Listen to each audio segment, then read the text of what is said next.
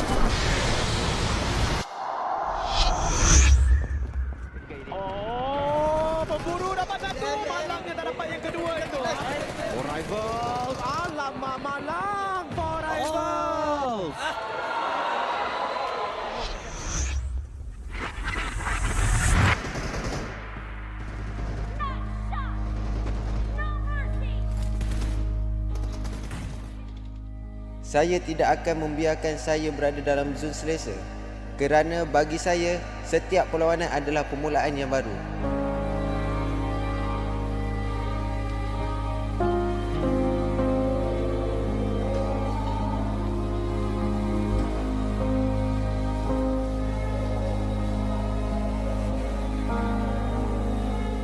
menakutkan kita orang bukanlah kekalahan, tapi kehilangan yang asal dari titik permulaan.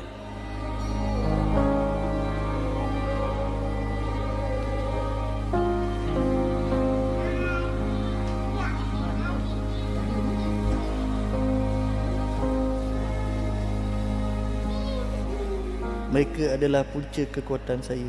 Sesukar manapun perjalanan ini, saya akan mengarunginya dan membawa pulang kejayaan kepada mereka.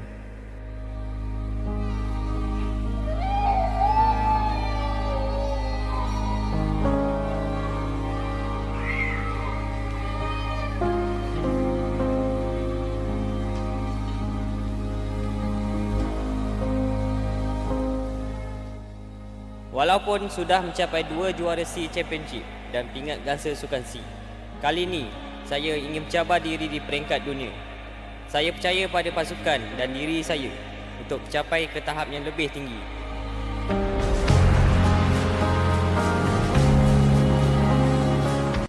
Dah bertahun saya meninggalkan halaman kampungku demi mengejar impian saya di kota ini.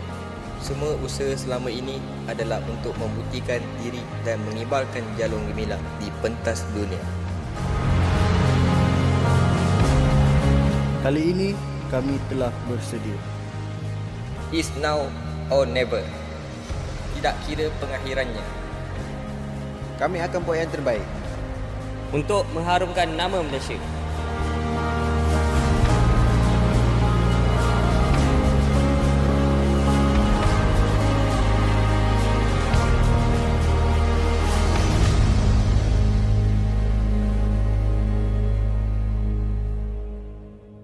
Forever play with pride.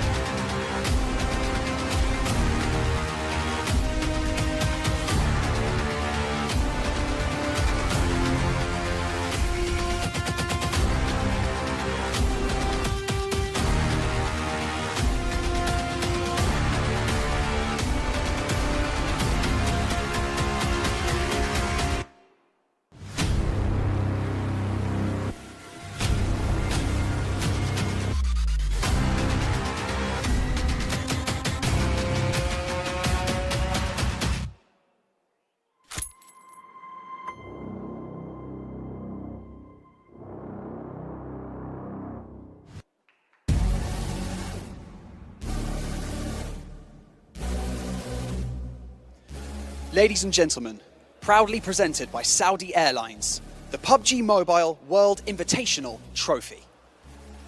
سيداتي سادتي، كأس بطولة PUBG Mobile World Invitational مقدم لكم من الخطوط السعودية.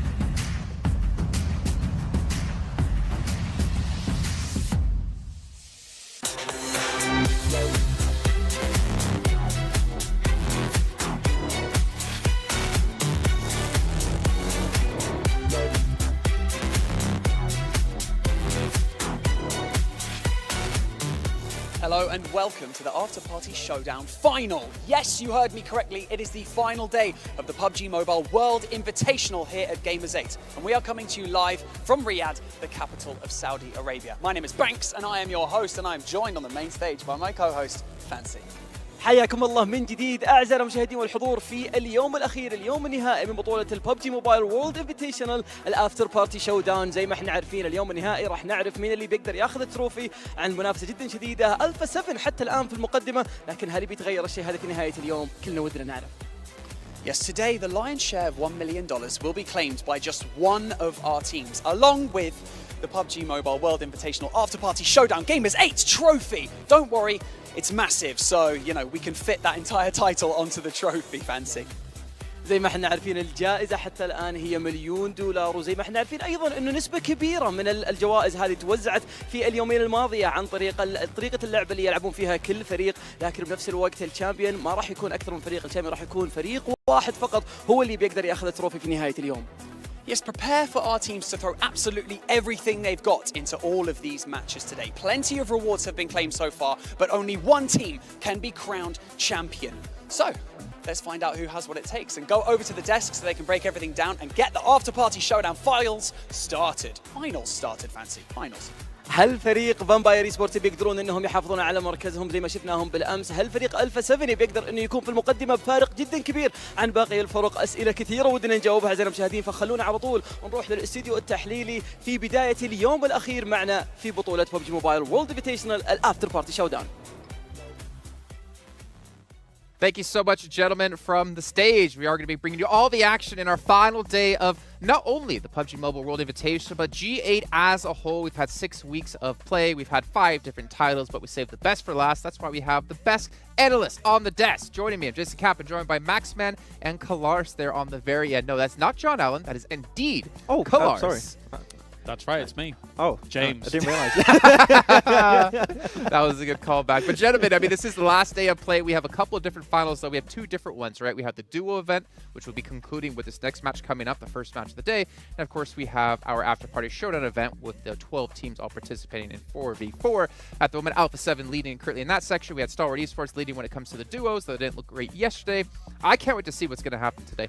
Yeah, I think there's a lot of changes we can still expect, especially in the main tournament, the main showdown matches that's going to be happening here. But no, especially when it comes to money, a lot of money has already been won by like sort of S2G and especially Alpha 7, right? These teams, I think that if they can get even more today, we might see a team take home 100k in prizes alone. And for me, as you mentioned here before, Jason, it was a bit of a stab in the heart yesterday. Stalwart didn't do too much. I want to see them rise back to the occasion because I think they got 0 points in duos yesterday. They came into yesterday with 30, and they're still at 30, so but still leading. So yeah, I was going to say, but they're still in the lead technically, right? Yes, it's close, though, yeah. It is $15,000 as well for the #1 team, but it will break down between first and fourth of our prize pool of this one.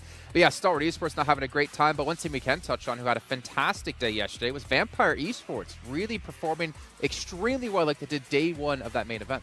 Yeah, and it's very surprising. I was looking at their stats actually in the back room. Yeah. And when you look at all the teams and times they spent in the blue, like a lot of the teams are like 30 minutes, 1 hour, an hour and 30 minutes potentially. They spent 5 minutes total throughout these last 2 days in the blue zone. They're always in the circle. They're always in a really good spot. Like their macro yesterday was on point. They always get the best position. And of course, in this tournament, if you have a good spot, you get eliminations that come naturally. Yeah, they're good at playing edge and not allowing the blue to really catch up with them. They're able to wide rotate quite happily inside the circle, which actually is quite the skill, considering that most people will dip into that blue, knowing that it's less likely people are going to be able to shoot at them from distance, etc. But yeah, Vampire, very, very precise. Okay, well, if you guys are wondering at home, what are you guys talking about? We don't know. We just joined you for the first time. We saw the stream. We're like, hey, you know what? I'm going to go watch those handsome gentlemen. Let's take a look at the format of what's all been happening the last 2 days. And, of course, today we have 12 teams playing 18 matches and 6 matches per day. But as you do notice on the right-hand side, we're going to be having Vikendi, Karakin, and Livik as well here in the map pool. And those have been extremely exciting. I still want a normal Vikendi game. I haven't got it yet. That's true. It's been 2 coastal finishes. I can't mango right now. One normal Vikendi game will be happy, but we saw some interesting things. I think that it's still really hard to adapt to this amount of maps, right, in this amount of days, and especially seeing how hard the circles have been for the teams. But some teams like Vampire, we talked about it for yesterday specifically, have found a method to the madness, and I think that if you can still crack the code, there's a way to increase your ranking. I'm calling Vikendi right now. It's going to be a South Coast finish, south of Winery. Just no. None of the fields, none of the compounds, none of nothing. But yeah, so it's been cool watching these teams try to adapt to all of the scenarios that they're thrown into. I think that ultimately all of these very wild circles that we've had so far has tested them even further, because it's enough that you have to play 6 different battlegrounds across 6 matches. Never mind the constant hard shifts, the difficulty that comes with that too. I mean, remember we talked to Sertani yesterday after the event, well, I guess after the final match, right? And he was asked by Barney and Fancy, like, have you guys been preparing for specifically these extra maps coming to the pool? And he said, no, we're just kind of, well, obviously we know Sandhawk, we know Erangel, we know Miramar, we're just focused mostly on those, and we're just kind of playing it as it comes when it comes to the other 3. If you have a good macro, right, in general, I think you can adapt to pretty much every situation that comes your way if you've just got a good game plan. The map doesn't really change too much, right, at the end of the day. If you know the good spots and you know where to go, depending on the circle, no issue. And as we talked already, like 5 minutes in the blue zone, it seems like they are very snappy. When they have a game plan in mind, instant execution, and it's worked out great for them yesterday. 3 chicken dinners out of those matches. Yeah, the best way to exemplify it is the Vikendi rotate that they made. You know, just snap of a finger, 4-man straight to the compound that they wanted, paid off in the end. Okay, well, speaking of paying off, let's take a look at the prize pool for you guys at home and see how the money does break down, because it's a little bit different than maybe what you're used to. Yes, there is $1 million on the line. However, a majority of that money does not come from placements. It is $180,000 in total for that alone. 60K for first place, 55K for second, and you can read the rest of it. But what really stands out is the match rewards. $414,000 you can technically max when, did you know this? $33,000. I couldn't do the math. Thank you very much. I do appreciate your help on that one, yeah. 33,000 per match can be one home. And actually very interesting, looking at the stats, Alpha 7, you know, they got the potential of getting some money for like the first airdrop and also how many airdrops you get per game. They got 0. Yeah, they got none. They're going for limbs. They're going for the win. So that's a good strat that so far has worked perfectly for Alpha 7. You put yourself in the theater of combat when it comes to trying to go for those airdrops, right? Yeah. Especially if there was already incentive to get them before anyway, because they're pretty good. Never mind more incentive monetarily to go and try and challenge them. So, yeah, scary. Yeah, we did see, was it S2G? I think it was Kelsey, was one of the last players left alive, and he's like, you know what, I'm just going to get airdrops. It was Vikendi on day 1. Yeah, I think it was day 1, maybe day 2. I think it was Sandhawk. He was swimming around, taking them, and then came in on the beach and ruined, I think it was Alpha 7's plans. Yeah, actually, like 2 limbs, I believe, on Alpha 7, so it worked out good. Yeah, so obviously some teams have changed up their strategies depending on how things go, because they realize the money is where it's at. You can see here the best team presentation that happened on day 1. You guys go check that out over on the VODs to see who you thought was the best. But we have the best duo for 15K, fan favorite player for 10K. A lot of money being given out. The question is, there are none of these event awards for talent, which makes me a little bit sad. If there was a best John Allen impression, Polars, you would be in the money. I think I would. You're trying to bait it. You really want it to happen, but I'm saving it for later, you know? Saving it for later. To be fair, Maxman has been working on his blank impression. He has. Maybe we'll see that later on today. I have a great video of it recorded on my phone. Pretty good. On my Sony Xperia 1.4. Not to hype it up too much, but it was pretty good, guys. We'll see if I'll do it later. I'm not sure about that one. Blank is looking at me. I got the death stare right now, so I don't know. He's smiling. Okay. He's got that like smile that lets you know, like the glaring eyes, but he's got a smile. It's the moment you know an anime protagonist is going to go crazy. It's like, So it's just, I'm in danger right now. Well, don't worry. You got Clarissa to protect you. You got me to run away. Let's take a look, though, at the points and how it works, though, for all these teams who are participating. Remember, this is going to stand with us not only in the duo event, but also in the team event. 10 points for chicken dinner. And to be fair, we've actually seen this affect teams quite heavily.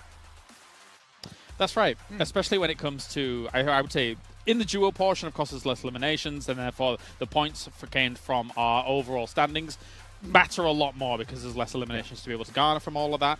And then for teams in the squads tournament, you see, like, for example, Damwon Kia, obviously we know them to be very heavy placement, but realistically that works better in the previous weekend of PMWI compared to now because there is a bit of a reduced point system here. And especially with the maps we're seeing, like your Livik, like your Vikendis, right? You've seen a lot of teams go for those full-on crashes 4v4. So you've seen a lot more like shotguns. You've seen the DBS, you've seen yourself also the M101. The big shotgun. Like to call out. And the big shotgun, The big shotgun. And like, it is very meta in this format of tournament. So great to see. And it seems like I would love to see if these shotguns are going to remain meta in the future. It would be fun. I actually love how on Livik we were like, oh yeah, we'll see the P90 everywhere. But then it really was the M1014 that has constantly trounced any opportunity to see any of that. I didn't understand. Which weapon? The P90. No. The other one? There's an M? The M1014. Oh, okay. You want me to do the jingle? He just did the jingle. That's disappointing. I'm not going to do the jingle again. You are see what you don't realize, Clarissa, is you're our puppet, and if we ask you to do impressions, do the thing. That's not true. I am the jester of jingles and also the best John Allen impression. I am John Allen. All right? If you at home have a John Allen impression, feel free to post it to us. Please do. Please, I'm taking the desk up. Please do that. Send them all our way. That would be brilliant. We'll do that on social media. I can do that. We'll repost them. We'll give you prizes. I don't know what yet. No, we might not do that bit, but yeah. Be great. And just for John Allen to know, he's not a statue of John Allen.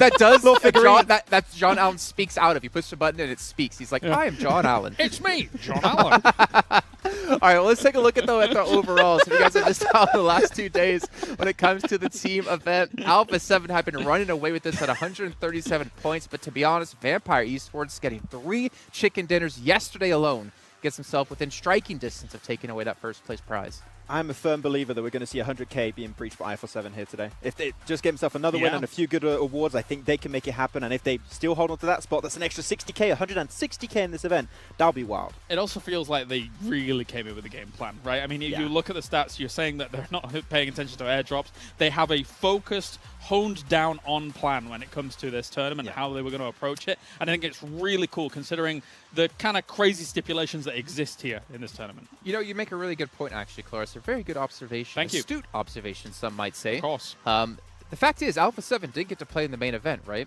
They didn't do too well when it came to the regional finals, the regional championships, if I can speak.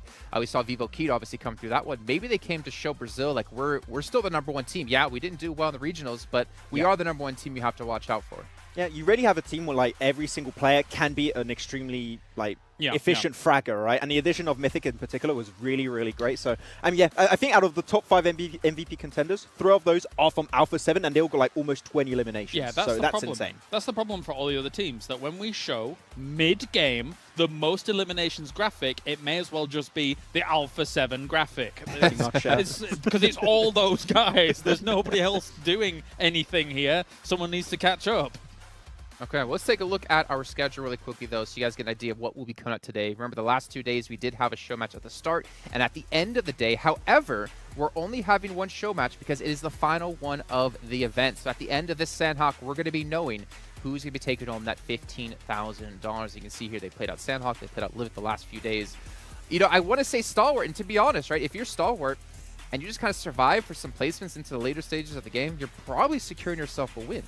Enigma Galaxy were actually pretty close. They didn't get a single win, Enigma Galaxy, but they got a lot of eliminations. Well, speaking of them not being the best close, way to stand Max, out. we can actually see the overalls. Let's do it. We can talk about how close they actually are. If I'm not mistaken, I think they're like 2 points behind, 3 points behind. So I was mistaken.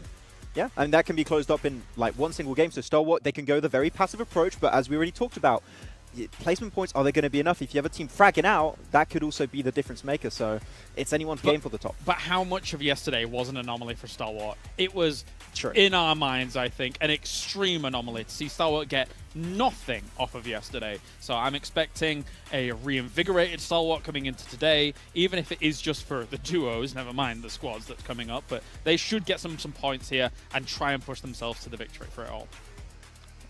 We're going on to Sanhok again, though. So, Scout? You might want to check those bushes again. You're a fan of the foliage, I see. You want to double check everything if you're Stalwart this time. But yeah, Top Light is still the top fragger of those duos. He's got like, what, 11 eliminations out of the 14 of his team. So there's a big chance that they can still stand on top. But there's a chance that they might fall if this game doesn't go their way. Agreed.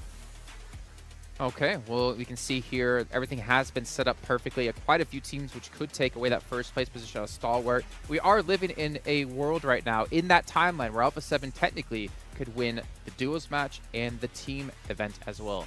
I mean, the cool thing about the duos tournament here for even the final game is that small sample size of games, and actually even teams with like 18 points or something like that right now, kind of languishing towards the bottom of the table, could still actually push up and take this if they have a decent game here, a game size for this one. So there's still a lot to play for the duos. Yeah, I think that though a lot of teams, talking with some of the coaches in general, like a lot of teams are not aiming for placement here. They're just trying to get as many match rewards. So, I mean, of course, one comes with the other, but if your goal is not to be in first place, then you might have a different approach to this final day. Okay, ladies and gentlemen, you can see the players are starting to load in onto Sanhok, but I have to remind you about they're all playing with these fantastic devices. The Sony Xperia 1.4, which is created in collaboration with professional esports players, and Sony's Xperia is the official smartphone partner here of PUBG Mobile. Also need to give a big shout out here to Savvy Gaming Group again. 6 weeks of events, 5 different titles. Couldn't be done without these guys. And for you guys at home, we want to hear your thoughts. Give us fill out a survey here, which actually you can check out over on the Tencent social media. There's also links in chat. Let us know your feedback about the event, about the format, about the teams, maybe about who does the best John Allen impression. Well, I can tell you this. One man who I know does a fantastic John Allen impression is going to be none other than John Allen and Blank here to bring you the first match of the day. That's right. It's me, John Allen. I thought, yeah, that's crazy. I thought I was casting with Kalaris for a second there because you do such a good impression of Kalaris doing an impression of John Allen being John Allen.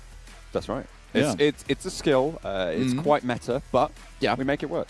Exactly. Remember, send in your John Allen impressions from home.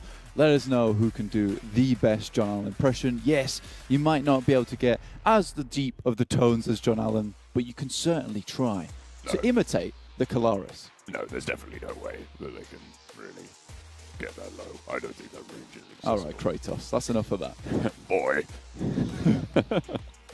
This is our final match of the duo show match, so whoever wins this will be going home with a grand prize of $8,000, $4,000 for second, $2,000 for third, and $1,000 for that fourth place. So there's a lot up for grabs here in this final show match of the After Party Showdown. So make sure you're paying attention. We have a couple of teams at the top there. Nigma Galaxy sat with 20, I think it was R8 with 27 points. Or Nigma Galaxy, I think Nigma Galaxy with 27 points. You have R8 with 26 and Stalwart sat right at the top with 30 points. Alpha 7 though, 23 points. Definitely have a shoe-in at the end of this show match showdown. And I think, if they get that chicken dinner and Stalwart goes out early, who knows what could happen. You know what DBS stands for this time? The Big Showdown, because we've got all of these teams going for the top spot. As we drop north to south, now can the end of the plane path. Early drop for Damwon here on the north side, spreading out across the way. Looks like could be a little bit of argy-bargy in paradise. Absolutely. S2G, R8 have been fighting over this spot for a long time. It was R8 who came on top the first time. And obviously with R8, you see there, they're in third place, 26 points. They have a chance to overtake Stalwart, but first they have to contend with S2G. So see if they can get that first team elimination of the match. Let's see what they can do. SK-Ton and Prestige, see what they can get done here. Also a little bit of a hot drop in Painan. Falcons on the south coast. Deadeye's guys on the northeast side of the river. In Painan, at the moment, it's S2G getting the better end of the deal here. Silas able to get the flush on SK-Ton, leaving Prestige high and dry and alone. All on his lonesome. This actually opens things up just a touch here. 7C sat in fifth place with 19 points. Yes, it's a little bit difficult to get further than 26 on R8. But if you get the right amount of eliminations, get a good placing in this match, and if Scout can bring out some of that Scout magic towards the game where he became the snake, he was one with the snake, perhaps he might just be able to get enough points for the team to sit themselves with a prize. So the highest scoring game so far that we've seen has been an 18-point game from both Stalwart and R8 in the second and fourth rounds, respectively. And so they're going to be looking at that as really a ceiling. At the moment, you were talking about 7C, they're sat 11 points behind Stalwart in 30 points in first place. So it is achievable, right? But it is absolutely a lot to play for, and you need to be fragging out your mind. Yeah, it's crazy right now because, yes, we played 4 matches, but it's still very doable for some of these teams to overtake. And if you want to make sure that you find out exactly who wins that grand prize at the end of this show match, because there will be no more today, it's all going to be that after-party showdown, those match rewards, and who can take home the most money, as well as take home that first-place prize just in terms of points alone. Make sure you are watching together with us of the PMWI over in the in-game esports center with your friends to win yourself some PMWI special sets, which are still available. And if you want to look fresh while you're playing, of course, there are the gun skins and the outfits for the PMWI. PMWI packages are on sale for a limited time, and you can also win PMWI treasure crates if you play PUBG Mobile during PMWI. I know I've been playing some PUBG Mobile during PMWI as if 8 games a day was not enough. I go home and I'm dropping right in our angle as well. So I keep it going, and that's what it's all about. But here, right now, we are on Sandhawk, the jungle. Right now, a lot of these teams feeling the humidity as they start to sweat because there is a lot of points still up for grabs. You mentioned this before. 18-point total has been a game that's been achievable, which would sit like practically down towards down one game with 17 points above Stalwart should they go out early. So there are a lot of things that have to happen before teams towards the bottom can ladder up, but there's still a chance for these guys. Well, I mean, 18 points would see all the way down to 10th place get over Stalwart, right? Yeah. If they can get 18 more points than Stalwart in this game. Unfortunately for Rad and Bicatron, not so happy in their current scenario, but there's still time. Yeah. And there's still points in the lobby. Exactly, John. There's still a chance to set the record here. Ooh. Additional over the 8 eliminations. So 8 eliminations is already tough as it is. Remember, we are dropping into this match with only 24 players, and already one of them have gone down from R8. We're trying to stick this one out, and why wouldn't you if you're R8? Prestige sends down towards the southwest, past Paradise Resort, to a compound alongside the road just to the east side of Boot Camp. He wants to ensure his survival because you go lower than 4th place, John, you are taking home absolutely nil. So for R8, it's all about survival at this point in time, so we'll check back in with them should they end up going down or should they survive towards the end of the game. I'm liking the little picture-in-picture there of both of those perspectives as we swap away from the player from S2G. Keeping track of this fight, though. Bicatron, close by, I think.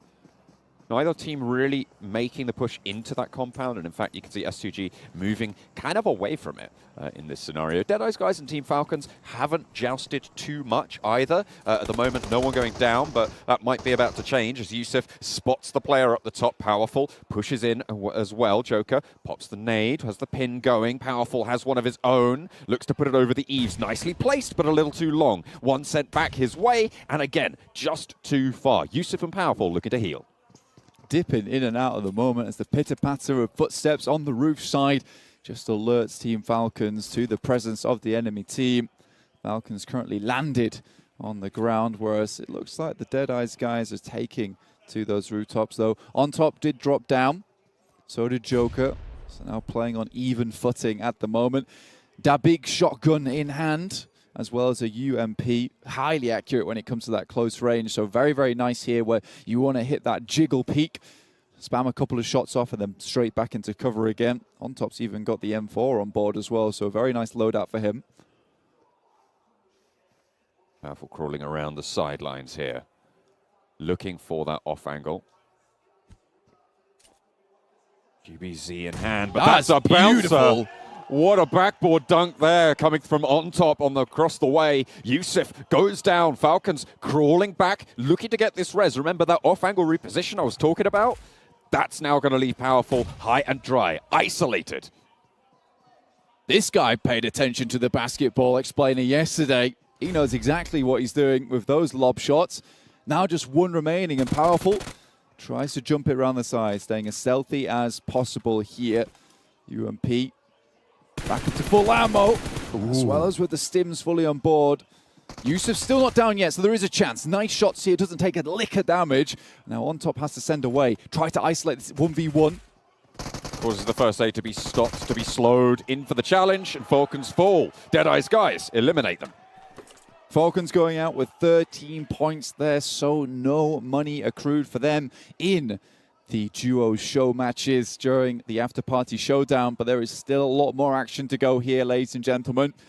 We still have to find out exactly who our victor is and who will be taking home that $8,000 to add to their prize pool at the end of all this. That's a volley and a half. A lot of noise being made by Stalwart. Action popping off the ka-chunk. And Prestige cowering in the corner. You know, he's going to have to pull out something special here.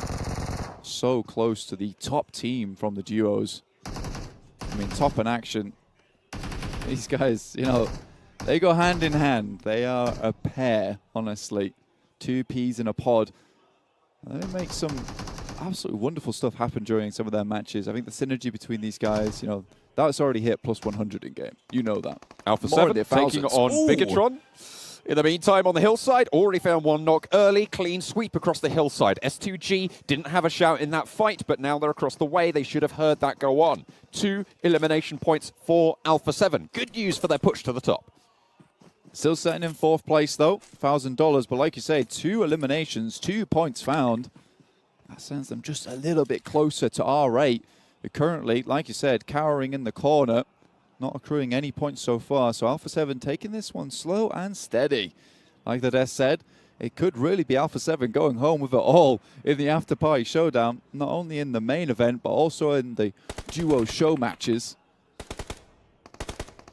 DBS and M4 with a suppressor on the back of Prestige. So potential to be a little sneaky snake.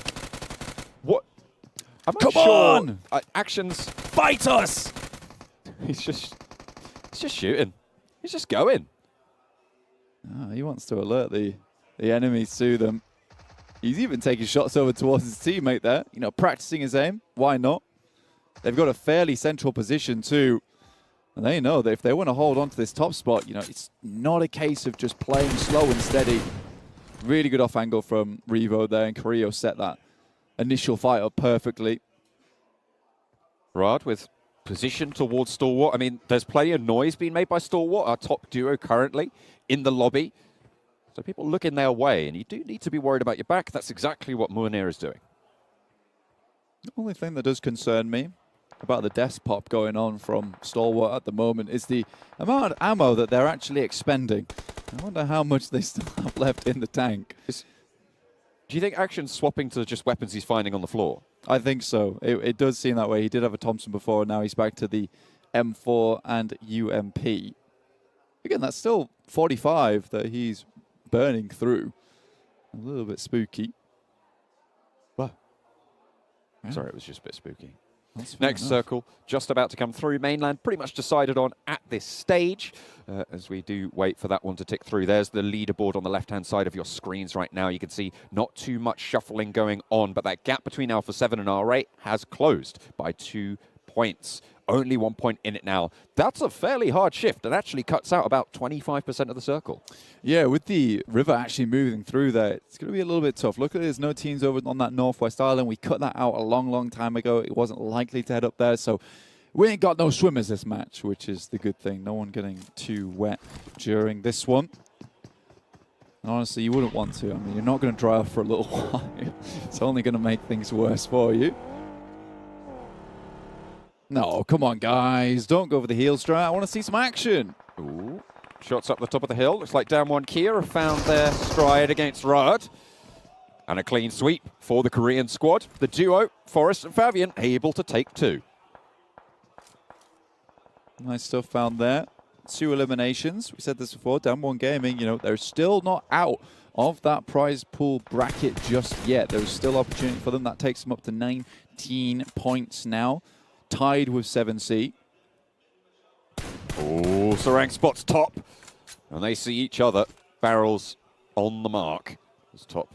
Half HP. Popping the bandages. A lot of meds in the back. Smart to use the bandages now. Keep those 4 first aids for later. Absolutely. Just stim up a little bit. Make it happen. Sarang, though, tapping away over towards Stalwart. Those are the fingertips of giants here with the M4 slamming some bullets into you. Feels just a little bit more hefty than a tap. Scout watching behind himself. You know, he is the scout. He is the snake, so he's very aware that there could be more snakes in the circle. You know, he understands the importance of that. The serpent. Yes. From the Indian region.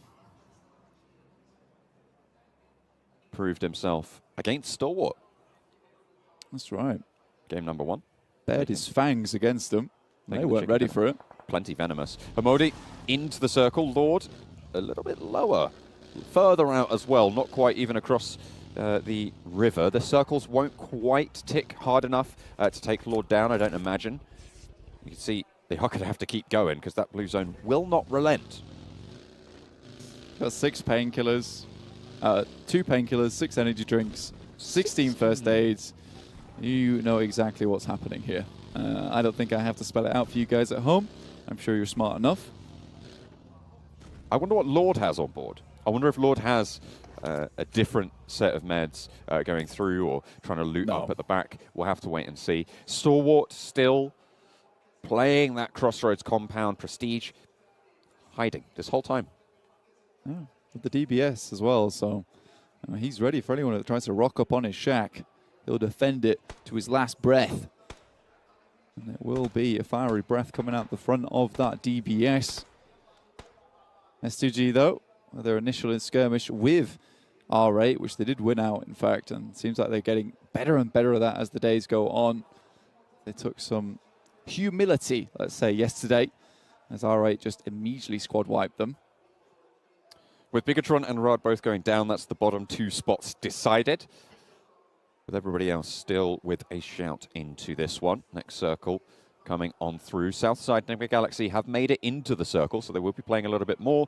It centers up towards Stalwart, so it is going to be a challenge. It is going to be on the teams looking to take that top spot to take the initiative here, Blank.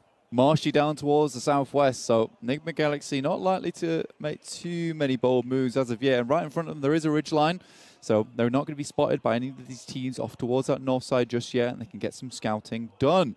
Deadeye's guys, though, making a long wrap around boot camp on the coastal side. They want to stay out of any kind of action for as long as possible, but it might just mean that they end up spotting the guys from Nigma Galaxy. Hamodi under pressure now across the water, makes it to a tree. Can he get down?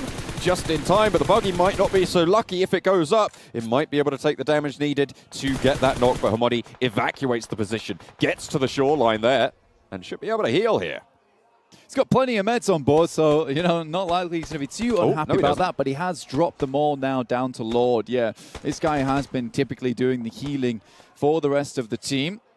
Most of the time when they play the squad matches, the Lord's going to be out there for a while. And honestly, I don't blame them. Nigma Galaxy, 27 points. I think it is a bit of a stale thing to do in duos, but you want to make sure you can try and secure those points towards the top, because you know that Stalwart makes a fumble and you get a second place there with those 6 points. That's going to send you above Stalwart. As we head our way into 9 teams remaining, and Stalwart still having a very, very strong position in the circle, I think it's unlikely that they're going to go down early. 7C right next to Hamodi, who did manage to get some of that ground cover. Stalwart can't quite see Hamodi's position, but I tell you, probably can if they do turn their attention that way, is Vampire Esports. You can see Fluketh up the top there, with potential oversight onto Hamodi's position, but the rock he's at right now should obscure that vision. There's a couple of trees as well with their foliage providing sanctuary.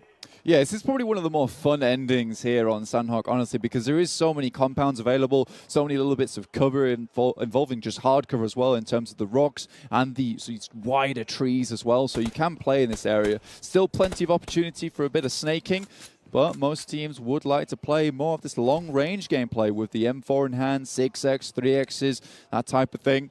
Lord, though, again, just healing it out with the level 3 backpack on board with the initial stimulant of medical supplies that Hamodi did pass off over to him.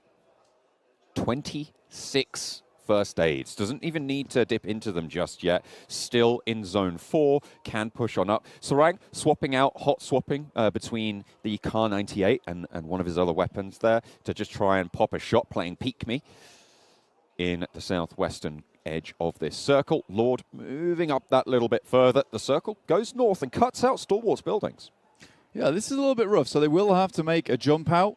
Potentially they're seen on their crossing as well. There is slightly a little bit of their compound available. Top's closer to it. You can see them starting to move there on your map. Hamodi starts to creep his way in. Vampire Esports, though, they've got a long trek ahead of them over on that ridge side. Coming down from the mountain as well is going to make them very visible to a lot of these teams. You can see Ravenclaw's actually already taken a little bit of punishment on his side. But definitely one team at least knows where he is. No shots for Scout, not just yet. Maybe spotting Flukas on the ridge line, but peeks back in. They should be visible from Vampire Esports' position. And they have to make their choice now. Out the window, Sarang. Smoke being popped by Scout as well. Allowing them to get into the buggy, accelerate away. With a little bit more cover than they previously had. Vampire making their own moves as well. Looks like they're on a bike. Gonna have to be pretty heads up about where they crash into. They're making that move. Scout not so lucky on that rotation. Sarang in the buggy, across the way, low HP, and right up to the top here. 7C, they have a chance here in this game to jump up towards the money. But with Scout going down, it's only Sarang, and low HP means that Top can pick that one up into the back pocket. That's another point for Stalwart. So now with 2 eliminations, 32 points now. It's getting a little bit harder to remove them from this game. And though they're right on the edge, S2G currently hold a nice position with a fair bit of cover around them that they can play in a 360-degree angle. And next circle drops right on top of them too. With Lord healing out in the blue, Hamodi's taking the fight forwards, but will get knocked by the play zone. Will go down here. No res is available. They are going to play that heal game outside, see how far they can go. They want Stalwart to fall so that they can jump on up. But you have to be worried about Alpha 7 going further. Honestly, the closer Stalwart gets towards these top 5 teams, the more difficult it becomes for Alpha 7. Luckily for them, obviously the format is changed, so you get less points for that second place now by about 4. And Prestige does see Top. Has the nade as well, but doesn't want to let his position be known just yet. Not quite. Smoke for Top to get him a little bit further forwards in these compounds, but I don't think they know that this player is here. Down 1 key under pressure from Deadeye's guys. In come the push down the hill for the squad. Nade could be good here for Prestige. Top seems to have one cooking. It's cooked out the window, but not going to get the damage necessary. Prestige wants the spray instead, but the nade finds it. R8 eliminated. That's the 3rd place team, and Alpha 7 looking good to push up. Up to 5 eliminations now, 35 total, but it's Revo with an unbelievable spray transfer there, which will take Stalwart out of the game, and this might just be the chance for Alpha 7 now, looking for those 10 points. Down 1 Gaming. Drop the shot there. Forrest stays alive. Down 1 Kia will be carrying on for now. 3 eliminations, 6 elims now for Alpha 7. 4 teams remain. Lord from Nigma Galaxy still alive as well, but with the elimination difference, that's going to be real close cut. 4 points started this game between Nigma Galaxy and Alpha 7. Their current elimination difference means that Alpha 7 will be ahead. 6 eliminations as well there, taking them to 28 points. They're looking for that window, John. A win and a couple more elimination points will see them set steady, and this is the difference between them and Nigma Galaxy. They came into this match not looking to secure a second. They wanted to take it all home with the 1st place, and now looking to deal with S2G. Nice Molotovs will prevent the pushback from S2G for the time being. Can Lord get a backstab off here? I don't think he has the time to pop these shots until the first aid supplies run low. Had plenty before, 11 still going. So, still has quite a bit of time here to outlast Damwon Kia, to try and outlast the other two teams with 2 players. Forrest, though, a lot of bullets in the back pocket there without needing a reload, so can go for an extended fight all on his lonesome. 3 eliminations for them. They can get to a second place. You know, they're going to be able to bump up their money somewhat. S2G with their last shout into this lobby as well. Not going to be able to jump up too far, but still potential end of the money if things go well for them. Oh, behind the same rock, Silas unleashes a nade, but it doesn't quite get the damage they were looking for. Revo breaks out wide, sprayed down across the gap. No trade-off yet, but in comes Forrest. He shots down Silas on the roof. That's stolen away by Carrillo on the point. Revo's still down, though, and it's 1v1v1 in the circle. Lord is still out there. Lord can still do something. This is rough, but he goes down. Doesn't even try to attempt it. Carrillo all by himself now. Against the DBS, Kelsey sends out wide, gets the flush, but the spray is good for Carrillo. Whop and swap, goes for the spray with the M4, but the shotgun is good. Kelsey takes down Alpha 7. Have they done enough? We'll have to wait and see, but Forrest is still there. Second place for Alpha 7, and I think they were just pipped to the post. The nade from Forrest, and Damwon Kia earn a bunch of points on the game as well. 14 to jump up the tables. But is it enough, though? That's the real question. Did they make it into the top 4? We'll have to find out shortly, but what an attempt from Alpha 7. Just too little too late, with Kelsey hitting an insane headshot onto Revo as he made the cross. Smart moves overall from Alpha 7, but they just weren't able to eke out at the end. Still, second place, $4,000 in the bag, but it will be Stalwart with their deadly duo, with Top and Action, taking home the $8,000 here in our show match. Wow, wow, wow. And Alpha 7, to be fair, will still get plenty of money on the game, on this duo's performance. But that's the power of the DBS. Around the side of the rock, it shut down one of the strongest players in our lobby. It was really rough there, but we're going to head over to the match rankings presented to you by STC. And Jason Kaplan. Wait, what? We're not even doing the match results, we're doing the overall results. All right, so Stalwart Esports taking themselves the title here of our duo tournament, 37 points, and they get themselves $15,000. Alpha 7 getting extremely close, though, to catching them. If they just held on a little bit longer, if S2G didn't knock down Carrillo, if they were able to just do things a little bit differently at the end, a little. I mean, ultimately, I knew that coming into today, I said Stalwart had been stabbed in the heart a little bit from yesterday, but there was no way they were going to have two bad days in a row. They started off with enough, it's fair to say here, to get themselves the #1 spot. Alpha 7, though, and actually a few of these teams were hot on their heels towards the very end. Yeah, actually, Nimmer Galaxy trying to go for the heel strat, Law trying his best, but heel strat in this format, you're not going to get too many placement points from a second place, right? If it was still like the 15.4 chicken dinner rule set, then sure, that strat would have been viable. Here, unfortunately, lacking a limbs is not going to go any further. And I'm really glad we actually got a chance to check in with him as well, and see how many first aid kits he had, because once we see that, at least here as analysts, we know how the kind of timer that he's got against him. Yeah. And with a circle like that, sometimes those circles can play out quite slow. Not enough time for him to constantly be healing and keep going, but I think he missed one of the heals towards the end. I think he missed one. He still had 3 at that time, so really he was so close to the circle too. He could have actually got to the road, so that could have been a completely different ending, but still good attempt, and unfortunately a little bit low on the side. BTR, Rad Falcons having a little bit of a tough time to really show up in these duos. The Rad Falcons, yep. The Rad The Bigatron Rad Falcons. That's right. The Bigatron Rad Red Falcon. I don't know. Okay, I can anyway, see your time. No, I mean, we do have 6 minutes, as you can see on the clock, till we get into the first match of our team's event. But congratulations to Stalwart. You know, again, they didn't get any points, I think, day 2, right? We were talking about that. 30 points after the first day. Day 2, they got nothing. At least able to stay alive here when it came to the third day.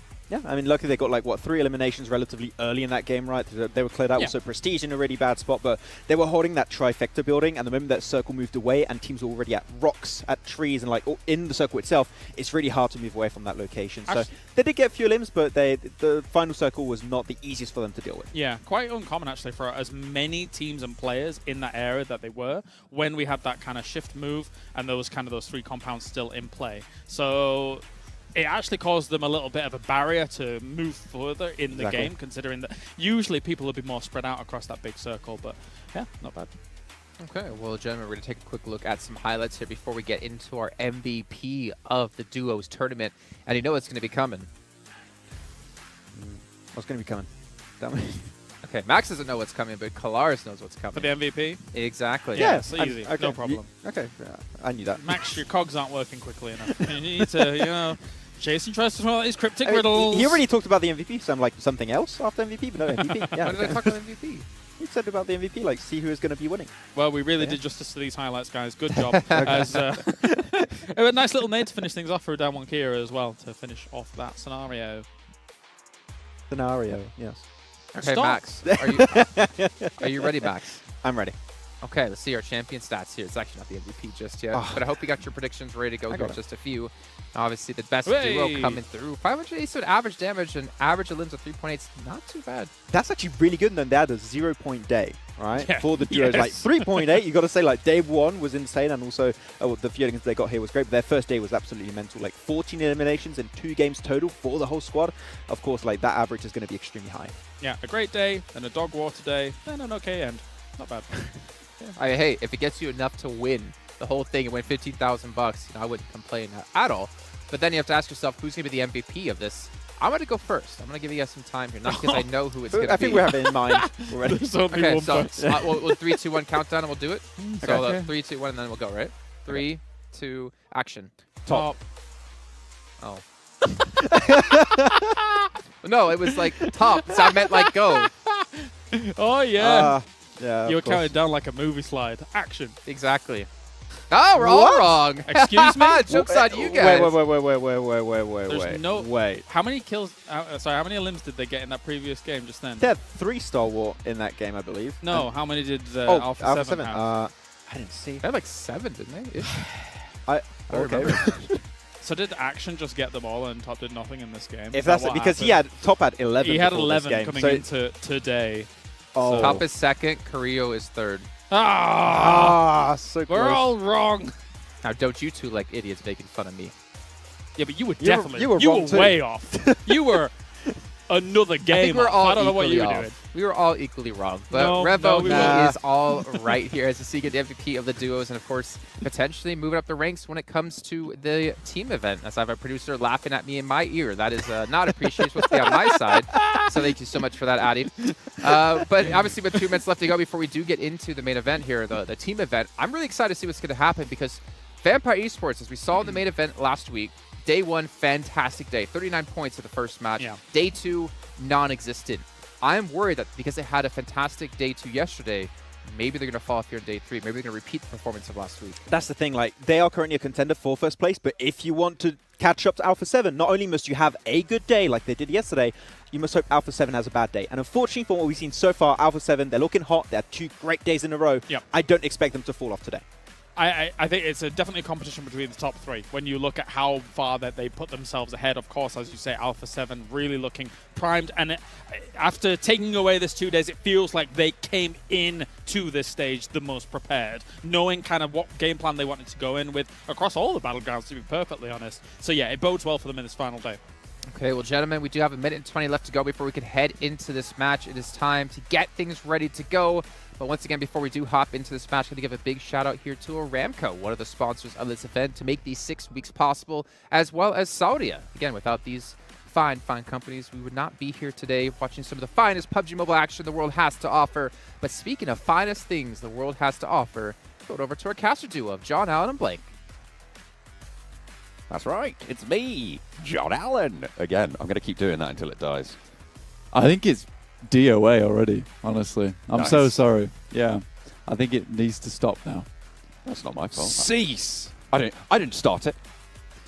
You know, look, looking at these teams at the moment in the After Party Showdown, I love Down 1 Kia. They're probably one of my favorite teams, okay, right? But as a European caster, I do have to support Alpha 7 now in their pursuit for glory, for victory. So I think we need to pull a 7 Worlds Gaming.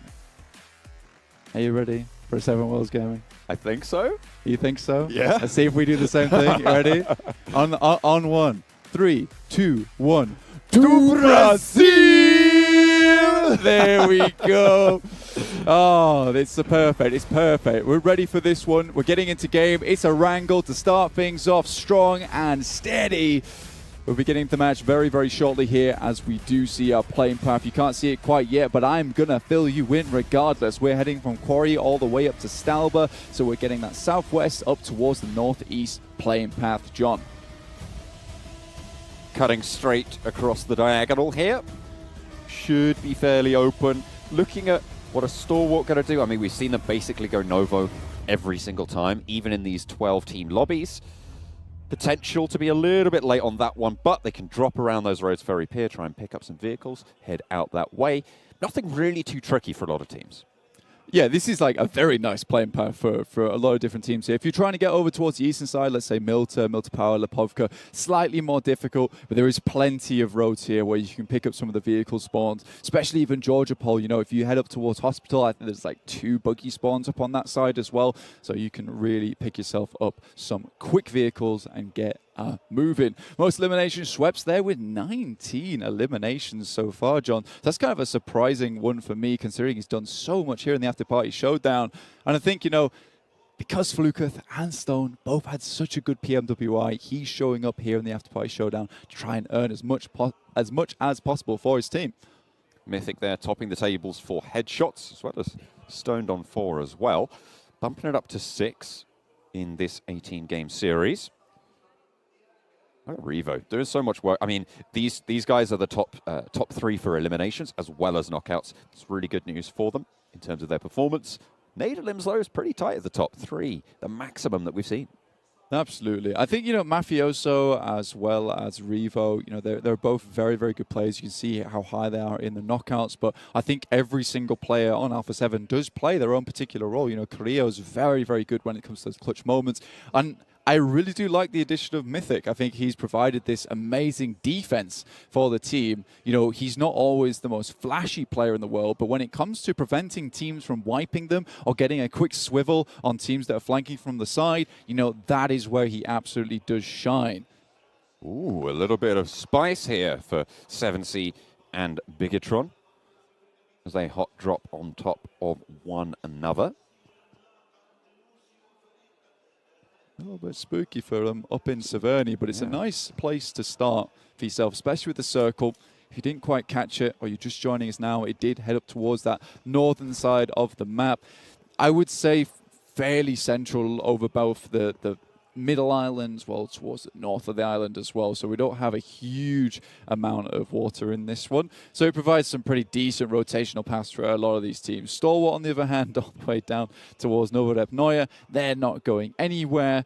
And you would know that they drop Novorepnoye every single time if you are tuning in to the PMWI. And if you watch together with us for the 2022 PMWI Watch Together, you can head over towards that in-game esports center, watch with your friends to win yourself some PMWI special sets. You can look fresh as anything doing it as well if you're grabbing those gun skins and outfit. The PMWI packages are on sale for a limited time, and you can also win PMWI treasure crates if you play PUBG Mobile during PMWI.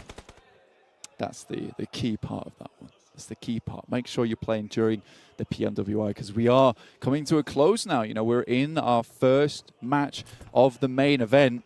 There's no show match at the end of the day. We already found our victor for that in Stalwart Esports. No second runner-up for them this time. They're taking it all. That's happy days for them. So as we head through the next 6 games, I'm going to say 6 games right now because we're really in just that very beginning of our angle right now.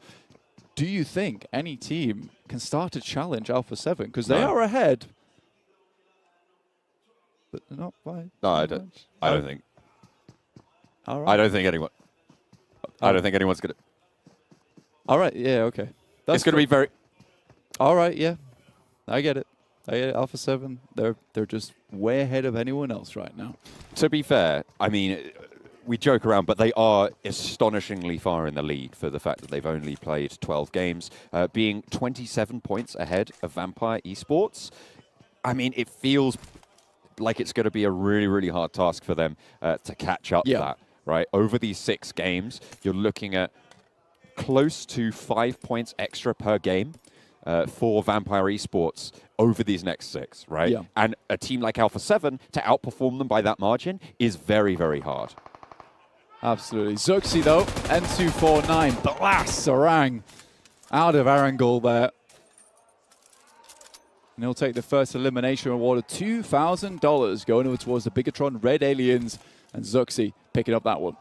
Well, that's the thing as well, right? I don't think Alpha 7 are going to be dethroned at the top, but there are plenty of teams that could take a couple of chicken dinners and look towards out-earning them. I mean, S2G, for instance, right? A lot of money found for them. Sneaky. They're sat in 6th place, right, at the start of this game, but they have a lot of cash on the cards. And that's kind of the really exciting thing about this after-party showdown. It's those in-game bounties. Yeah, they love Sandhawk, man, because they are able to get that first team elimination a lot of times. And, you know, it goes either way for both R8 and S2G. You know, they take their chances with one another, right? It's like either R8's going to get that $5,000 or we're going to get that $5,000. And I mean, both teams would take your chances on that. You know, you might not get the most points in that game, but you will get the first elim. You will get the first team elimination. And you know, that could add up to a total of $7,000 on the game. Just 3,000 under, getting that chicken dinner. I mean, even if you're taking a coin toss on the fight, right, 50-50, on average, you're getting $2,500 per game. Yeah. If you're hot dropping. Exactly. That doesn't include the first elim either. So, you know, there is a lot to be had for S2G. And I think that drop over towards Sandhawk is nice. Zoxy, though, on a tear right now with the M249. Taking it. Close quarters with 7Cs at the moment. Zuxi with the mini Uzi will just look to finish it. And this is good news for Bigatron, right? A team that seemingly dodged the money so far in the previous 2 days' games. They pick up that 2,000 for that first elimination, and they're looking to try and take out the rest of 7C. Not so good if you're a fan from the Indian region, though, as Scout and Spray God look to defend. Missouri takes a fair bit of damage there, but Zuxi will knock another in Spray God. Now just Scout all on his lone. Has to pull something magical to make this one happen.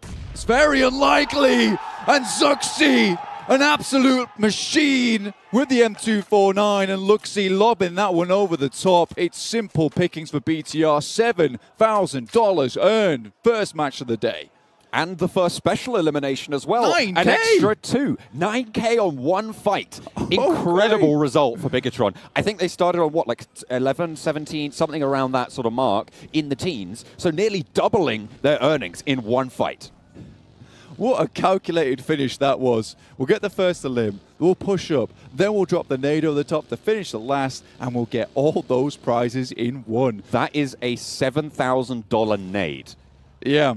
That one elim, the final elim on our team, the first special elim. Beautiful.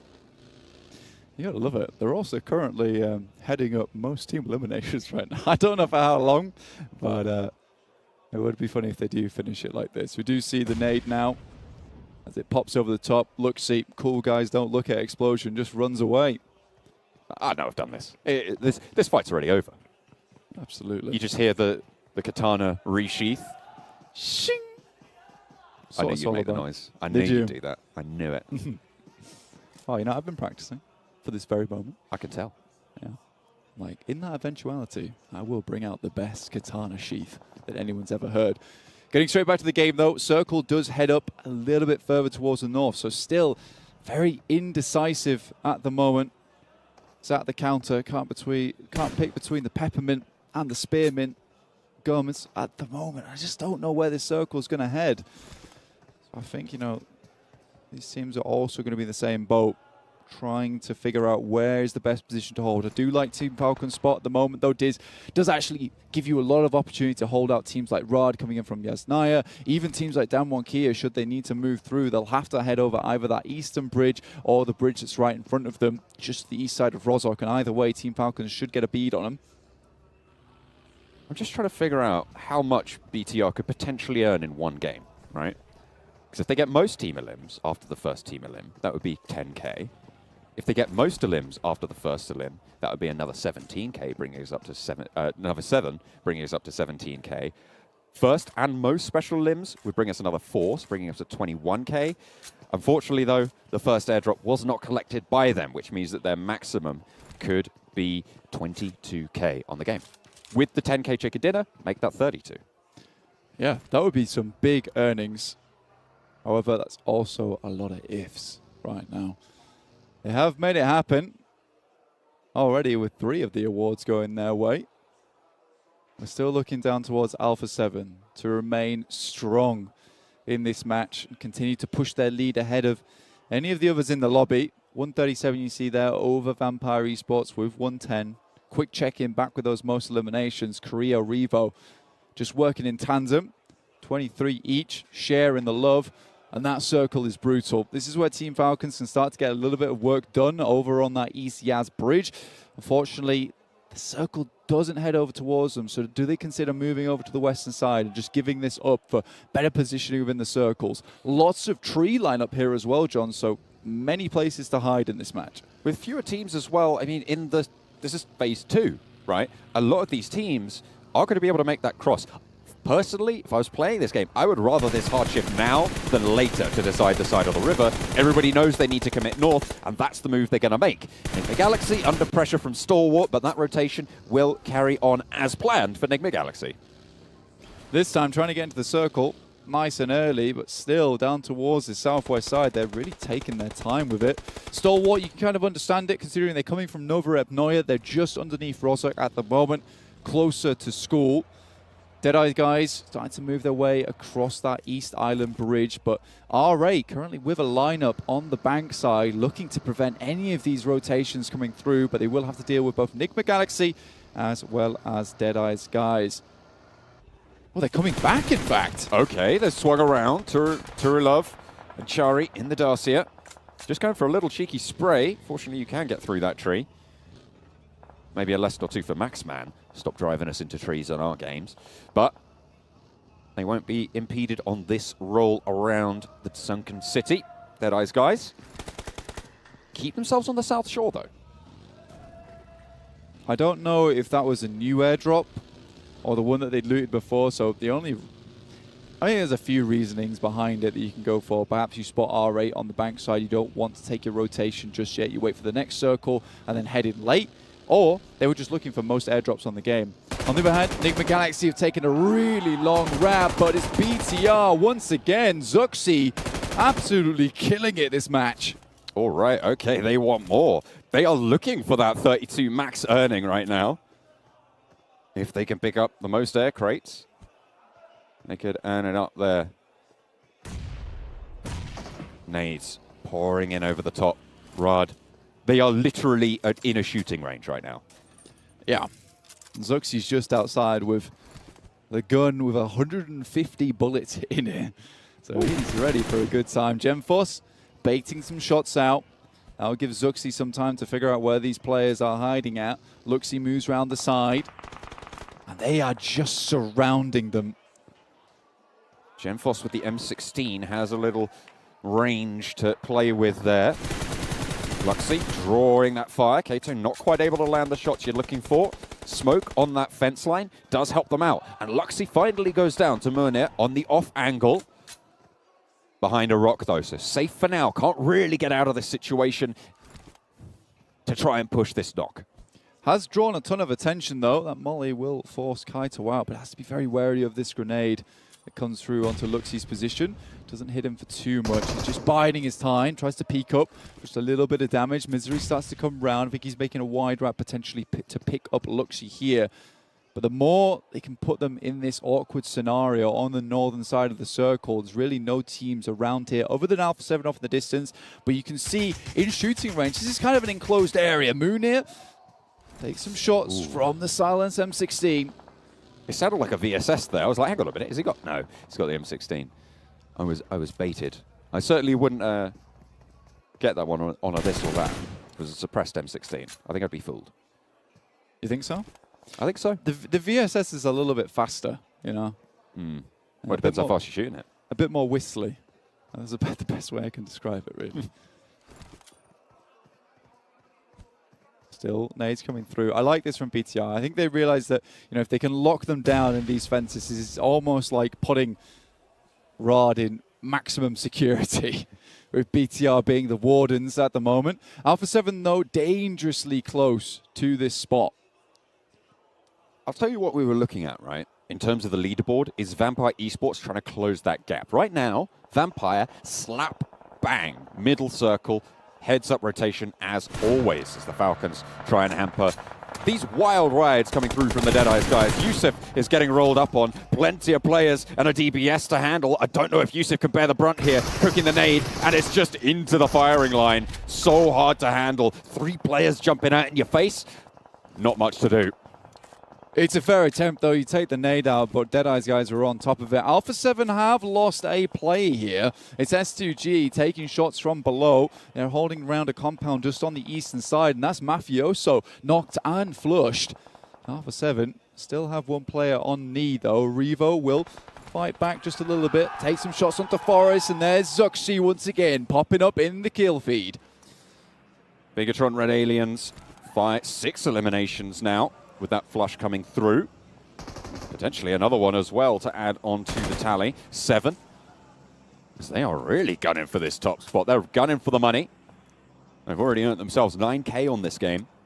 And they want more. 7 elims, certainly the top in this current standing. Zuxi feeling relatively motivated during this game. You know, not always in the main roster anymore either, so it's nice to see him coming in and doing some formidable work. Favian, oh my lord, that is some fancy driving. Has to put it in reverse as he spun out with the tire, nicely finding the rock there, so somehow finding Sanctuary. A hard south shift means there's more distance to go as BTR, hang on a minute, Genfos did get knocked there. Desha at the back, out in the zone there. More team elims for Bigatron, of course, would be good. But if Alpha 7 are on the case, that's going to be all the harder. Down 1 Kia eliminated by Enigma Galaxy. Yeah, Revo causing some serious problems for BTR at the moment. You see Zuxi's also knocked. I believe it is just 1 player remaining. And Desha, who wants some serious revenge on BTR, might just be able to make this happen. Luxy getting flushed out there, leaving BTR on 3 with 1 knock. A little bit isolated. Nade from Desha, over the top, a little bit far. First aid coming through, Genfos knocked. He needs to push up. Carrillo just not letting it go. Not quite getting that knock, but Zuxi, fortunate. And the run looks to be stopping. Somehow, Desha is still alive. It looks like Alpha 7 haven't taken that fight. There's a squad elimination, so they are up to 2, but Bigatron, their run is cut down. Still, fair amount of points in that game, just with eliminations alone, up to 9 on that match. Will have earned themselves a fair amount of money, which is all you can ask for. Silas spots action, should have been a freebie, but he's able to leap up on his feet. He's been doing his burpees this morning, and get behind the tree afterwards. Work those quads. Try and pump it up. Stalwart getting rolled up on it. Looks like the Deadeyes guys, they tried it once before, but it's not going to work when Top's on the case. This red hair is on fire. Can't stop Top once he starts to get it rolling. And even, again, you know, we're just in duos action. Following it on from the last match, we have Action and Top still remaining for Stalwart. Now S2G, they've been harrying Alpha 7 for a long time so far. It's a nice shot from Ravenclaw, though, off in the distance that takes down Revo. Putting more nades down the range as well is a massive result if they're able to land them. A little bit short, a little bit right on that push, but that one's good. Kelsey, though, chiming in against Alpha 7. This is excellent news for Vampire Esports if Alpha 7 go down here. Carrillo, they played spoiler to Bigatron on the north side, but it looks like they're getting shut out themselves out in the circle. Last player for Alpha 7. Carrillo needs to heal. Shut down by Action. Raised doesn't get the off angle, and Carrillo goes down outside the play zone. Vampire Esports still have to move down into the circle here, but S2G, they've got a good shout into this one. Vampire Esports, 0 eliminations on this game, and if they want to catch up to Alpha 7, currently at the top with 137, probably more after this game as well, they do need to get cracking on with some of those eliminations because the teams are starting to dwindle. Only 18 left alive here with 5 teams still with a gun at that chicken dinner. At the moment, Alpha 7 at the end of that game, 143 points. Vampire Esports yet to score, which puts them 33 points behind. A blinder of the game necessary. It won't be achievable in this current lobby, I don't imagine. R8 in an engagement with Enigma Galaxy, SK Todd. Sprayed, but not taken down just yet. Not out of the mix. Freak, not so lucky. Taken down. Ralph Lowe, R8, taking this fight and doing well so far. Amodi, nade over the top. Wants to put ID down for now. As Ralph getting rezzed. Freak as well. Needs to be picked back up for Enigma Galaxy to have power here. Stops though. Flushes out one player from Enigma Galaxy, and R8 are just sending in the explosives. It's almost as if you've got a plane dropping over the top with the bombs on side, but it's S2G laid low and bare by grenades coming through from Vampire Esports. Another one comes through too, now just top alive behind the blooming smoke. And there's more pressure being exerted by Vampire Esports. They laid in wait for their prey to roll on up. And speaking of rolling on up, ID rolls straight up onto Lord. Hamodi, last player for Enigma Galaxy, but he's got an M249. Not going to be able to leverage that ammo as R8 win the engagement against Enigma Galaxy, bringing themselves up to a pretty high point tally. At the moment, though, I think Bigatron Red Aliens might still have highest eliminations. Maybe, John. Stalwart does go down as Vampire Esports start to rack up these points. A back-to-back to finish the day yesterday with 2 chicken dinners. Now, they're looking for that coveted turkey here. 30K in 3 matches, John, would be insane. Oh, Schweppes looks for the back shot. Now they can sweep down this hillside in a line. They have every elevation covered. Prestige finds out all about it. Shots raining down towards Ravenclaw, but there's pressure from the side, and this is coordinated pushing coming through from Vampire Esports. They are on the money with these angles. SK-Ton trying to sneak it around the side, but Ravenclaw far too heads up, out in the open, gets traded, and it's all Vampire Esports all day. What a way to close it out. 3 chicken dinners, one after another. How do they do it? Here in the after-party showdown, Ravenclaw swoops down the side and hits a beautiful flank. They call him Ravenclaw because he swipes. What an incredible game coming through from Vampire Esports once again, and they are looking to move up above not only Alpha 7 in terms of prize money, but including the actual points at the top of the leaderboard. Goodness me, John. What a way to start things off. They are definitely not out of it yet, and Alpha 7 needing to put a little bit more work in to keep that gap there. They still have some buffer to work with. They absolutely do have a little bit of a buffer to work with, but not too much. I mean, yes, I think it's around about 20 points perhaps ahead right now, roughly, of Vampire Esports. But regardless, they are really making one hell of a run to catch them up in these final moments. And Vampire Esports, you know, they are in this sprint now, John. Absolutely. They were 33 points behind at the middle point of that game. 19 points on the game. That's an excellent margin to make up. We're going to head to a break. We'll be back with the desk.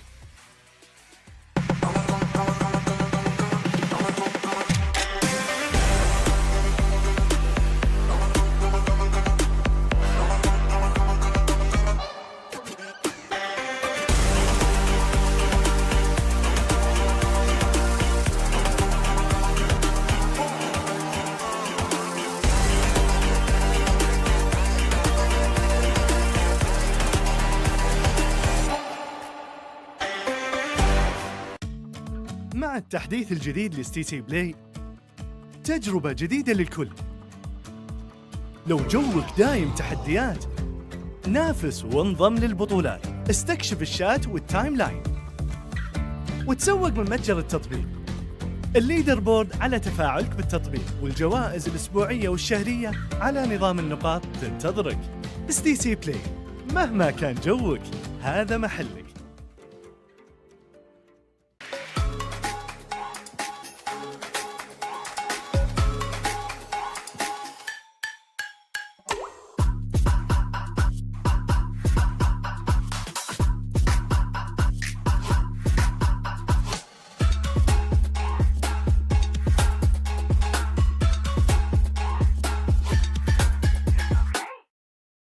Progress is a race that has no end. After every finish line, another challenge awaits. How can we continue to push innovation in a sport at the forefront of technology? This is how.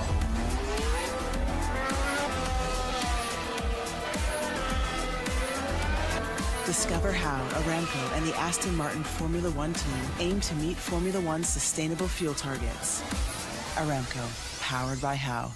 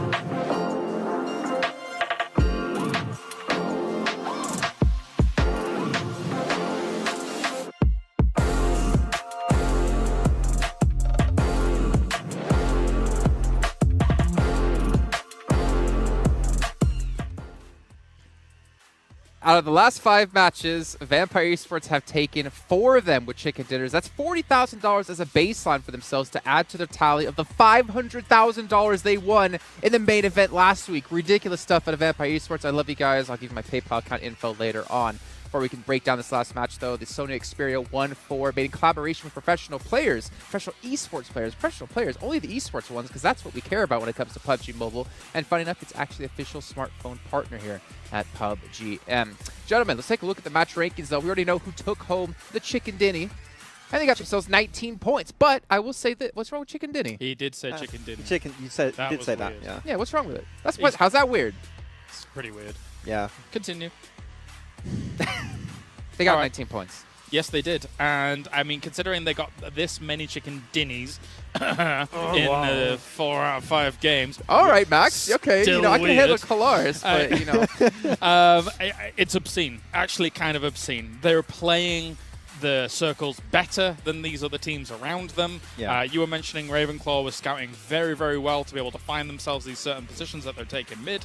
And nobody's crashing them. Nobody's trying to push into them. They are just holding strong, holding firm. And the cool thing, too, is when Ravenclaw was scouting that one compound that was in the circle at the end, the execution was instant. He was there for, like, what, 10 seconds tops. And the team was already on the move, already aiming for the compound because everyone was fighting. They were hearing all the fights up north. They're like, this is the prime time. This is the Goldilocks moment to push in that exact position. They send it, they get the win. I mean, it's the exact same rotation they do every game on the Wrangle. It keeps working time and time and time again. I'm going to say it. They crack the code, and no one's going to compete there.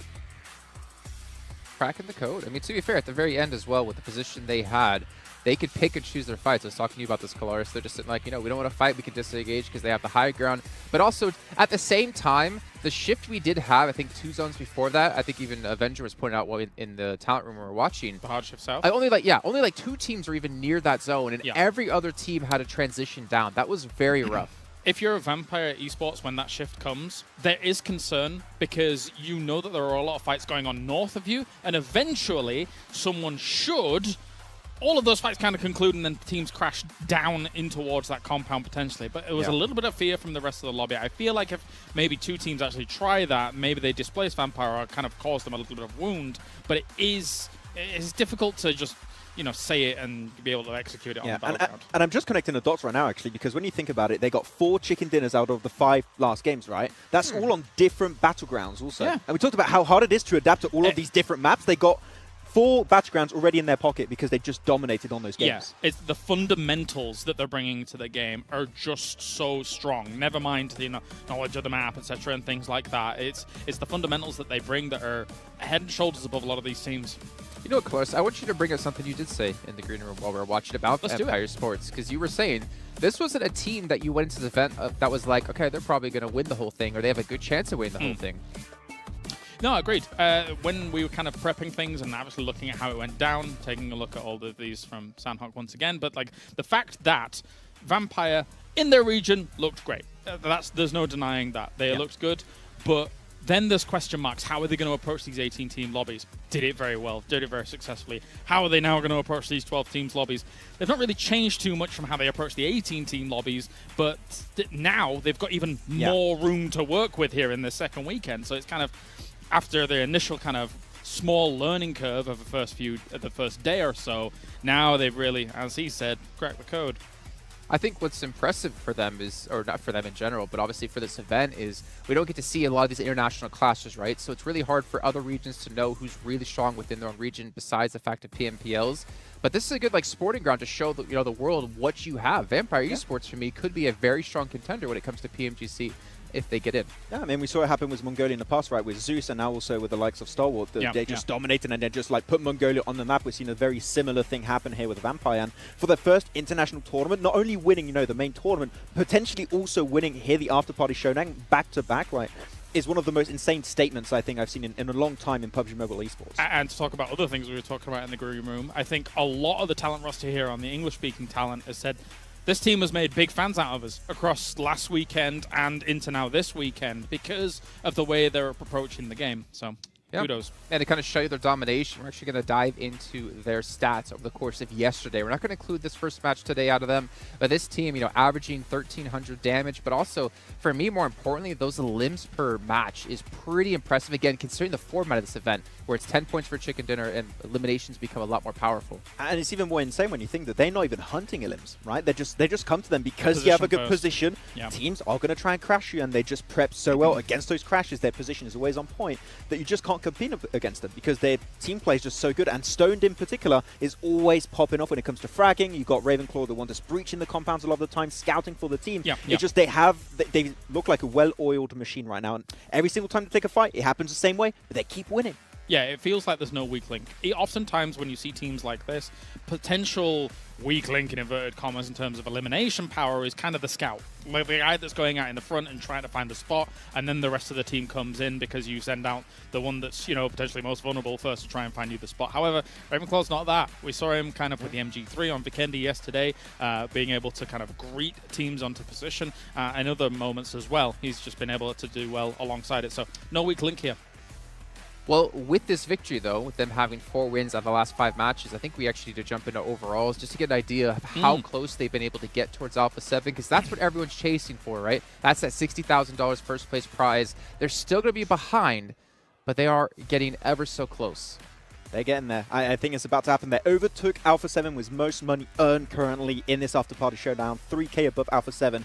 Maybe the team to breach 100K first today, we'll have to see, but one more good game and they could be popping off. They could be above Alpha 7. But as we said, Alpha 7, consistent throughout day 1 and day 2. I don't think we can expect some bad results from them. I think we're still going to see potential wins from Alpha 7. Yeah, I think right now it's definitely the battle of these top 2 teams. Falcons, an excellent team, but I don't know if they're going to be able to. So, why are you laughing? You've gone down from like the best team to now the excellent team. I mean, they are an excellent team, but I don't know if they're going to be able to challenge the consistency that we're seeing from Alpha 7 as well as Vampire here, given that I feel Alpha 7 came in with a good game plan. We've already spoken about that at length, not going to go into it again. And Vampire is showing that extra consistency on top of that that's going to have to rival it, even though they didn't have huge amounts of time to prep for these exact scenarios, but they've come in so hot off the back of last weekend. Oh man, S2G still on $61,000 in earnings alone. Again, the team that hasn't really been able to take a ton of chicken dinners, though they do have 2. They have just been racking in the bucks. Yeah, I mean, at least I'm happy because that means the Turkish talent are not screaming as much next to us. So it's a little bit more chill in a green room currently. But yeah, I mean, the S2G did do a very big statement in the first day. Day 2 a little bit calmer, but there's still a chance they can come in swinging on this 3rd day. Yeah, you can see we have a minute and 30 till we do get into our next match. But to give a big shout out yet again to STC for making this event possible, as well as Dr. Suleiman Al-Habib. Obviously, without all these sponsors, we couldn't be here for our 6 weeks of amazing action. I believe there was $15 million in prize money across every single event. That's honestly ridiculous and insane. For you guys at home, though, you know, maybe not going to win the money, but you can still get some sweet rewards like a free permanent legendary set with the Vibe and Drive event currently going on within the game. You can team up with your friends to complete the missions and get yourself an unlock. Gentlemen, we're out to head into Livic here, 50 seconds. I want to get some quick predictions about who's going to win. Do you think Vampire Esports is going to go 4 in a row? The back-to-back to back-to-back? I think it's one of the maps they haven't got a win on. So you know what? Just for the sake of supporting Vampire, yeah, let's go. If they don't go into crabgrass, yes. I don't like crabgrass. True. He has made it very, very vocal. Also, but you guys, by the way, for you guys at home, we do have a survey going on. You can check those out over on the official Tencent social media channels and also in the chat. Let us know your feedback about the event, what you liked, what you didn't like. Maybe it's the John Allen impression that Claris does, but let's be honest, we all loved it indeed. Livic coming up in 20 seconds of time. We are starting to run out of matches in this after-party showdown. If Alpha 7 want to maintain their lead, they're going to need to maintain it here on map number 2. It's time to throw it on over, though, to our commentators of John Allen and Blank. Thank you very much. Of course, as he says, it is Alpha 7 that need to maintain that lead. But if there's one thing we know, it's that these guys can do it. That is right, John. Yesterday, though, Alpha 7... just barely missing out on that victory in their duo show match over on Livic itself versus R8 yesterday. But, you know, if they'd actually been able to get that, maybe they would have taken the show match overall. Unfortunate, though, but we do know they can play this map extremely well, and that is the main thing to be watching out for. You can see the points there. Look at that. Vampire Esports close on the heels of Alpha 7. So they're going to need to start drinking some water, washing off the tiredness as they come into these final games and speed up, because they are heading towards that finish line, and you know the Vampire Esports, they're hungry for a second win. Well, this is a very fast map, right? It is small, it's compact, it's designed for fewer teams, and with 12 teams on, we're looking at how close in proximity these teams are going to be. Let's take a look at where everyone is going to land down. Looks like Bigatron dropping out. Are they in the water there? Or they're in Fiskehos on that eastern coast, trying to loot up and play to the west. Midstein operated by STE right now. Highest damage totals, Revo with an insane damage count, but the longest limb, Stone still holding on to that eagle eye. He's seen those players off in the distance, and he's taken them down before they can even spot him. Really, really good shots coming out from Stone so far. Been a very, very good anchor point for the rest of the team to really rally around this entire tournament. Not only the after-party showdown, but as well as the PMWI. And we can't forget Damar on the end right now with the best smile in the biz. He does look good. Blank the circle is the whole map. That's right. There's really nowhere that we're confirming as of yet, which, you know, makes a lot of these teams happy. They can kind of chill out, loot up what they need to, and then get moving when that next circle does pop. You can see our official smartphone partner as well there in Xperia. I'm just going to call them out just because I can, and I have one looking very beautiful on my desk at the moment. Can also be an extremely beautiful human there at home. Obviously, I can't see you, but you can watch together with us for the 2022 PMWI Watch Together. You can watch PMWI together with us in-game over at that eSports Center with your friends to win those PMWI special sets. And hopefully, Carrillo doesn't fall like this. Traded off, though. Revo gets the frag onto Falcons. Powerful. Not going to be exhibiting that power for this round. And that's the first elimination. 2K over towards Alpha 7. And maybe with that 2K, they could head over to grab some PMWI packages because they're on sale for a limited time. And you can also win PMWI treasure crates if you guys at home are playing PUBG Mobile during PMWI. Damar from Falcons. Let's see if he can get out of the way already. A7 bumping up their cash count. I think that, you know, they might have just actually tied with Vampire Esports. I believe they were 70k to 72. So now it's 72 apiece. So it really is neck and neck between both these teams.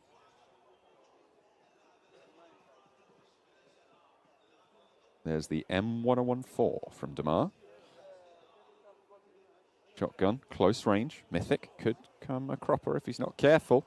But the nade, more focused on Yusuf right now. Spots him through the top window, but Yusuf repositions. That's right onto the stairwell. Not quite going to bobble down it, though. And Yusuf stays in the mix of it for now. But Revo has the off angle. A nade over the top.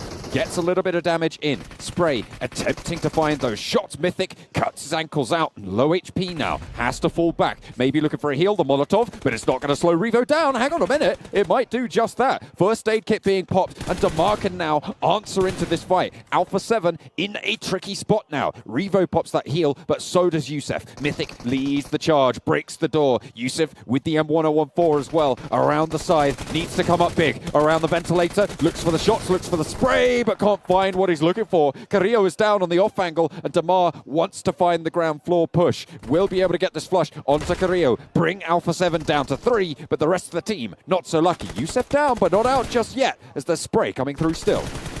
Quick flush over towards Yusuf, never alone off the distance, did actually go very low in that situation.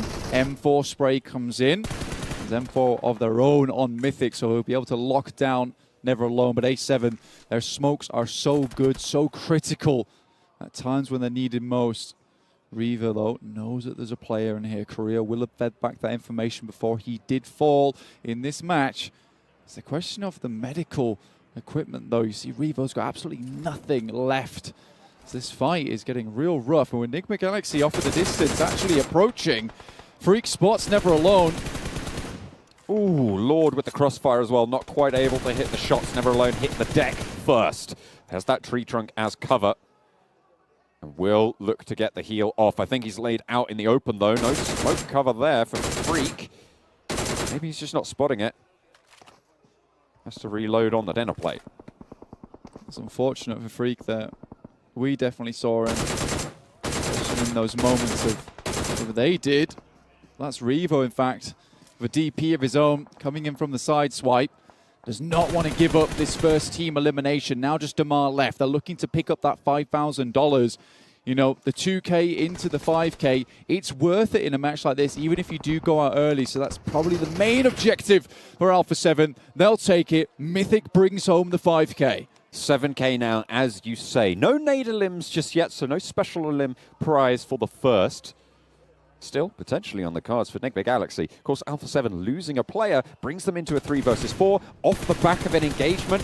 Revo needs to heal. Mafioso as well. Low HP. That'll have expended resources, and Enigma Galaxy could look to take this. It's lucky they were able to get the finish on Damar, because now they start focusing on the next fight. And it's the Lord of Nades that sends him through the window, and another! Dear me, he's on target. The arc is good. 2 for 2. Lord wants to push up over the wall. Now Mafioso in the same situation as Damar. P90 and DP. That's bad for your health. Stepping up towards the window, but does fade away. Flush is coming through. Another nade from Lord. Is this one good as well? Is he dunking it down? Oh my God, Lord. 3 Nader limbs. Those are special.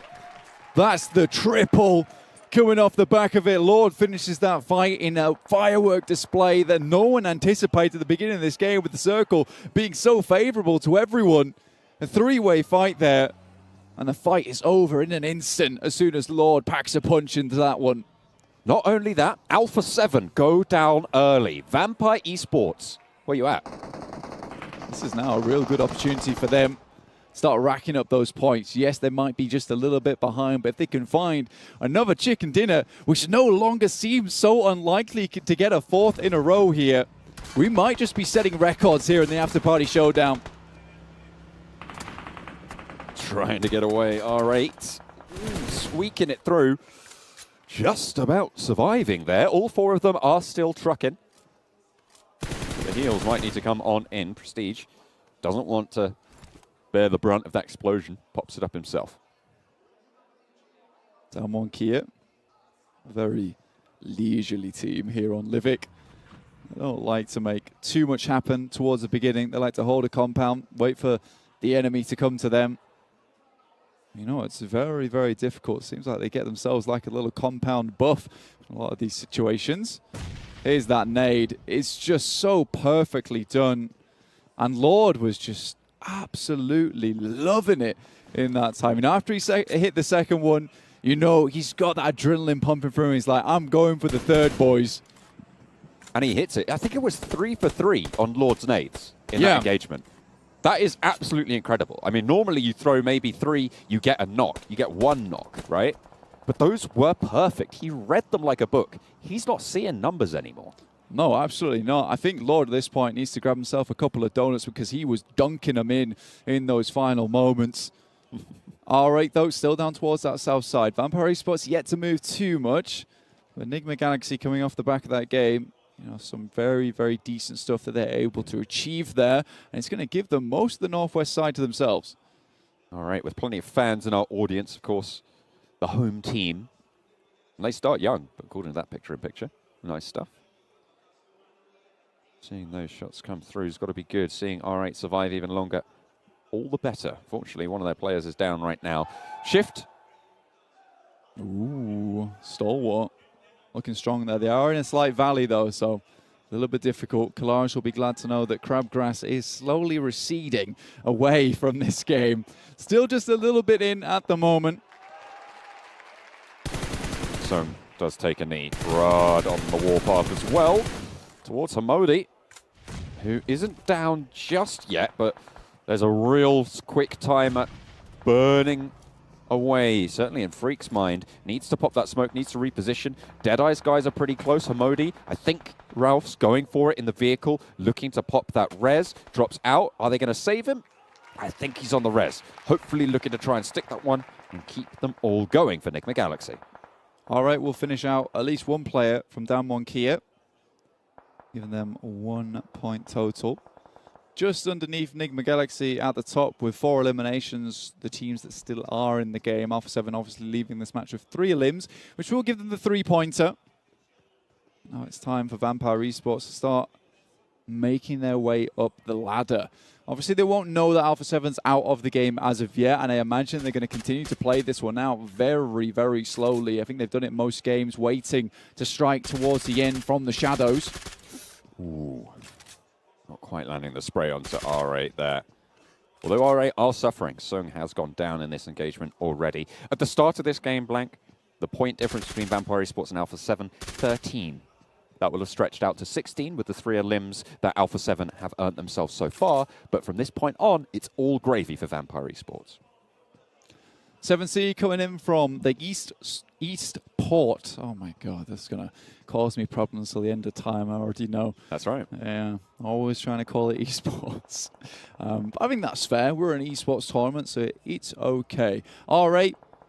Just about to get all their players back up on their feet, but they are taking damage. The blue so close to them, and trying to get across this open ground is going to be hard. Scout spots all of Ra jumping out of the vehicle. This could be a really good moment for him, but it looks like there's more eyes on this fight than just him. Scout doesn't have time to stand and deliver on the spray there. The blue zone pushing them in. 7C very, very close by. A nice cheeky little bobble nade, not quite making the distance there. Scout still out in the blue. It's not ticking too hard, and Spray God's up the top to try and put some suppression onto Ra's position. You can see one of them already down. Can Scout get out of this position? It'll be tough from underneath the bridge. Has to invest himself. Quick first aid, but Spray God is good on the nade. Looking for another one. Scout gets across behind that smoke. Sarang drops down all the way to the wall there. Desha low, and maybe looking to try and finish this one off. A nade from Spray God, maybe looking to pop itself into that smoke. Spots Murnir, but has the shotgun out first. Needs to swap, and it's not quite quick enough. Kaito has a nade cooking, potentially popping it right out that door, right onto Sarang, but another nade turned over the top. Murnir takes a knee. Beautiful nades coming through. It looks like all of these teams are trying to rack up these special limbs, and Sarang finds the final frag. Rad full and 4 alive for 7C. Another engagement. Finish them off quick. Yeah, oh my lord. It's already all over for that side of the engagement. Enigma Galaxy, Deadeye's guys, right at it on the northern side here, just south of Gronus, on that Crossroads compound. 2 players alive for Enigma Galaxy, 3 for Deadeye's guys, but Hamodi trying to channel Lord, try to pobble it around the side. Can it get the damage? Not quite. Turulov stays alive. Lord did start this fight out pretty strong with a couple of nades of his own. There's another. Everyone's taking a absolute leaf out of the book that Lord wrote on the bandolier of grenades here. Not too sure how 7C went down there, but they do go down nonetheless. 2 auto shotguns around the side. Only Turulov as he hops around the side, but Hamodi's on the swivel. The drop shot's good. And Deadeye's guys eliminated. Enigma Galaxy take the dub. Down 1 Kia. Lose a couple of players. This is the beginning of the fight. It is so hectic. The M1014, everyone's loving using this weapon in the game. It sounds so good. It feels so satisfying. Why wouldn't you use it? Now, Vampire Esports need to start making their way into the circle. Obviously, Stalwart, a very, very good team, will be in their way. BTR, unfortunately, will take the worst end of things, though. R8 on the back right of Vampire Esports' route of ingress. Nades flying, not really too much found. This could be good if it's on the money. Absolutely perfect onto ID 77. And that's going to slow R8 down, but S2G going at it with Stalwart right now. It's going every which way, but S2G bearing massive amounts of damage right now. Can't quite find what they're looking for, and they might just go out here. Eliminated Stalwart, only Scry falls down. That's going to be a real quick revive, but down 1 Kia don't want to give them that space. Huge amount of casualties there for S2G in a very short amount of time, and top action. Pika don't take any kind of damage in that fight. Scry was the only one standing in front of the team like a meat shield, but with this circle centering right up towards the middle, everybody has to push in. So it's anybody's game, but Vampire Esports still in this one. 4 teams alive, still remaining, and 12 in the lobby. Vampire Esports have the freedom of already being outside. They have this high ground position over these 2 compounds. I feel it's looking quite good. Could it be the back-to-back, back-to-back? We'll have to wait and see, John. It will be one hell of a moment if they're able to make it happen. Enigma Galaxy, you can see them off in the distance just with their 2. Down 1 Kia, extremely close to Stalwart, but there are shots been taken down towards Pika. Smoke trains sent out. But now they've got to go against the Korean shotgun meta, which seems to have been adapted by... Choo-choo chews them up on the crossing. Down 1 Kia shuts down Stalwart Esports to start things off, but they have got the numbers advantage. They leverage it, and they turn things around. Enigma Galaxy had the off angle with 2, but in the meantime, Vampire Esports swarm the hill. Looking to close it out for Enigma Galaxy.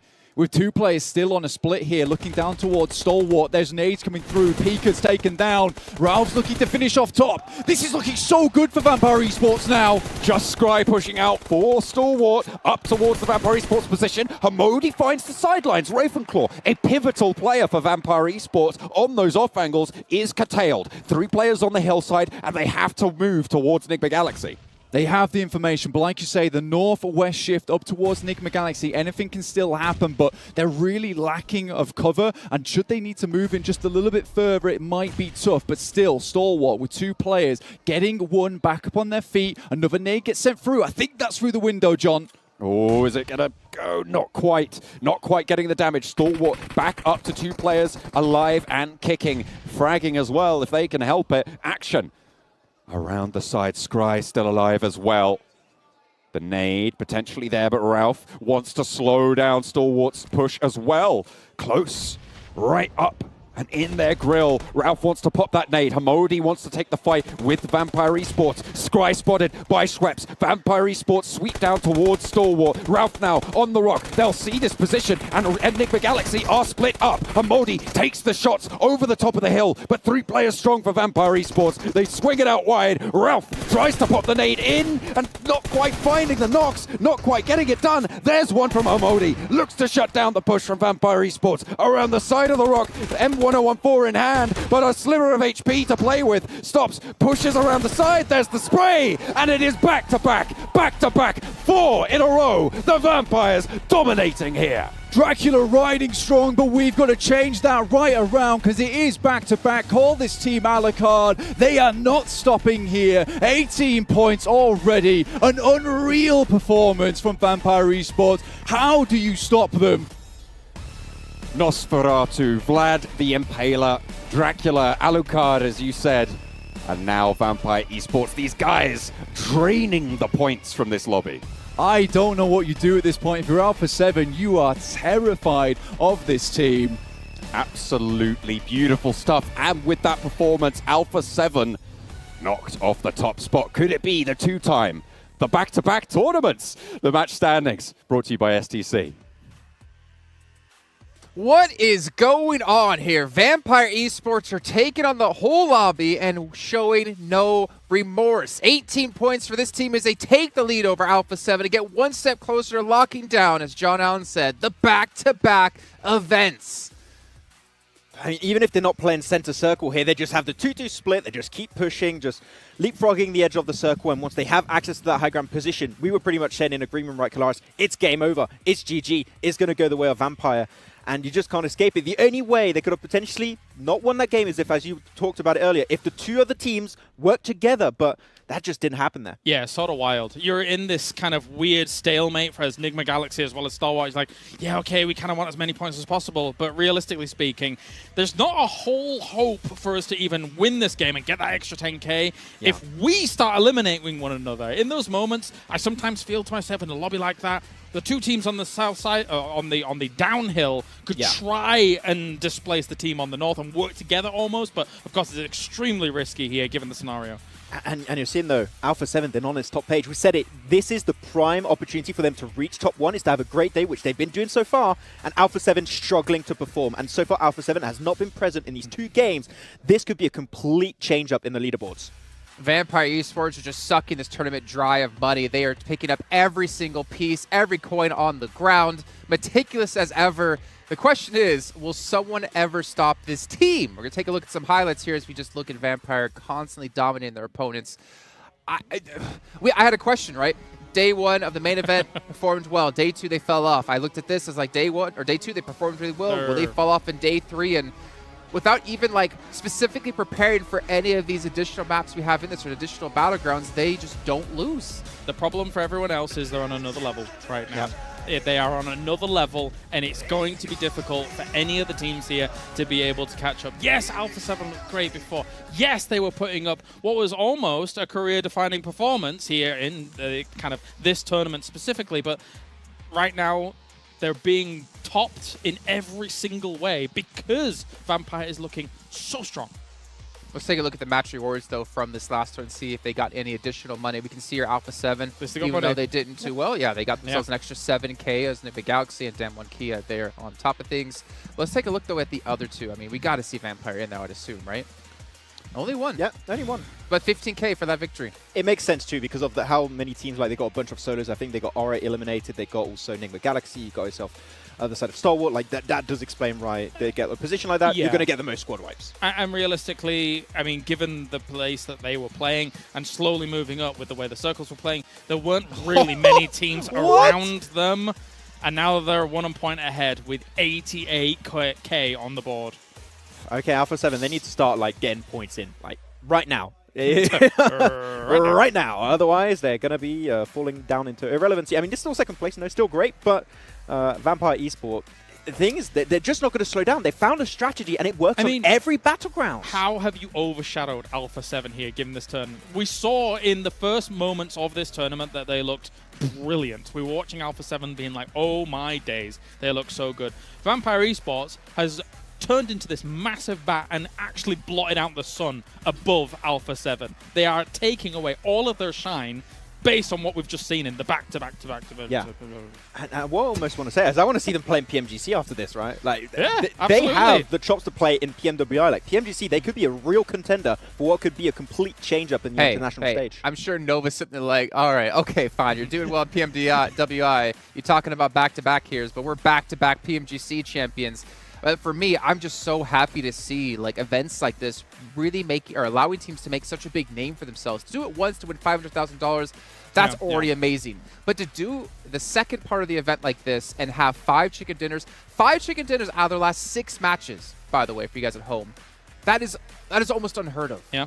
I think this is like one of the biggest performances, like on a day-per-day basis in international play. I think we've never seen something remotely close to this before. Yeah, you brought up an interesting point, of course, Jason, with that as well, because, if you've got your eyes on PMGC, even PEL going on right now, Nova was #1, LGD was also having a good day as well, as I was watching those games through the night. But, like, the fact that Vampire on this international stage across 2 weekends has just looked so spectacular.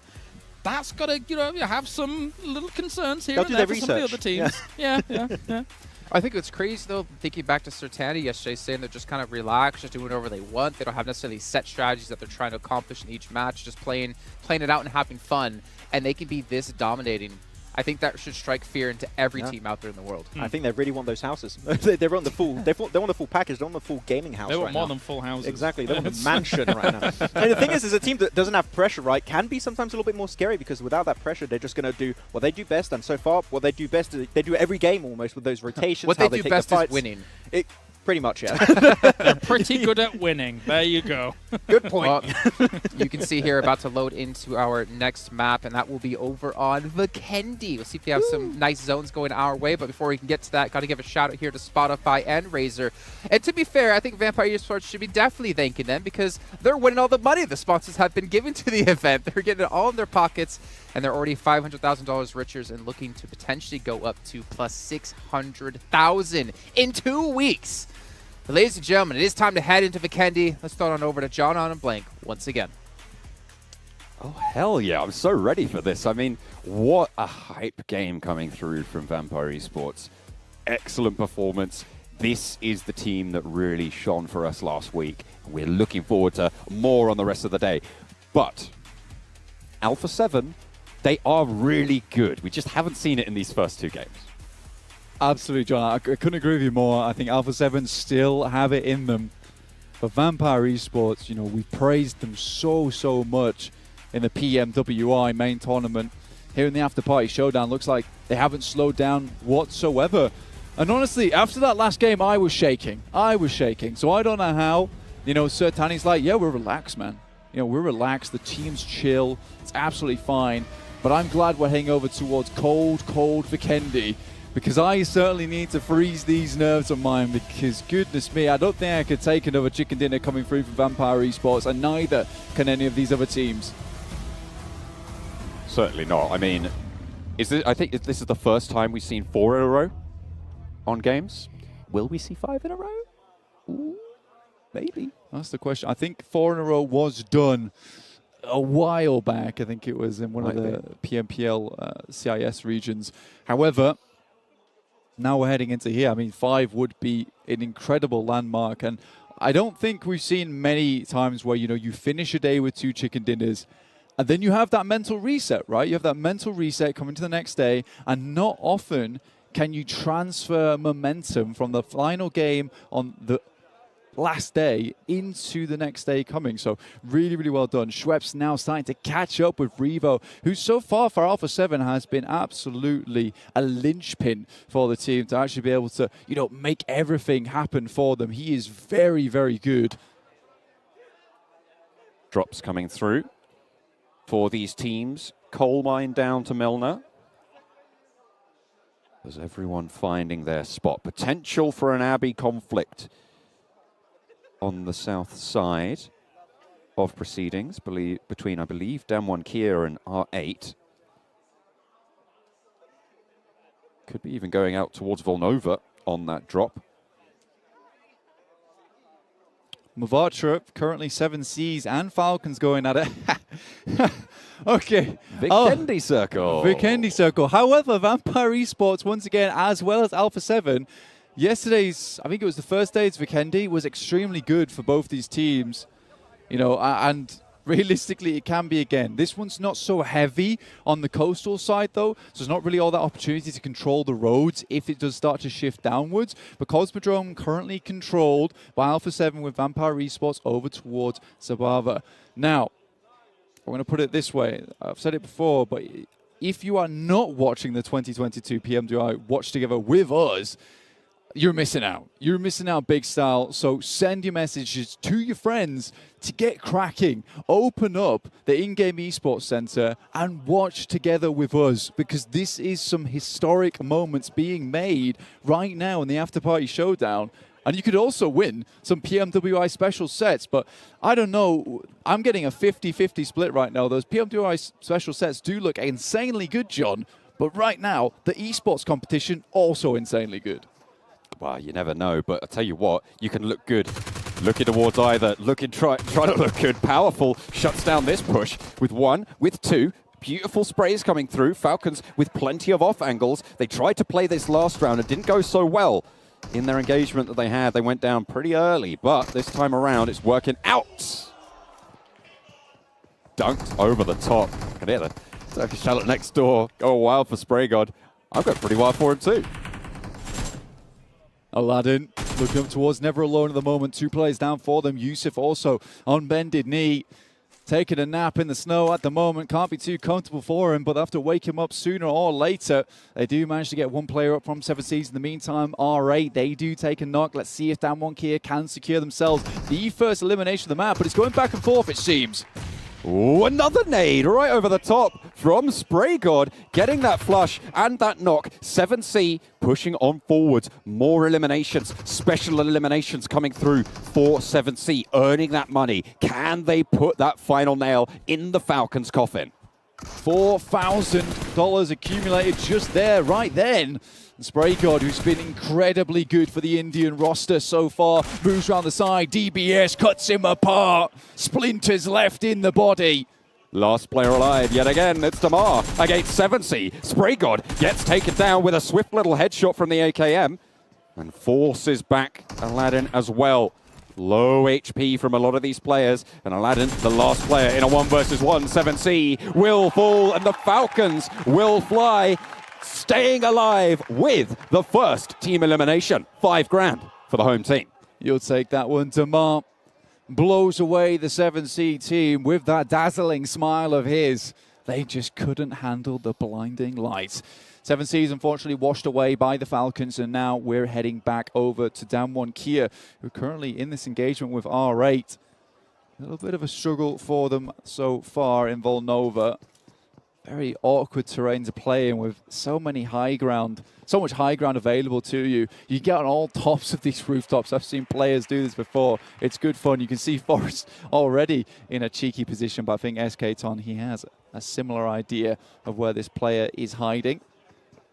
You need to be so careful, as you say. Players can be anywhere. And seemingly, for a lot of them, they can do anything. Trying to get out onto the roof side. R8 want those high ground positions as well. Forrest, nice spot SK-Ton on that little window there, right by the door. I think he knows. The nade in hand. Forrest trying to thread the needle. Not quite getting it in just yet. I'm getting cuteness overload juxtaposed by the fight going on between Damwon Kia with the R8 fans. It's really, really nice to see the turnout here at the PMWI. Even moving over towards the After Party Showdown as well. So many people coming to support their teams. What a bobble, though. Bounces off several different objects. You know, the trigonometry was not good from Forrest there. Not quite able to get those angles right. Prestige very close to Onba. As we get a little replay. SK-Ton getting knocked and a nade over the top. Fabian traded off, maybe? Not entirely sure what happened here for Damwon Kia. Yeah, okay, there's backup, and they did get that res. As we tune back in with the fight live, and Damwon Kia still trying to get something done. Unfortunately, R8 take that knock in response. Onba won out that DBS trade. Yeah, felt bad for his teammate Fabian, who got a bunch of shells right to the back there. Sent him flying forwards, face planting. Stalwart spots out Rod, moving up. A lot of teams still on that south side. Early doors, so the zone won't tick. And these maneuvers have to be made fast. The thing about Vikendi Blank is that there's quite a lot of buildings, right? There's quite a lot of closely packed compounds, so a lot of teams can exist fairly centrally in these circles. But what that also means is that rotations in these circles become all the more dangerous because you're always going to have those teams looking out your way. With less teams, maybe a little bit easier, but Vikendi still very treacherous. A land shift on the circle means that we won't have any further Vikendi circles. I might have spoken too soon, though. If there's a hard north shift, okay, sure, but... I think this would be classed as a Vikendi circle, honestly. Those coastal circles, kind of atypical to what you normally see on Vikendi, considering, you know, there is one team that has a great position, but it does feel like when you start to get these central spots where there's so many compounds still involved, so that's going to be very difficult to determine where the best spot to be is. Stalwart passing by the Vampires at the moment. No shots taken as of yet. And Carrillo, as well as Alpha 7, move down to compound further towards the center. Vampire Esports still hedging their bets over towards that western side. This play for late game has been really working out for the Vampires so far. We've seen them able to just fend off engagements, stay out of the mix, and then come in swinging late. Over these last 2 games today, it has proven to be highly, highly effective.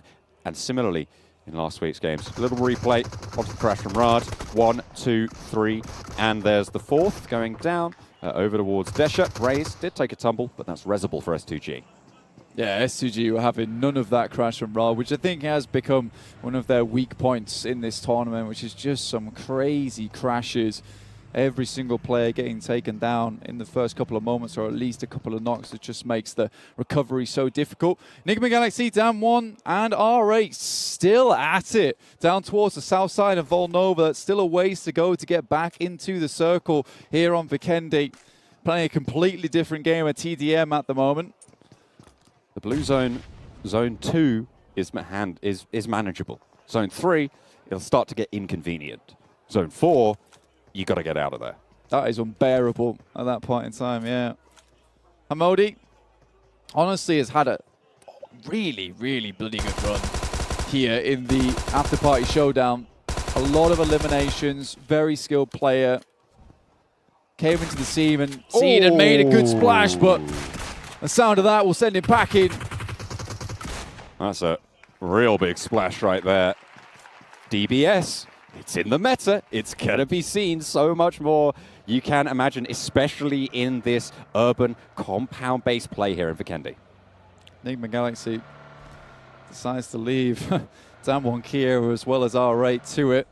And that little 1 versus 1 match down here. Ralph already left. Heads up towards Podvosto, just underneath Mount Krejnik at the moment. The rest of the teams, Alpha 7, Dead Eyes guys, S2G, Stalwart, Vampires, BTR, they're all still within the circle, though. BTR just about making their way in from Trevno, so they're right on the edge side. It'll be a little bit difficult to move through Cosmodrome, especially with A7 watching out for a lot of these things. And the depth of Cosmodrome as well provides a big problem, because you're stuck in there if you do have to end up crossing. Vampires said they wanted a place to coal mine, and they take the western shore in coal mine. That's pretty good. That was pretty good. I'm happy with that. You can congratulate me later on the fantastic pun work going on. But the next circle just about to shift in. It's a coal mine shift towards the Vampires. I do not know what's happening with Vampire Esports, but someone on that team, they have the DeLorean, dude. I'm telling you. They do have the DeLorean. Someone is heading over 5 minutes in the future, figuring out what's going on, and then coming straight back into it. But their placements, even in this circle here, there's still a massive opportunity for them to actually get back into the circle, even if it shifts over towards Yeez on bar! Oh no! R8 cut down as they try and leave Onba's sightlines. Fortunately for Onba, doesn't have any meds, and this is Zone 3, where we said it's going to get inconvenient. I don't think this guy gets out of this. It would be a miracle. With no stims, no meds, this guy's ticking. He's not going to make it to the crates. He's going to get knocked. Resable until Zone 4 hits. Now all these teams trying to make their way over. You can see Vampire Esports sat comfortably within the tree line at the moment, peeking out maybe now and again, but this area, it really does make it difficult for a lot of these engagements long distance to happen, just because of all these trees are creating the fair obstacle in the pathways of sightlines. Enigma Galaxy, though, this works in their favor, able to covertly make their way in to the circle itself. Lord just looking out. They still have Freak as well off in the back. Enigma Galaxy with 3, making their way in on the southeast side. There's S2G taking a little bit of an engagement there against the Vampire Esports team. First time they've seen action properly so far this game. Can they bear the brunt of it? At the moment, I don't think S2G are looking to crash.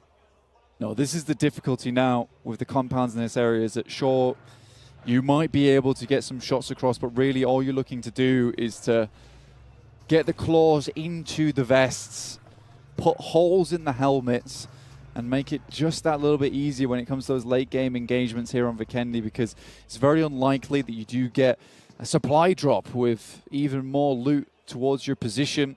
To get those level 3s on board, you're kind of good with what you've got, and you have to stick around until someone crashes into you. And you have to win that engagement and then pick up their supplies after. Alpha 7's still alive for now. I don't want to jinx them too much. But they have got 4 players still in this. They crossed from Cosmodrome. They were across that river now. They're by the roadside on the northeastern edge. The next zone just about to come in. Looks like Omba did manage to get back up for down 1 Kia. They are playing with 2. You could see them just passing Villa now. Yeah, trying to zoom in towards the circle. It is very, very close to being the next. And Zero does head off to Vampire Esports, very central at the moment. And this supports the big hitters right now, S2G, Alpha 7, and Vampire Esports. Stalwart a little bit out of the way up towards that northern side. Will have to make their way down from Zabava and leave that heavy compound area, the city. I'm sure a lot of teams will be looking their way.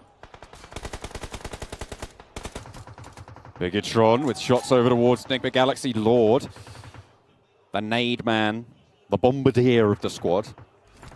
The push cut short just a little bit. Deadeye's guys, potential for a third party here. Freak might want to regroup. Genfos has the angle though, has the oversight, and there's more spray coming through from Luxy with the G36. Freak not quite able to get an answer just yet. Still impressive that Enigma Galaxy were able to get up here. Saying hello to the Alpha 7 fans towards the top of the audience. Giving us a good wave there. Happy to see it. Supporting them through these tremulous times, to be honest with you. 147 points apiece, though, for Alpha 7. Omba not able to make it in with Ralph with the oversight, and that's down 1 Kia out. Eliminated. 2 players were left, but they managed to pick that one up. Lord still in the sightlines of Genfos with that M16. Pops the 4X and lands what he's looking for. 2 players now for Enigma Galaxy as they need yet another res. They've had a tough time of it. On the southeastern side, they'll need to get a little bit closer to this circle. Coal mine. We Deadeye's guys coming up from that area. Just trying to pull out the pickaxe. And just dig away at any kind of movements they can make up towards the northern side. See if they can strike gold, but it's looking a little bit unlikely as they will have to pass over some treacherous terrain soon. Over the lip, all 3 in a vehicle. Dangerous at the best of times, but when there's so many compounds occupied close by, Enigma Galaxy trying to get inside the building, get to cover. Freak takes a peppering. Might feel a little bit salty about that as Lord takes a tumble too. Good timing to get out of that vehicle as well. I think they knew exactly what was coming their way. They couldn't have gone any further than that, and they're right down towards that southeast edge. Next circle coming very shortly our way. East side supports Alpha 7. West supports Vampire Esports, who currently have both Stalwart and Falcons on their back, but it's Stalwart, in fact, who gets the circle here. S2G still in, and now Vampire Esports might need to make a quick getaway here, but it will be between them and 2 4-man teams, and Falcons can always backstab from behind. 2 players for Falcons, Damar and Powerful, but they look to skirt around, potentially running straight into Stalwart if they make this move too early. Instead, they drop out of the vehicle. Vampire will know that there's players out this area now. With those vehicle noises coming through, they will have scouted this. You can see they are on the swivel for this direction. They're closer to the circle, and Falcons will need to move first. Vampire Esports close to the ridge edge, though. Like you said, definitely will have heard Falcons, so can try and get rid of them. Luckily for the Falcons, though, luckily for Vampire Esports, sorry, with the Falcons so much out in the open, they might even get taken down by an enemy team, but with Vampire Esports being up the hill and Falcons even further, this is a case where they do have oversights on the retreat from Vampire Esports into the circle itself. Damar looking for that opening. The circle pushing them now. Damar will have to leave. The nade's not really in range to get too much done. Vehicle is available. Looks like they might push for that. Alpha 7 taking the fight on the north side with Bigatron as well. This is across the way on the northeastern side of conflict. Things are going to start to pop off. Things are going to get a little bit spicy in these next couple of minutes. Nade's been sent in by Falcons at the moment. Immediately, Vampire Esports, they reposition over to spot where they may not know that they're here. Not where at least that first grenade did take a bit of damage. And Vampire Esports looking to just move now. Stalwart, though, in front of them, that will be the big obstacle.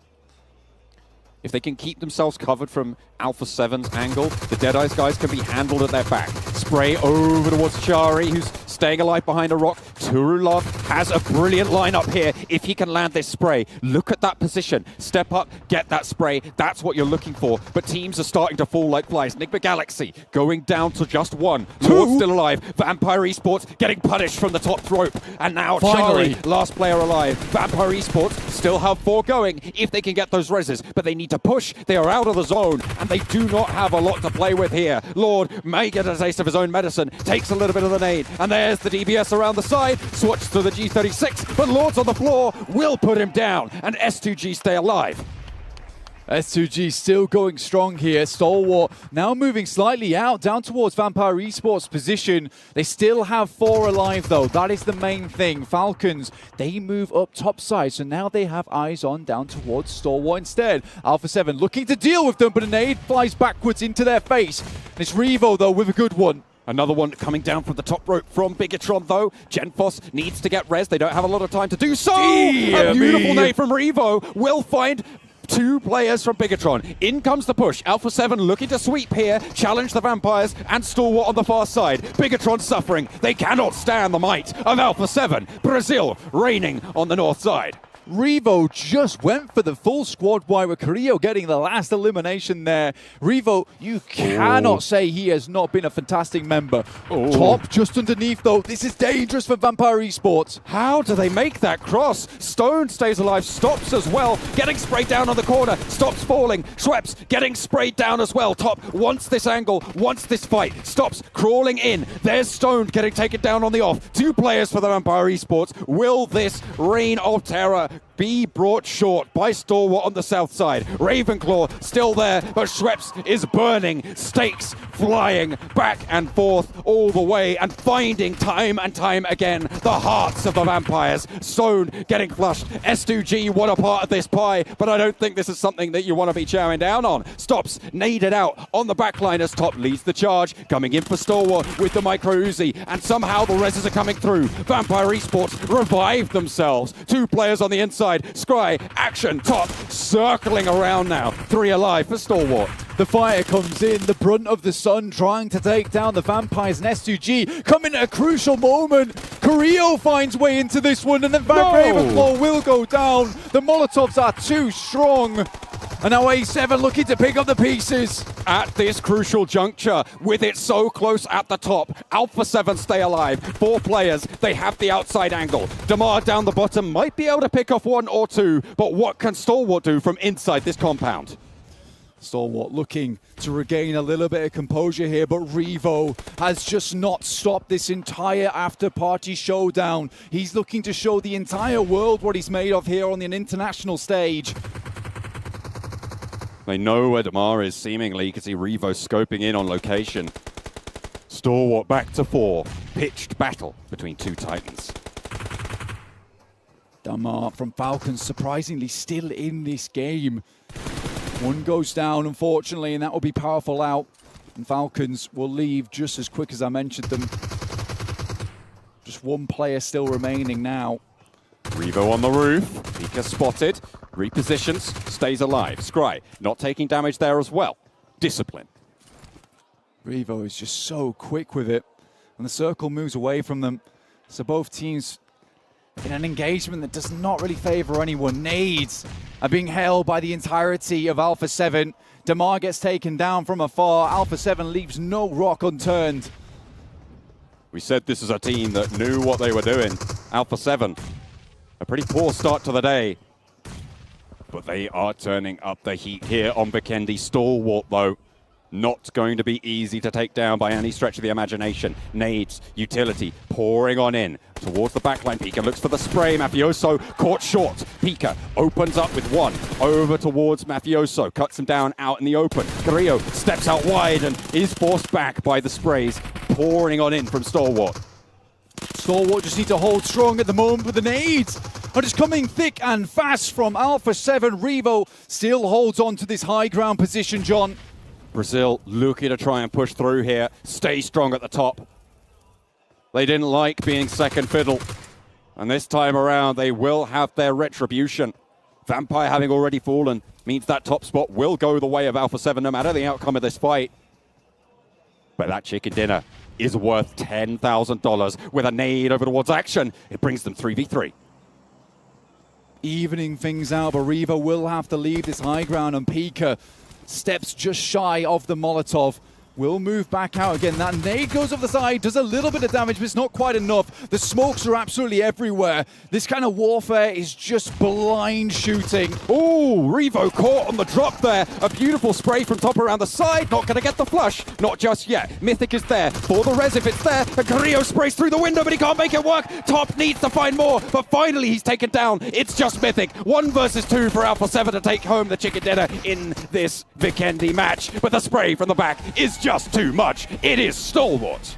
Unable to take home that 10K, but the points they put up there will see them very steady, looking at that 60K in first place. They are now fairly ahead of Vampire Esports.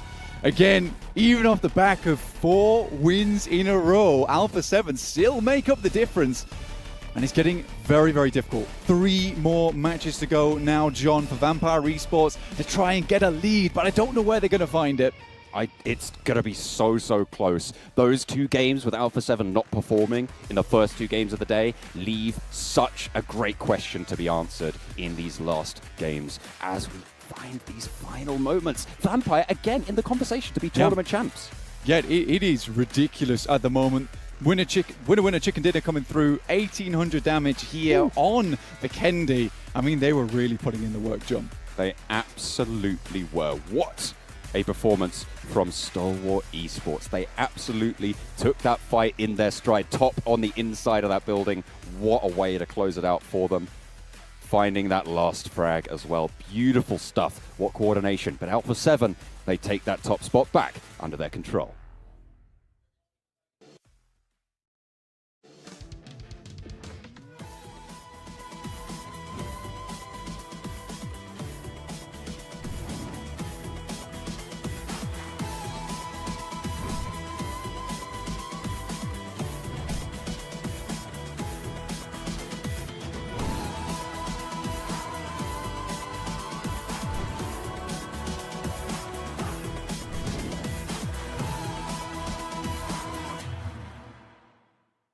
عايز تترجم راب؟ تعالالي. ملوك السين دي انا ملخصها في سطور، بس مين يقرا؟ فاهم؟ كلام الشارع ده انا هرشه كل المجال حبايبي. بروز. وانا كاكازوكو مصدع ايه القي نظرة لو على الحلاوة عندي كاستر كل اسمي عفرت يا عفرت، هتفضل معفرتها ولا ايه يا برو؟ انت مين يا هو ازاي ده دخل هنا يا جدعان؟ نكسر الدنيا الاول وبعدين نتكلم، نعيد من الاول. لا لا لا لا لا لا مش مسجل. اخواتي عشان فاهمين السين، سبوتيفاي عمل لك بلاي ليست الاقوى راب مصري. اسمع ملوك السين ببلاش.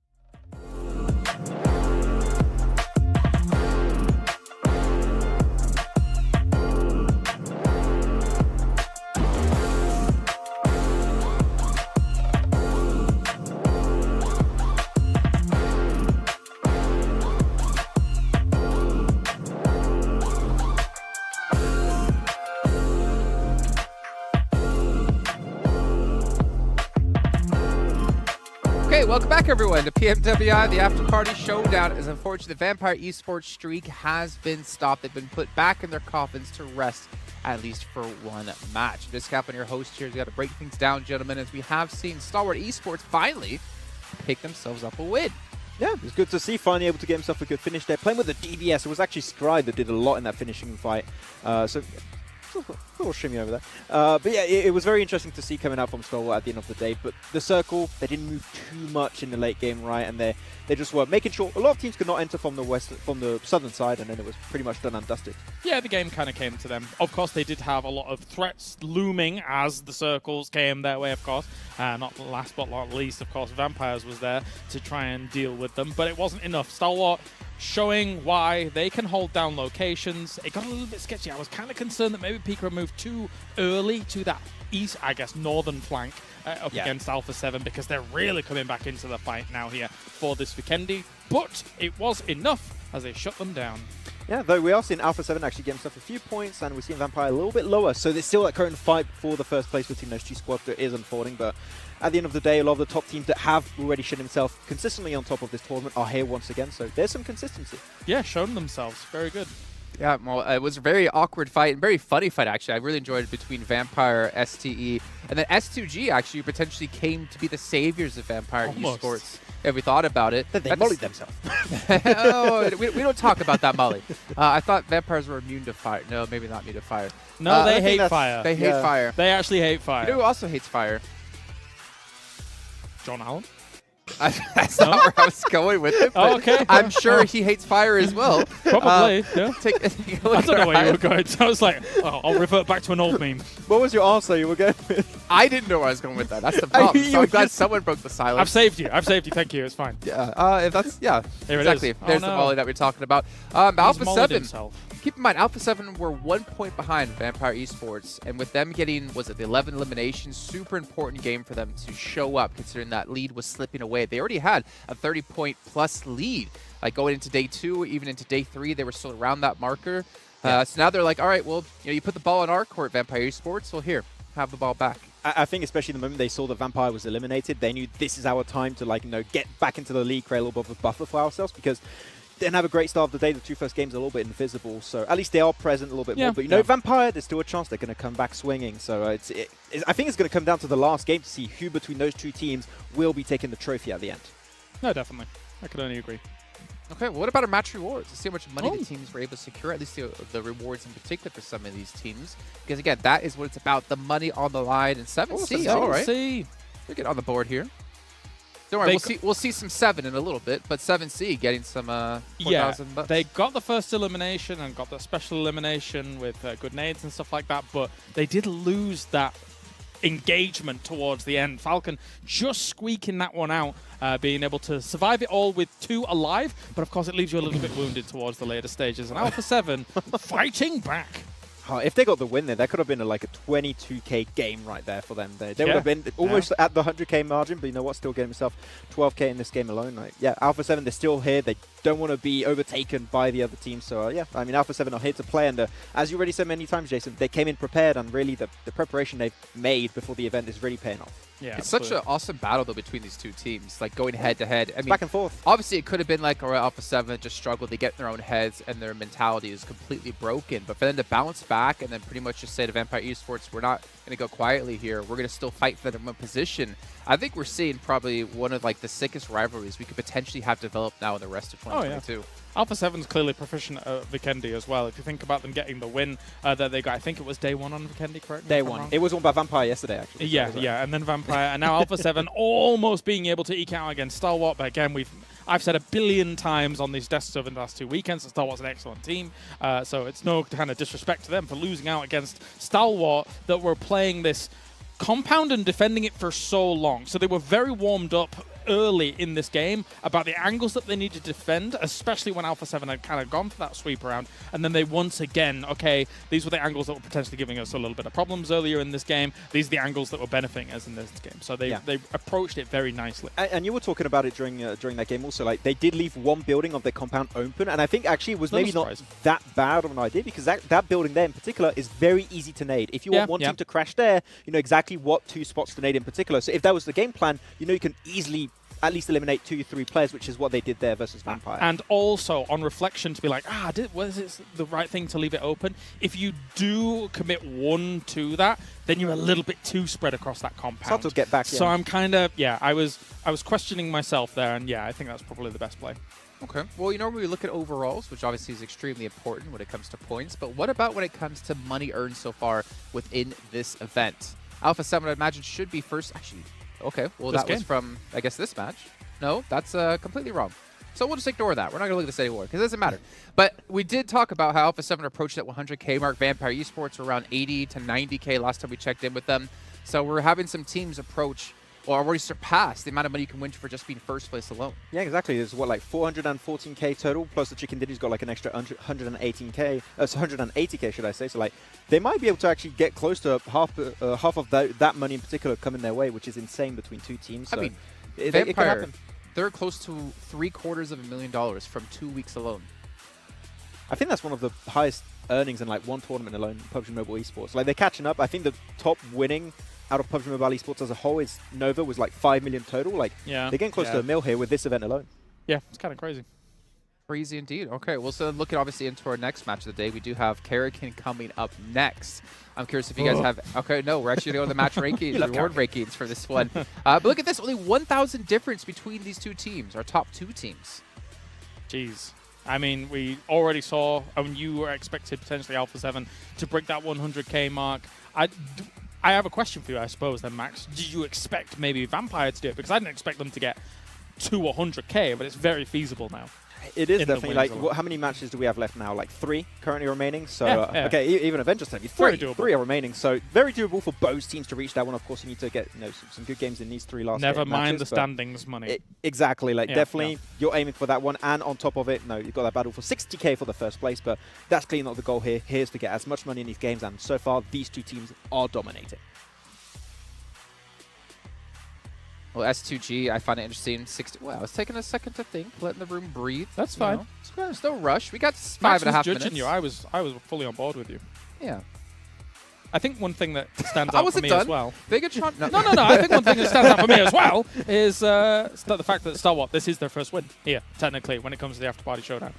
So I expected this to come in a bit earlier, if I'm totally honest, given their credentials. But it's nice to have it on the board now. 41K, not bad at all. Important for 7C. I believe they're bottom of the table when it comes to our overalls in points, but they're 9th place when it comes to money. And that just shows, again, it doesn't really matter necessarily about where you place in the matches. There's all of those rewards you can get within that match, which amounts to, well, technically 33,000 every single match. So great job by them to build a little bit of extra money. Again, it's not quite Claris's day rate, but, we'll get there. But you know what they can do with that money? You know what they can do with that money, Claris? What can they do with that money, Joyce? Joyce? Easily buy themselves a Sony Xperia 1.4, which is actually made in collaboration with professional esports players. You can actually see it here on our desk. We cut back to that. It's also the official smartphone partner here at PUBG Mobile Esports. So great to have them on board here, and great to have all the players as well showing what they can do on these devices. Here you go, right here. Oh. Remember, they have security tags on these. So the phone is so good, the security is really tight. So I tried every single day. Yeah, what you guys can't see is actually on the other side of the cameras, we do have 7 giant bodyguards staring us down. It's 3 snipers. And then we have a John Allen off to the side. Yeah, and 7. Yeah, but I mean, can't really. So it's like 7. It won't stop us. And then the bodyguards. Just reach over. Just let. Okay, so gentlemen, let's take a look at overalls when it comes to points then, right? We saw Vampire Esports were 1 point ahead of Alpha 7. Where do these teams currently stand now, though, after that last result? And it's a 12-point difference. It is still Vampire Esports in striking range to take that lead back. But the fight back is definitely real for Alpha 7, and it's great to see, considering that I think that after we'd seen the beginning of today, we were all very much on the Vampire hype train.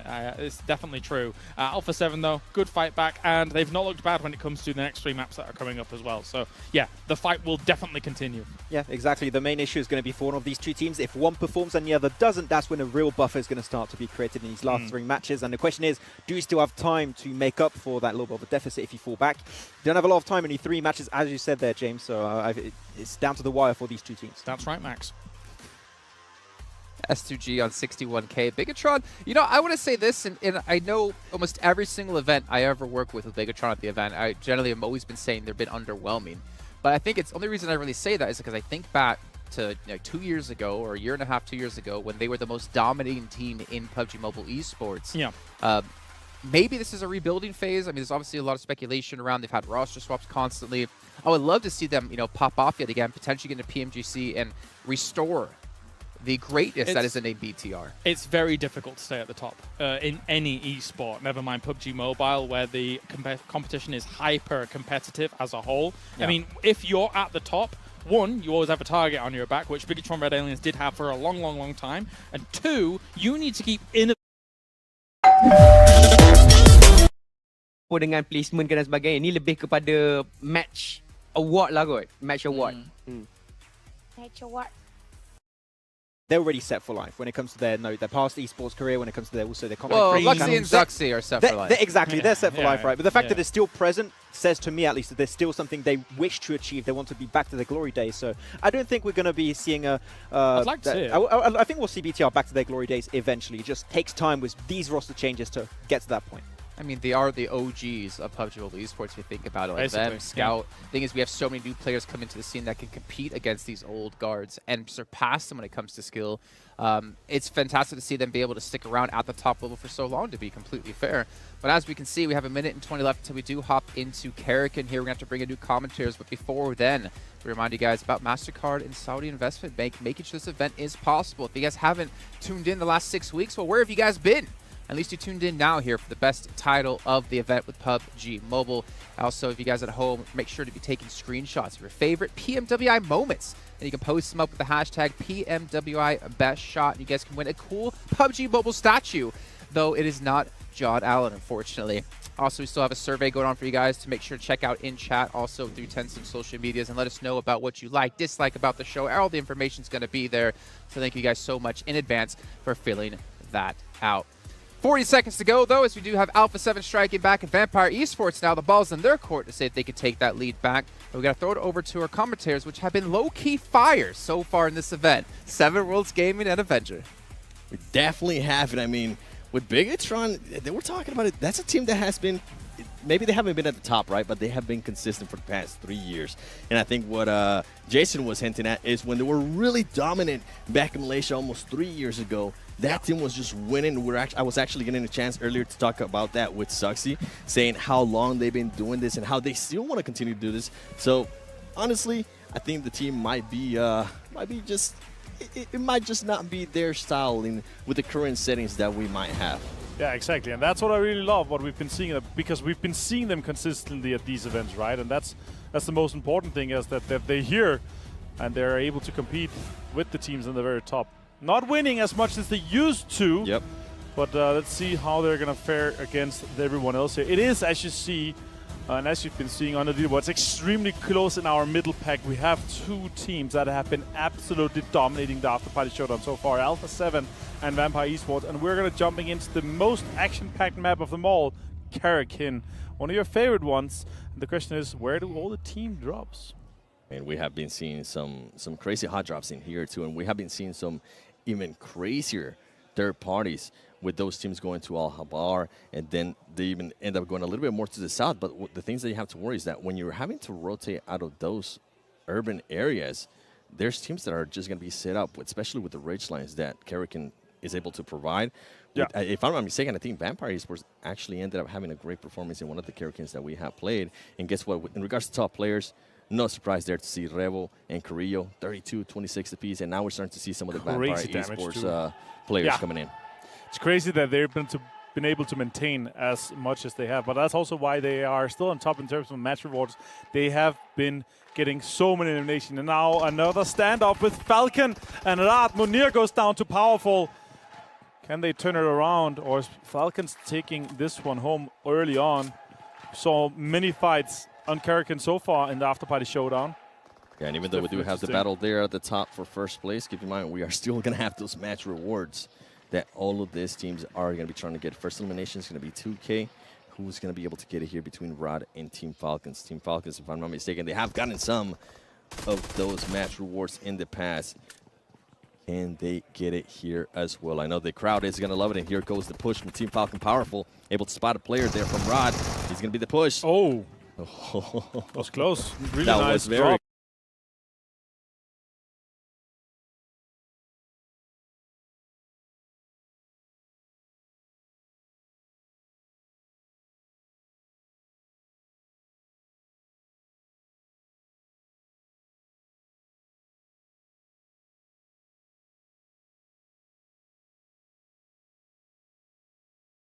close. A lot of damage, too. Trying to reload. Kaito's really low. Just on 30 HP currently. Powerful. Reloading with a really good advantage on that corner. Can he push and make something happen here? DPS in hand from Munir, though. Really good push from Powerful. Takes one down. Kaito really low. He has an idea where he is. He's going to push him. There was a bit of a disconnection there from Team Rod. I think they were trying to bait him out, and ultimately they ended up losing those players. And guess what? It is going to actually be Deadeyes that ends up getting the first elimination. Team Falcon took a little bit too long, and now they're going to have to worry because Deadeyes is going to be making a push here towards them. This is what I was talking. The third parties in this map are just insane. And then while we're at it, 7Cs is also making their way up. True Love. And as I say, 7Cs being able to knock one of the players there from Falcons. Deadeyes, Sharice here getting knocked. Can't use it, clutch it up. We have seen him being able to clutch it up before for his team. He's able to spot one of the players there from 7Cs. Backs them up a little bit. Crazy to see that. Let's see Deadeye guys here. Oh, Sarang goes down. Yusuf also gone down, and that is Team Falcons out in 12th place. 7C actually managed to get that team elimination there. That's really good to see here. So. And that's what Jason was talking about earlier. Even though the team is currently last in the standings, they are definitely not last when it comes to the prize pool. This team has been able to collect so much of those match rewards, which, I mean, it's great to see, but I am hoping that somehow they can pull it off and at least climb up the leaderboard a little bit. It's going to be impossible for them to get all the way to the top, but at least, you know, save some face. And by the way, for everybody watching, make sure you watch PMWI Together in-game Sports Center with your friends to win PMWI special sets. And don't forget the PMWI packages are on sale for a limited time, and you can also win PMWI treasure crates if you play PUBG Mobile during PMWI. Black Zone starts again here. Some of the teams might have to move out of it. Let's see what happens with this fight, though. Deadeyes, guys. And 7C has not expected his Turloff here with the Saiga comes out. Surprise. There's no helmet and only with one helmet, so level one vest. No helmet at all for him. But the players there from Deadeyes actually trying to rotate some of the C4s that are going to be coming out in that rotation there. But Deadeyes, guys, is going to be working perfect as they're able to catch 7Cs by surprise. Now it's only going to be just one player standing from 7Cs. They have gotten some match rewards. Look at that, sir. Just being able to lock into people. It doesn't matter who it is. Rod losing another player. They were trying to be sneaky. They were trying to third-party that fight. It ended up backfiring for them, and now it's only Saran from 7Cs being alive, and Deadeyes, you best believe they're going to be hunting him down. Super impressive there by Shifu, being able to do that. Oh, it's just crazy. Turlov now. The Deadeyes guys are pushing, trying to finish off 7C. It is one more elimination that would give them another full team vibe. In that case, that would be huge for them. Also, Desha in the distance, kind of disengaged from that fight. Sarang trying to move around, really hunting him. There's a point here. Turlov leading the charge. See all the players right there. Sarang trying to save at least some points, trying to see if he can maybe go for some other type of match reward, which is going to be really hard because he's going to be cornered right now. You can see him pushing one of the players from Deadeyes. He's going to be able to knock one. Can he reload in time and knock some of the other ones? He's able to knock another one. Can he get the third one? He might be possible. Clutch up the 1v3, and he is able to clutch up the 1v3. 7C Sarang adding that to the highlight clip. I cannot believe he managed to clutch a 1 versus 3 situation like that. And remember, they got another team wipe, so they have 2 already. That is huge for 7C. And also managing to get the first one here. Bigatron replay for that case. Nice push and bait there for Genfos. Great play from him. Now we have Damonkia on screen with the Alpha 7 in the distance now. AR8 is pushing Rat, and Rat Desha here is going to be taken down in 10th place. And that is R8 putting a team elimination on their board, but only 1 elim point for them. Bigatron now here with the somewhat standoff for S2G. Silas there, you can see him silently jumping in the distance, trying to get back to Hamsi. Bigatron continuing to change the roster. You can see actually is not there. This is going to be huge for Vampire Esports if they do end up losing a player this early on. Luckily for him, he was able to find a rock and just... Why did they go for that? Is it because they saw the fight with S2G and Bigatron, I assume, and they wanted to third-party it? Bigatron was just 4 guys strong, so it kind of turned around for them. They have to use some smokes. In this case, is stoned out in the water. This could be really bad for Vampire Esports. They have already actually lost one player. Are they going to end up losing another player? Sarang does end up getting eliminated, but keep in mind, you said it earlier, 7Cs did end up eliminating at least 2 teams. Can anybody else catch up to them? If not, it will be another 5K for 17s, and I mean, that's not bad at all. 10K for being eliminated so early on. I would be happy with that. And talking about it, Vampire Esports does end up getting one of the players knocked. Bigatron currently trying to figure out how they're going to make the push here for Vampire Esports. There's only 2 Vampire Esports players alive. And if Vampire Esports got eliminated right now, that would be huge for the standings, Avenger. Yeah, for sure. Let's see how far they can take this one. Well, we're seeing this fight, actually. One of the players from Alpha 7 just got knocked, and I think he's going to end up getting eliminated by Damwon Kia. That's not what we want to see. Information is coming up from Streps' high ground position here, but the case of Bigatron potentially trying to push. And you see Misery here. Well, 1 helmet, 2 vest is pushing aggressively on Streps' location. Now we see Sarang with that 1 versus 3 again, super well executed. Even with a DPS and Saiga push, Deadeye's guys could simply not withstand the power of Sarang and his well-timed movements there. Now back to Misery. What can he get out of this push? Can he maybe surprise Shreps in this situation? Rest of the Bigatron guys also pushing in. Liquid, Genfos coming into this location. Sox in the back. Scar in hand, UMP, and MP5. So somewhat short-range shots are coming in now. 36 for Shreps. He found them now. He knows he has to disengage from that location. And I think Bigatron is going to get caught by surprise with that damage that the Vampire Esports player was able to cause. Slow down a little bit, and they need to be careful because Fluke might be able to get an angle here on them. Does have a 3-time on that M4, and we know how deadly the M4 can be. He's going to aim down. Can he knock anybody? He took too long to cause any type of damage, and I think that might have been the best choice. That way he can try to make it to his other teammate. I was a lot going of to say, support for R8. You could hear in the stadium. It's crazy. Once they get some of those knocks and eliminations there, you can definitely hear the crowd going crazy for them and clapping. Yeah, I was going to mention with the 7C Esports, I know they've been already eliminated. I wish this is why they would be a little bit more aggressive. We have seen at least 2 of their players being able to clutch up big plays. I wish they were just a little bit more aggressive, as we do see a fight here between Star Wars Esports and R8. R8 going to have the big ground advantage. They are going to have 2 players knocked from Star Wars Esports. We've seen what Pika and Top can do. Action coming in, being able to cause some damage. Can Pika get the angle? He's not able to. He's going to be able to get a knock. And guess what? Bigatron is trying to third-party all of this, and they are going to end up third-partying all of that. I cannot believe it. Bigatron, 6 eliminations. They eliminate R8, and on top of that, they eliminate Star Wars Esports. That is going to be huge for Bigatron, trying to get the most teams eliminated. Yeah, that is crazy. I did not expect and see that happening in that case for sure. Now, Alpha 7 has not spotted Fluke. Vampire Esports, 2 players left. Reps and Fluke here is completely disengaged from each other. Fluke might as well just try to sneak in behind Alpha 7 and could surprise them, especially now that he knows it's them. If he can damage them, then it would be good, but they are right now fighting head-to-head. Alpha 7, 12 points ahead. Let's see the replay here with Misery. The guys from Bigatron completely annihilating both Stalwart and R8 in that case. That's insane. All right, so here Fluke, really, really clever place in this case. He's going to sweep the other direction that Alpha 7 does. He might have an idea that it is Alpha 7. They have lost Mafioso, and they're down to 3 players. They have it. I think Fluke has played that perfectly because now he's going to be able to make his way towards the circle and not have to worry about getting into a fight outside of the zone. You see Enigma Galaxy would know, Lord, if somebody gets close to him, we know the type of nades that he's able to throw. I'm kind of actually looking forward to it. And here we have an airdrop. If I'm not mistaken, that might be the first airdrop. That's going to be a match reward if any of the Enigma Galaxy players are going to be able to collect. And as I said, that Lord is going to go for it. That's going to be if that was the first airdrop, that's going to be the easiest 1K of his life right there. For sure.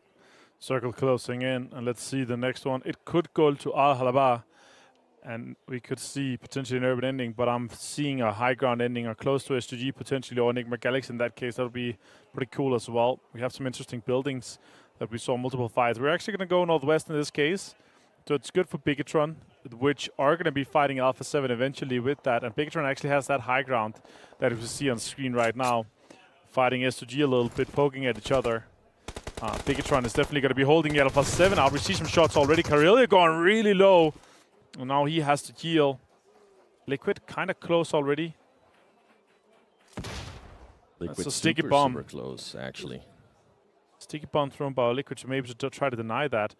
See Genfund on the low ground, potentially pushing in there, Seven. What do you think is going to happen here in this case? Is Bigatron going to aggress on them, or is I think Alpha 7 going to play a little bit more passive in this case? with the way Bigatron has been playing, I think they are going to be trying to be a little bit more aggressive. They need to be careful, though, because Revo is going to be holding off this angle. It's going to come down to who gets that So first much knock. information he gets from that stone and that rock position there. That's really crazy. Yep, and then on top of that, with this fight, you got to keep an eye out for Vampire Esports, because if for some reason the other two Bigatron players decide to push towards where the fight is going to be with Alpha 7, Vampire Esports might actually have a great angle from those buildings to kind of third party and get some easy points for themselves. Yeah, But for sure. Alpha 7 decided to back off, though. They were like, you know what, let's not take this fight. They're currently going to have the upper hand on every way. They have to move now as well, right? Because Circle is closing. They're going to have to sweep on that northern side, try to get in on that high ground angle that Bigatron is currently holding right now. So I really like that play from them. The question is, are they going to have enough time to do it? And does Bigatron spot them going into that valley that they currently have two players on either side of? So that's really interesting to follow later on. Enigma Galaxy here on screen. They're holding one of the high ground big compounds that we saw currently inside the circle. Bigatron there in the distance. Shots are coming in. I see Bigatron's players sucks in Misery taking a little bit of damage. Alpha 7 is going to lose one to Genfos. Genfos saw that push coming. It's kind of the only push they could do in that case. And now Carrillo gone down. 7 eliminations already. They defeated 7. That's crazy to see already in this stage of the game. Revo is going to try to hold out a little bit now. Misery on the high ground still. Yeah, and I think Bigatron is just going to set themselves up now just to gatekeep this. And this is going to be huge for Vampire Esports because they're already in the zone. They're not going to have to worry about rotating anytime soon. And they're going to be hoping that Bigatron is just able to fully flush out Alpha 7. Alpha 7, I'm surprised they weren't a little bit more careful. I think they were just so focused thinking that, hey, I think Bigatron has already decided to rotate as well. He ended up backfiring. Guess what? S2G getting 2 knocks on Enigma Galaxy. And we've seen what S2G can do as well. They're going to be super aggressive. Here comes the push. Can they get there before both of the revives go in? Are they going to have enough time, Enigma Galaxy, to actually heal up? Great Molotovs right there from Hamsi. Let's see the push. What's going to happen? Freak trying to deny this push here from S2G. Really good amount of utility used in this case here. Silas trying to silent move around this corner. He's going to be able to Saiga in hand and force swap back to Saiga. Lord trying to defend. Oh, that's a good shot. Silas. Pushes Freak now. Oh my god, great push from Silas here. Super well executed by S2G.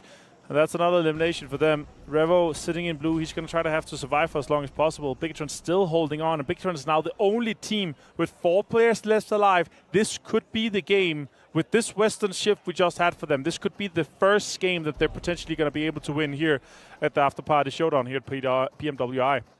Yeah, they're going to be looking forward to. You can see this is actually going to benefit a little bit more because now Bigatron is deciding to push off from where Alpha 7 was.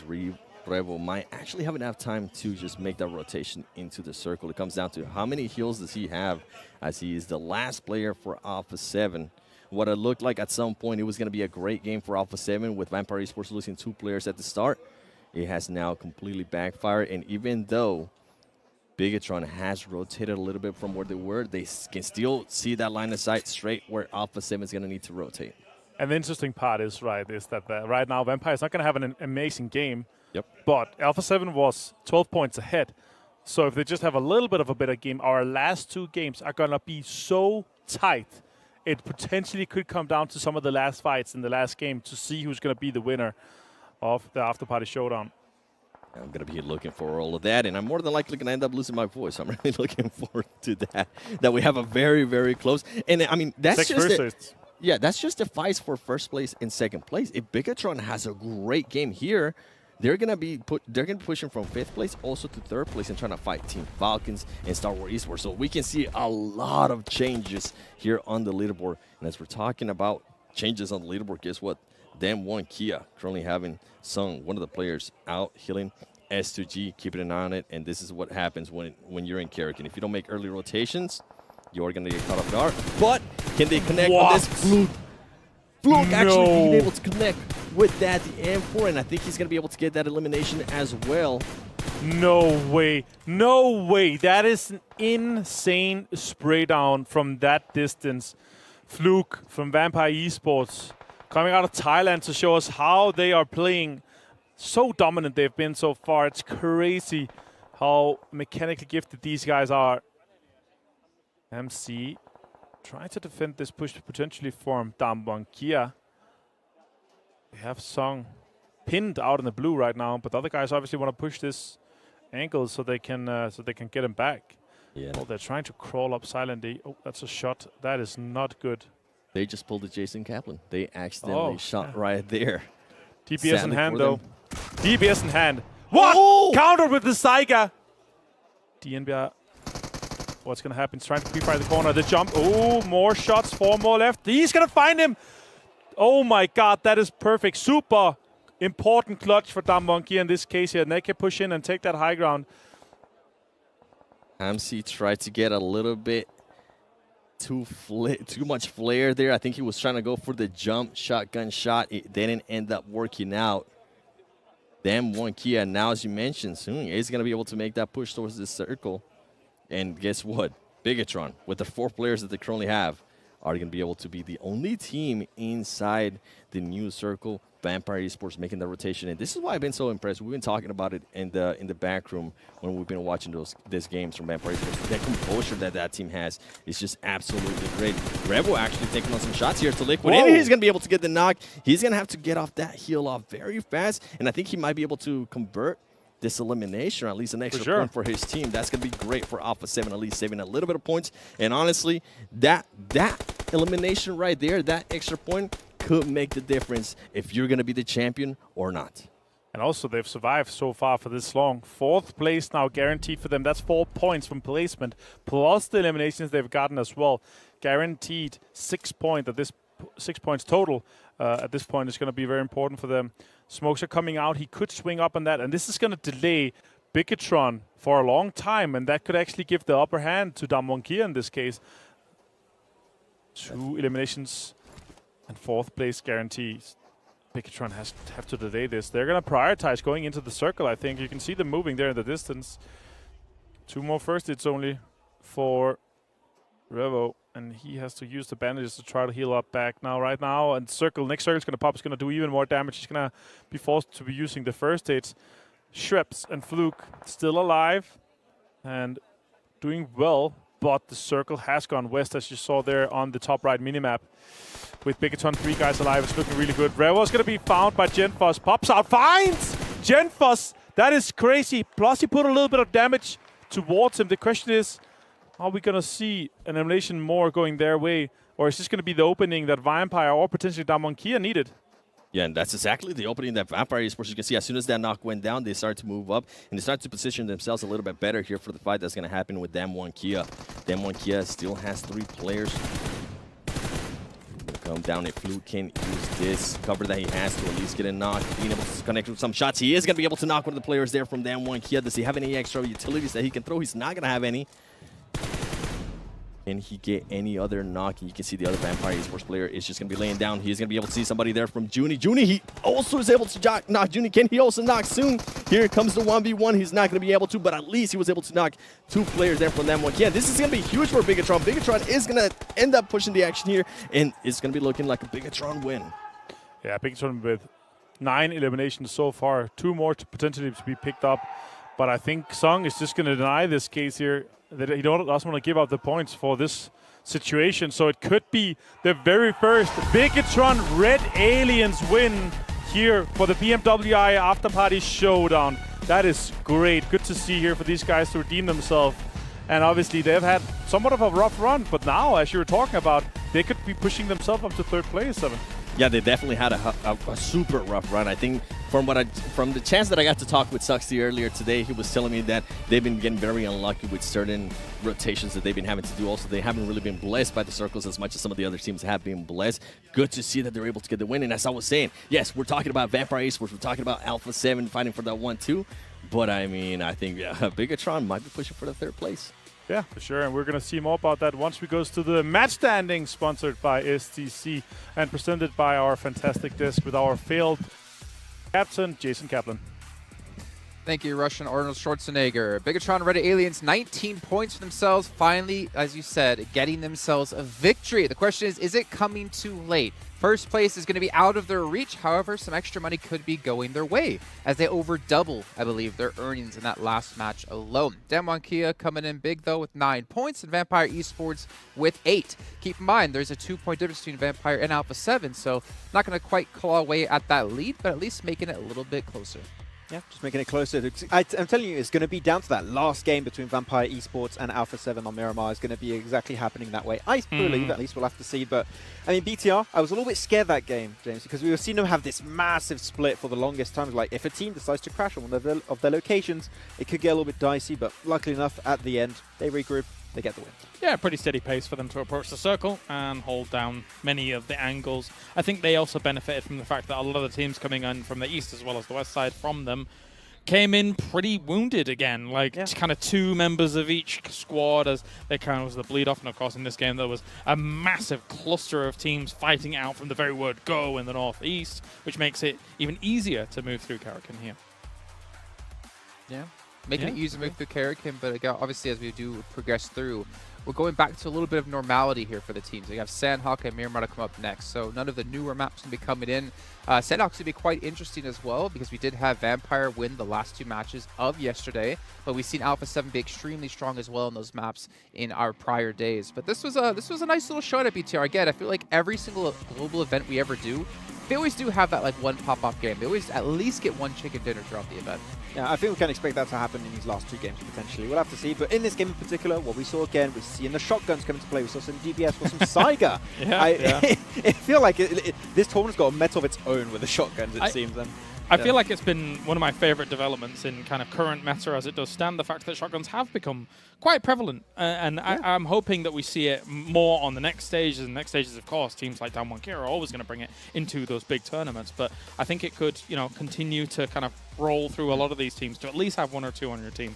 Exactly. Like, there's no downside to having at least Not 1 or 2 really, on your side. And if you're fighting against an AR and you get in the right range, and you hit your shot, the shotgun wins like pretty much 100% of the time. Yeah. If you hit the shots, of course. Especially because in a loadout, in a full loadout, the M4 is so versatile. A lot of the teams will navigate back to the M4, right? And just have that for their close range, even the long range, 6x sprays, etc., and things like that. So having a shotgun is very nice for the close range.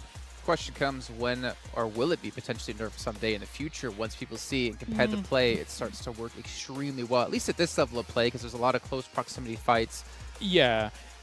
In normal play, it leaves you a little bit vulnerable sometimes, right? Like, you're not as quite as well adapted, and adept as these pro players. So obviously they know exactly when to be switching out. If you've got a shotgun and you're running through certain areas and stuff like that, you are vulnerable to still kind of those mid-range weapons that are going to vastly out-superior the position of those shotguns. So yeah, I mean, I play the M4. If they nerf it, and I already struggle to hit my shots right now, it's going to be even worse. So just leave it like that. It's fine. Arguably the best gun, the M4. So I mean, at our level, as you're saying, it's a... I mean, some of us could use it. I mean, 7, he could probably use it pretty well. The rest of us are just like, we can't hit the broadside of a barn with a shotgun. Let's take a look, though, at our overalls here so far in the event. Actually, to be fair, Kalaris definitely could if you've seen him play. Thank you. I'll give you the credit. We already know what Max Fen can do when it came to PMCOs, but Alpha 7, 10 points in the lead, though, with 2 matches left. Very possible here for Vampire Esports to take over the lead, but Alpha 7, I'm not really taking the lead in first place. They've also taken the money lead. But what a huge jump for Bigatron Red Aliens, right? I mean, Huge. Of course, they were in a position where they didn't have much money, didn't really have a win on the board, but still had quite a lot of points. This has rocketed them up on Karakin of all maps to be able to have this big jump up. Very impressive. Yeah, exactly. Even though we know it's still like a competition between only Vampire and Alpha 7 for the trophy this time around, it is still pretty decent prize pool in 3rd place, right? So BTR definitely a big step up, and it's good to see Indonesia potentially able to get himself on the podium at the end. Yeah, honestly, I think for the region as well, we think back to Morph, right? Last week in the main event, didn't fare too well, unfortunately. Obviously, Indonesia is a massive supporter of BTR, and they have a lot of pressure. I think, to be honest, almost out of any region in the world except maybe China, I think Indonesia has the most pressure when it comes to their teams to perform. When you do well, they love you. When you don't do well, they don't love you quite as much. And especially in Nunda, you're going to have the finals of PMGC in Indonesia too. That's going to be an extra layer of pressure, right? So that's if BTR make it there, I mean, I'm telling you, the fans are going to go wild. Or the so many man. good teams. All right. How's it going, Sean? Just because you couldn't see each other. We can see, though, a minute 30 left to go until we do head into Sandhawk. Now, I haven't done predictions with you gentlemen just yet, but I want to ask the predictions now here. Maybe not in the last match. Who do you have taking Sandhawk? For this game, I'd like to see S2G. No, they dominate when it comes to Paradise versus RA. I want to see them come back in this third day. So S2G, there you go. The Bootcamp Boys, Star Wars. Let's do it. Oh. There's no team called the Bootcamp Boys, Max. I was like, wait a minute. No. There could be. Maybe that's what we can rename our group to instead of what we currently are named. No, Soccer Crowd is the best. Yeah, definitely. Big shout out here to Savvy Gaming Group for being one of the big sponsors here at this event. Again, without them, this would not all be possible. Also, for you guys at home, whether you can't, well, obviously you can't win the money here, but you can get a free permanent legendary set during the Vibe and Drive event currently going on within PUBG Mobile. Make sure you get your friends together, complete the missions, and collect your rewards. And my reward for having a fantastic desk segment here is to be able to listen to our two commentators, the Seven Worlds Gaming and Avenger. Oh, that's so nice. I can't wait to carry you later on today with PUBG Mobile when we end up playing. But we are going to be casting Sandhawk. And you know what? The desk was talking about predictions, Avenger. And I'm going to ask you for your prediction, but not for who's going to be winning or who's going to be doing well. I'm going to be talking about just the points at the top, first place and second place. Do you think the gap is going to be less than 10 points after this match? It's a simple yes or no question. That's the kind of predictions I like. The 50-50% chance, the coin flip, the type of prediction I do the best at. I think that we're going to see Vampire close the gap and have less than 10 points up to Alpha 7 in this game. That'd be nice, because in that way, we would have a really, really, really close last game. That'd be crazy. Obviously, on Sandhawk for the second to last, or as James loved to say, the penultimate game of the day. It's Sandhawk here at BPMWI After Party Showdown. Let's see what this brings. It's your favorite map. You love it. It is. I'm glad I've been able to cast this map many, many times, especially over PMWI. And I was going to say, I think Alpha 7 is still going to be leading, but I think they're only going to be leading by 7 points. So I am going to I think it's going to be less Alpha than 10 7, points. 7 predictions. Yeah, that would be crazy. Your favorite number is obviously also 7. Yeah. What else is 7? You have 7 kids too, and what all? 7 ex-wives? Working my way up there in kids, not about the ex-wives though. the kids you're working your way up there. Revo 34 eliminations now after being able to close a few ones out on Karakin. Kirillio 26 and Shrebs really closely knitted after on 25. Damage as well, nearly 1,000 damage more than Action from Stalwart. Quite impressive to see Action up there. He's obviously one of the top dogs. And Mythic with 7 headshots. You like that? Yeah, I mean, Rebel 2, 5, and then Silas from S2G. And we're actually already having a fight that we've been seeing over and over again here in Paradise. S2G, they love landing here. Are they going to be able to back off RA? And is any of these teams going to end up losing one of their players? And I was going to say, I'm with you. It's so surprising to see Action from Star Wars Esports there at the top, at least within the top 3 of the damage, because Star Wars Esports, to me at least, has been a little bit disappointing. I was really hoping that that would be one team that was going to be fighting for at least first place. Look at this movement. It hasn't worked. Yeah. Working really well right now for S2G. They could be wrapping up and have that high ground on this roof. That would be really good. Of course, thanks to Sony Xperia for sponsoring here and being our official smartphone sponsor for the PMWI and Gamers 8. And for everybody watching, don't forget to watch PMWI together in-game esports center with your friends to win PMWI special sets. As we do see the fight ensuing here, Team Falcons is going to be going after them. Don't forget the PMWI packages are on sale for a limited time, and you can also win PMWI treasure crates if you play PUBG Mobile during PMWI. Suxy currently on the defense, backing up big time. Liquid actually being able to get a little bit of an angle there on one of the players from Team Falcons. And guess what? The team that is currently in last place in regards to points, 7 Seas, adds another match reward to their tally. I think it was somewhere around 30K. Oh, yeah, you can see it right here. 30K after this match with that, if they don't end up getting any more. 32K. You kind of start questioning yourself. Do you really mind being in last place? If you're winning some of the most money? Yeah, when you actually have more money than the teams that are above you. Yeah, all right, looks this. The 10 points difference for Alpha 7 down to Vampire is crucial, but Bigotron on 114 all the way down to 103 points on S2G. That is 5 teams within 11 points. Our middle pack is fighting for a huge chunk of change, and the difference there is $10,000, $20,000 difference if you're able to fight your way further up there. So really good for, look at this, Aladdin taking down Juni with a surprise attack. Damonkia losing one player early on. That's of course unfortunate, but good again for 7C being able to take some of those early eliminations. 7C is just being sneaky like they have been throughout this whole tournament, whether it's the duos, whether it's this kind of matches. It does not matter. They're going to continue to be sneaky. And I said it earlier, I kind of want to see more aggression out of this team. They have shown us some great, amazing plays, some individual skills. And they just haven't showed it. But guess what? Individual skills, Ida from RA being able to get 2 knocks right there. That's going to be an extra 2 points for RA Esports. And Rad is not going to be, it's not looking good for Rod so far, at least here at the start of Sandhawk. And as we're seeing some rotations in the map, I'm actually starting to see Bigotron get a little bit closer to Bootcamp, getting way too close to Star Wars Esports. I wonder if they're going to want to engage. I know sometimes with this kind of players from Bigotron too, they're going to be able to carry some momentum. They're going to be feeling hype after that last match, especially after getting a win. They might want to continue on getting into fights and seeing if they can actually win them and continue to boost their confidence. Really intrigued to see if that's going to happen. Damwon Kia does have some players that are trying to third party. They heard those shots from Ida, from RA Esports. I think Forrest not able to spot anybody right away, so he's going to do the right thing and just back off. Yeah, clever play. Coherent play style in that case. Alright, Esports on screen. 1 elimination so far for them. They have had a decent showing so far, but still not in our middle pack within that striking distance of that top 3 place right now. 12 teams still remaining. Damonkia lost 1. Rat. Oh, Forrest finds ID7 and goes down 2. What a great rotation right there from Forrest. I thought he was going to be backing off. He decided to just actually re-angle himself, being able to find the perfect angle, getting some shots there on that team. What a play. And guess what? S2G trying to third-party some of the RA players there. You can see CR7 as well. R8 not looking in a good spot. They are currently only going to have 1 player alive. CR7 trying to get some shots there. I believe is on Kalsi.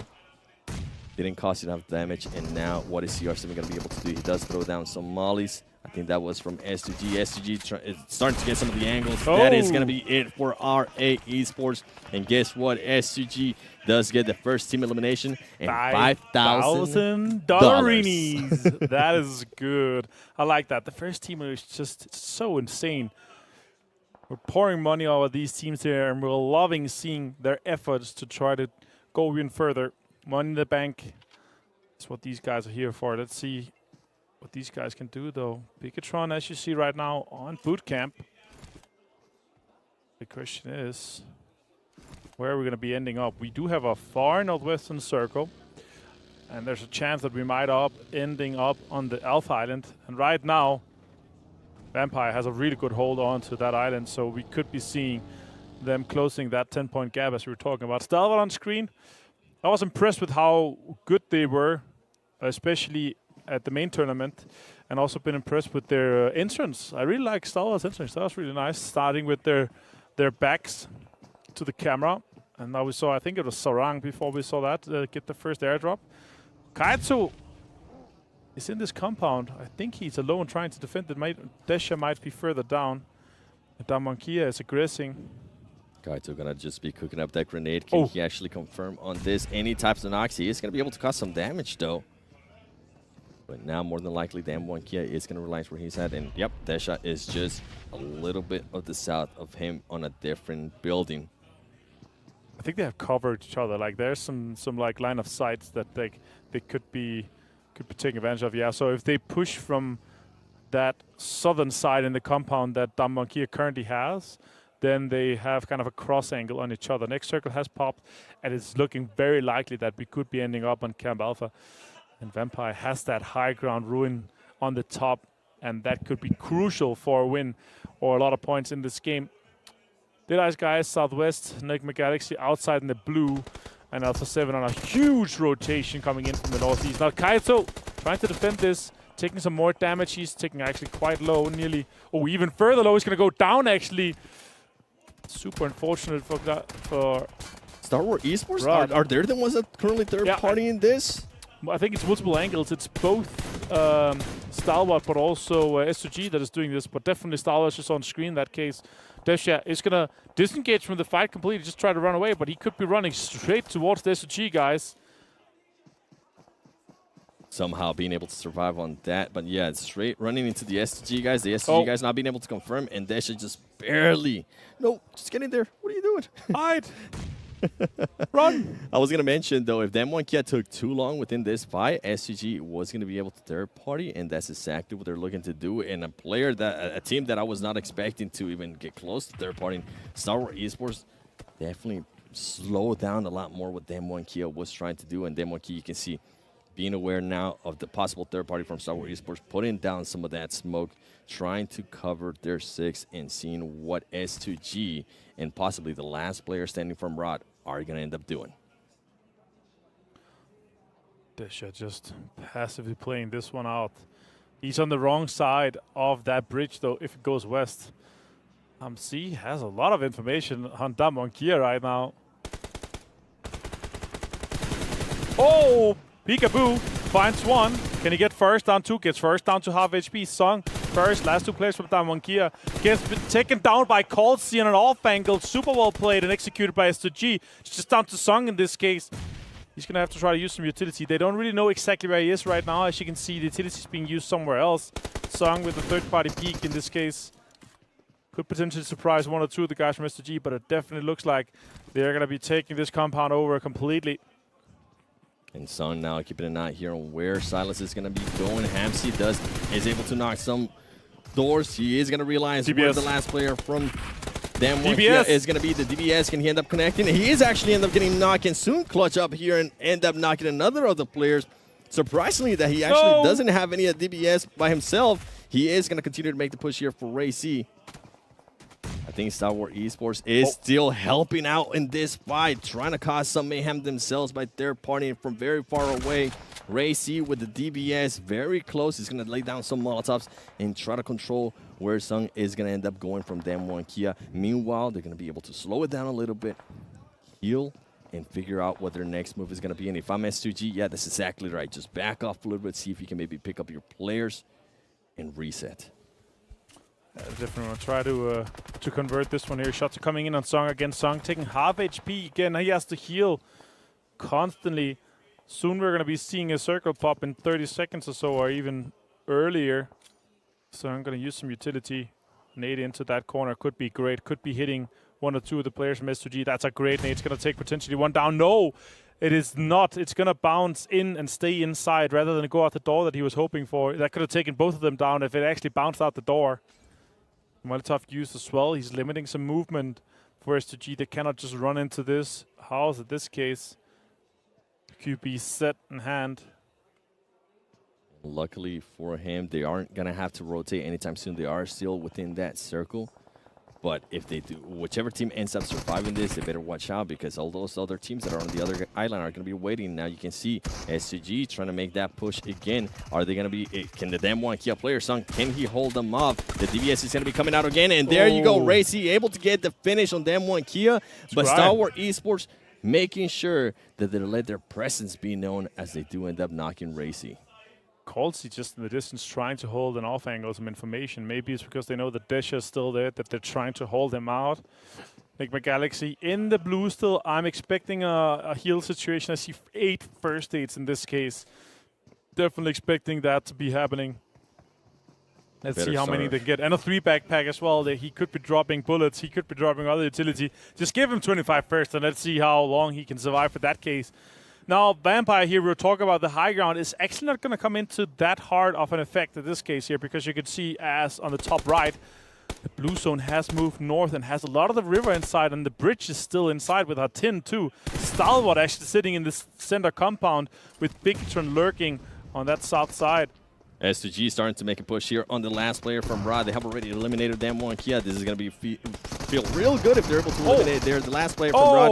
And they're going to do so right there. Nice. And it's Alpha 7 now starting to third-party fights from S2G. So many third parties going on. I'm kind of enjoying the split currently that Alpha 7 is going to be doing. But I feel like if the circle does end up going to the West Island, it's going to be a super hard rotation for Alpha 7, especially if Vampire Esports is somehow able to realign themselves, where you can actually see where the bridge, where people are going to be rotating. On top of that, you're going to have 7Cs, Star Wars Esports, and what is Bigatron going to end up doing? You know what I would love to see? An actual bridge ending where everyone is just forced to be fighting on the bridge for the control. That would be crazy to see. I don't see it happening. It's kind of rare that we have those endings, but still it would be an absolute pleasure to see. Potentially, if Bigatron is able to fight and get to be one of the last teams and then fight, there would be Alpha 7 versus Bigatron fighting for that bridge control there, and then that would be crazy. But let's see what happens here. S2G, those 7 eliminations so far, the vast majority of the eliminations in the game so far. Actually, they have half of all the eliminations so far in this game here. That's kind of crazy to see. 48 total players. 34 only remaining. Carrillo getting spotted there by the S2G players. Making the back off a little bit. They know that Alpha 7 is currently lurking. Circle is starting to close in. Where will this circle go? Is it going to be a super toxic one? Bridge? I'm actually thinking about the little island right there. Okay, I know that's okay. That's crazy. If you're thinking bridge is toxic, yeah, my toxic trait is going to definitely come out and think the little island. Please, let's see what kind of mayhem these teams are going to be able to cause. And look at the longest Ilum, 397. Oh, bridge! I can't believe it, bro. That is insane. Holy, okay. So the question is really now, how many teams are going to be fighting on that west side? Because that is where the vast majority is right now. Alpha 7 is just going to be trying to get as many eliminations they can on that east side of the bridge. We have so many of the teams still in the west. Could Bigatron consider going back right now, actually going back to the bootcamp side and trying to swing in behind S2G? I would really love seeing that. Vampire are going to be focusing on trying to get some of those eliminations that they know are coming in from the blue right now on that western side. See still Deadeye Skies, 4 players from Deadeye Skies currently trying to get in, and Vampire is going to be trying to check for that. I'm actually hoping Bigatron decides to full send it to Star Wars Esports. That's going to be in front of them. I'm hoping they don't decide to go for that sweep that you were talking about. I think it's going to leave them exposed way too much, especially with SCG having the high ground there. And we already seen what Star Wars Esports can do from that range. So I'm just hoping Bigatron fully sends it to where Star Wars Esports is. And hopefully they do it soon, because if Vampire Esports is able to position themselves here, I mean, they might end up getting some angles for that team. And Deadeyes is also going to start sneaking up. So if they are going to make a push, if they are going to make a decision, it needs to happen soon. As we do see here, Nigma Lore currently getting some shots out. And guess what? You were talking about it earlier. That man has 27 medkits. So I think he's going to definitely be going for that heal off. Meanwhile, we're having a fight there between Team Falcons and 7Cs. 7Cs hasn't really had to rotate at all. Falcons has, as they were in the, I believe they were in the southeast for a very, very long time. So I'm surprised they're currently here in Hattin. 7Cs though, trying to figure out what Team Falcons is going to be doing. They are going to be able to get this revive just in time, and 7Cs is actually going to become a little bit more aggressive, trying to figure out where the Team Falcon players, Never Alone, and the player that's currently knocked, are currently at. 7C still trying to just get inside Hattin's edge here. Maybe potentially try to control it from Falcons. They must have an idea at this point where they're going to be moving, and that's really the question, is how they're going to try to do that. It's a 2-2 split for them, or a 2-1 split for them right now. Vampire Esports, there you go, going with the position that I was talking about. Vampire Esports might actually be able to pick up a lot of Ilums from that position, especially if Bigatron is definitely now going to have to push the Star Wars Esports. Interesting, though. Genfos is making a bit of a rotation in trying to get behind Vampire Esports. If this ends up working out, he might be able to surprise him, but he needs to watch out for Schwab from Vampire Esports, because he is covering that angle. All right, let's see. You think West? I'm going to think East. I hope West. West, okay. For the sake of the last game being absolutely insane, I really hope West. Because if it goes East, Alpha 7 could close this game out and secure themselves. Really look at that. They could secure themselves a huge game. But now they're going to have to cross the bridge. I don't see them swimming. Like, there's too many teams close to the water. So I would really like to see them fight for that bridge control over S2G, because also it is kind of a high ground situation for them now that Vampire doesn't have the really high ground now, with the circle being pushing them off now. 11 more first aids, already using a lot, so it's really taking hard here compared to what we used to. Suxy, last player, gonna try to get Misery up right now. Ooh, shots! This is what I was talking about. Oh, Bigatron just took way too long to make that rotation, allow Vampire to position themselves, and on top of that, Deadeyes making their way up just way too much. They should have made that push a little bit earlier there to Star Wars Esports before the other teams were able to position themselves. And now, the big question mark here is how is Vampire Esports going to end up rotating from this height advantage that they have, considering that Star Wars Esports is right next to them. And the longer they end up taking, Deadeyes is just going to start sneaking up on them. You can see Team Falcons currently set up. And I think Alpha 7 is going to go for a bit of a swim here. I love that they ended up setting up Mafioso there for a little bit of a distraction. So hopefully they don't hear the players swimming under. You can see Aladdin covering the bridge. And some of the other teams are currently just focused on all the 5. Vampire Esports, I was talking about how are they going to end up making that rotation. No. It doesn't end up working out. One of the players does end up getting knocked. Can Top get the other knock on Vampire Esports? They are. Vampire Esports ends up losing 3 players on that rotation, and it was just such a tough rotation. And guess what? While all of that was happening, Alpha 7 does end up losing some players as well. Yeah, that's kind of important for our last match to be really close here. If Alpha 7 end up being the winner of this game, it would be rough. Ravenclaw trying to survive a little bit. Shots are coming out towards him already. That is not good. Hit's going to hit the ground and go out. Alpha 7's going to be happy for that, but they have their own problems right now. Vampire going out in 8th place by Team Falcons. Impressive to see. Now Star Wars is going to be pushing into this circle here and try to take control of that bridge. This circle go down. This circle is going to definitely benefit Alpha 7 as you're going to have the control of that bottom bridge. And then you have SCG now pushing up. Aladdin from 7Cs holding it back too. They currently still have all of their 4 players alive. And somehow Enigma Lore slowly but surely making their way up as well with Deadeyes. Alpha 7 Mythic is going to end up getting knocked. Rebel being able to pick up Carrillo. Here comes the push from Star Wars Esports. This is going to be huge. 7C is actually being able to spot there the push from Star Wars Esports, and they're going to be able to stop it. Enigma Galaxy actually being able to stop that push, as well as S2G. This is such a huge benefit right now for Alpha 7, being able to reset themselves, recover the players that were knocked, trying to figure out what they're going to do if the circle does end up moving not in their favor. Look at that. The AWM coming out. Big boy gun right there.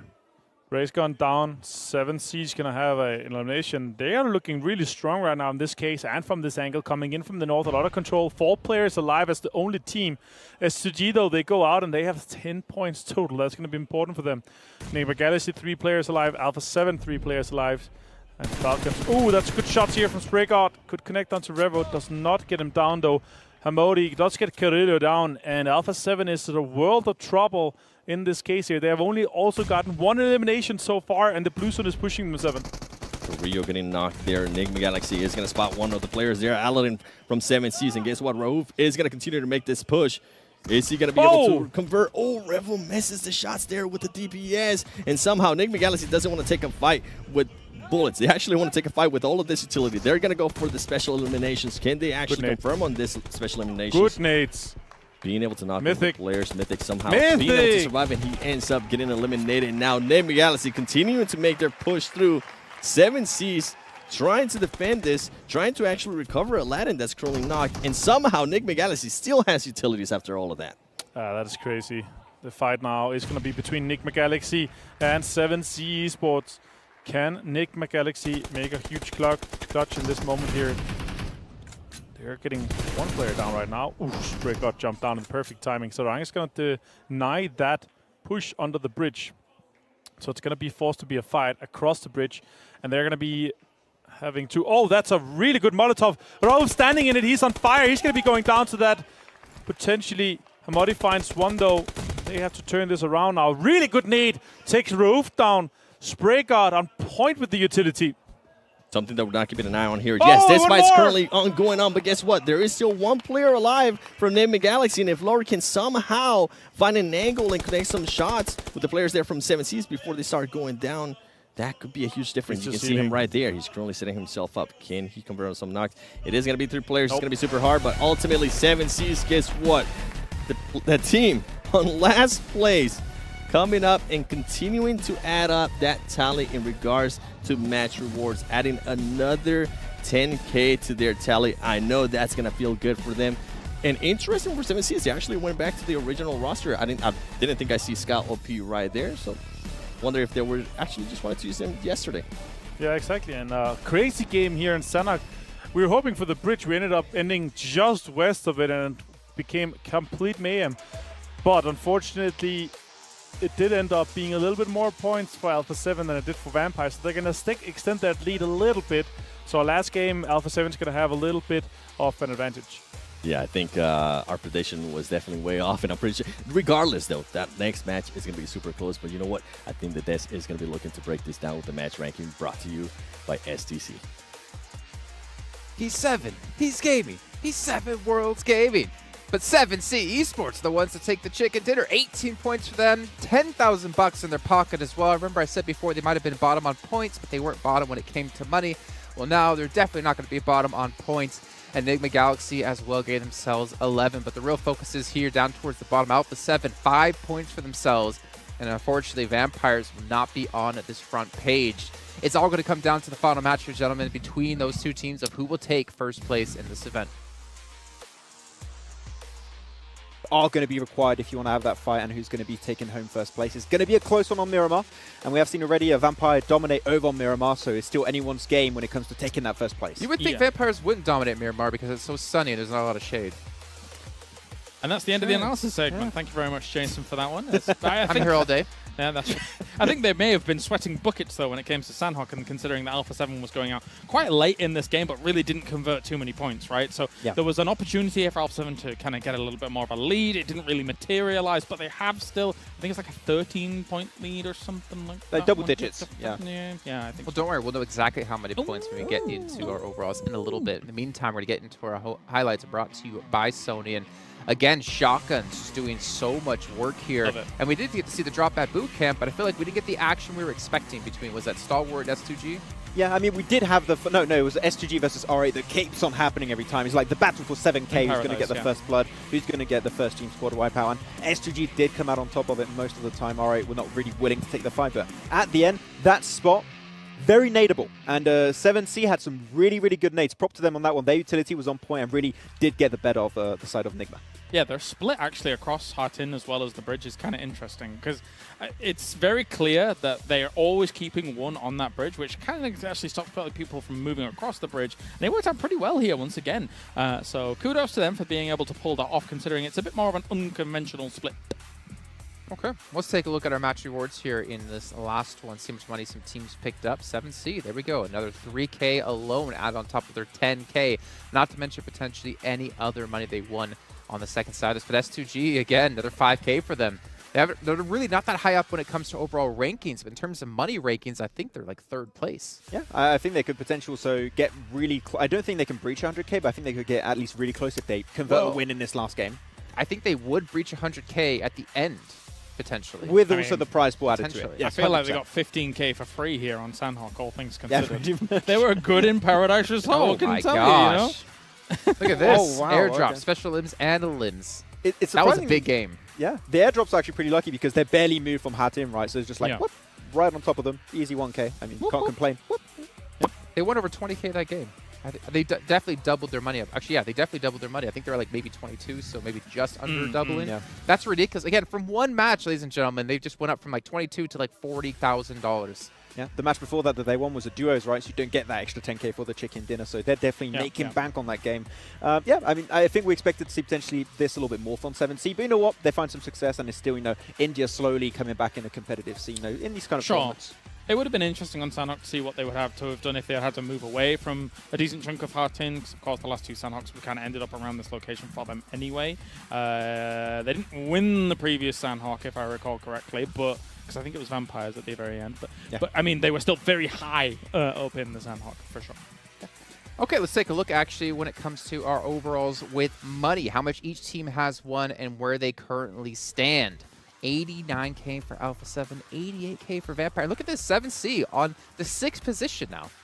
Yeah, I mean, that's what it does. Like, one big game, and you can definitely try and climb up the rankings in terms of money alone. BTR did exactly the same thing before that game over on Karakin, so no big surprise. Can still see a big leap forward from Damwon and Stalwart if they can close it off, but as we said, this last game, big focus on Alpha 7 and Vampire. And besides Vampire doing what they did at the beginning of today, there has been a far more varied day compared to our previous 2 days. Of course, we saw multiple chicken dinners from multiple teams in the previous ones, but today, this time around, new winners, good opportunities.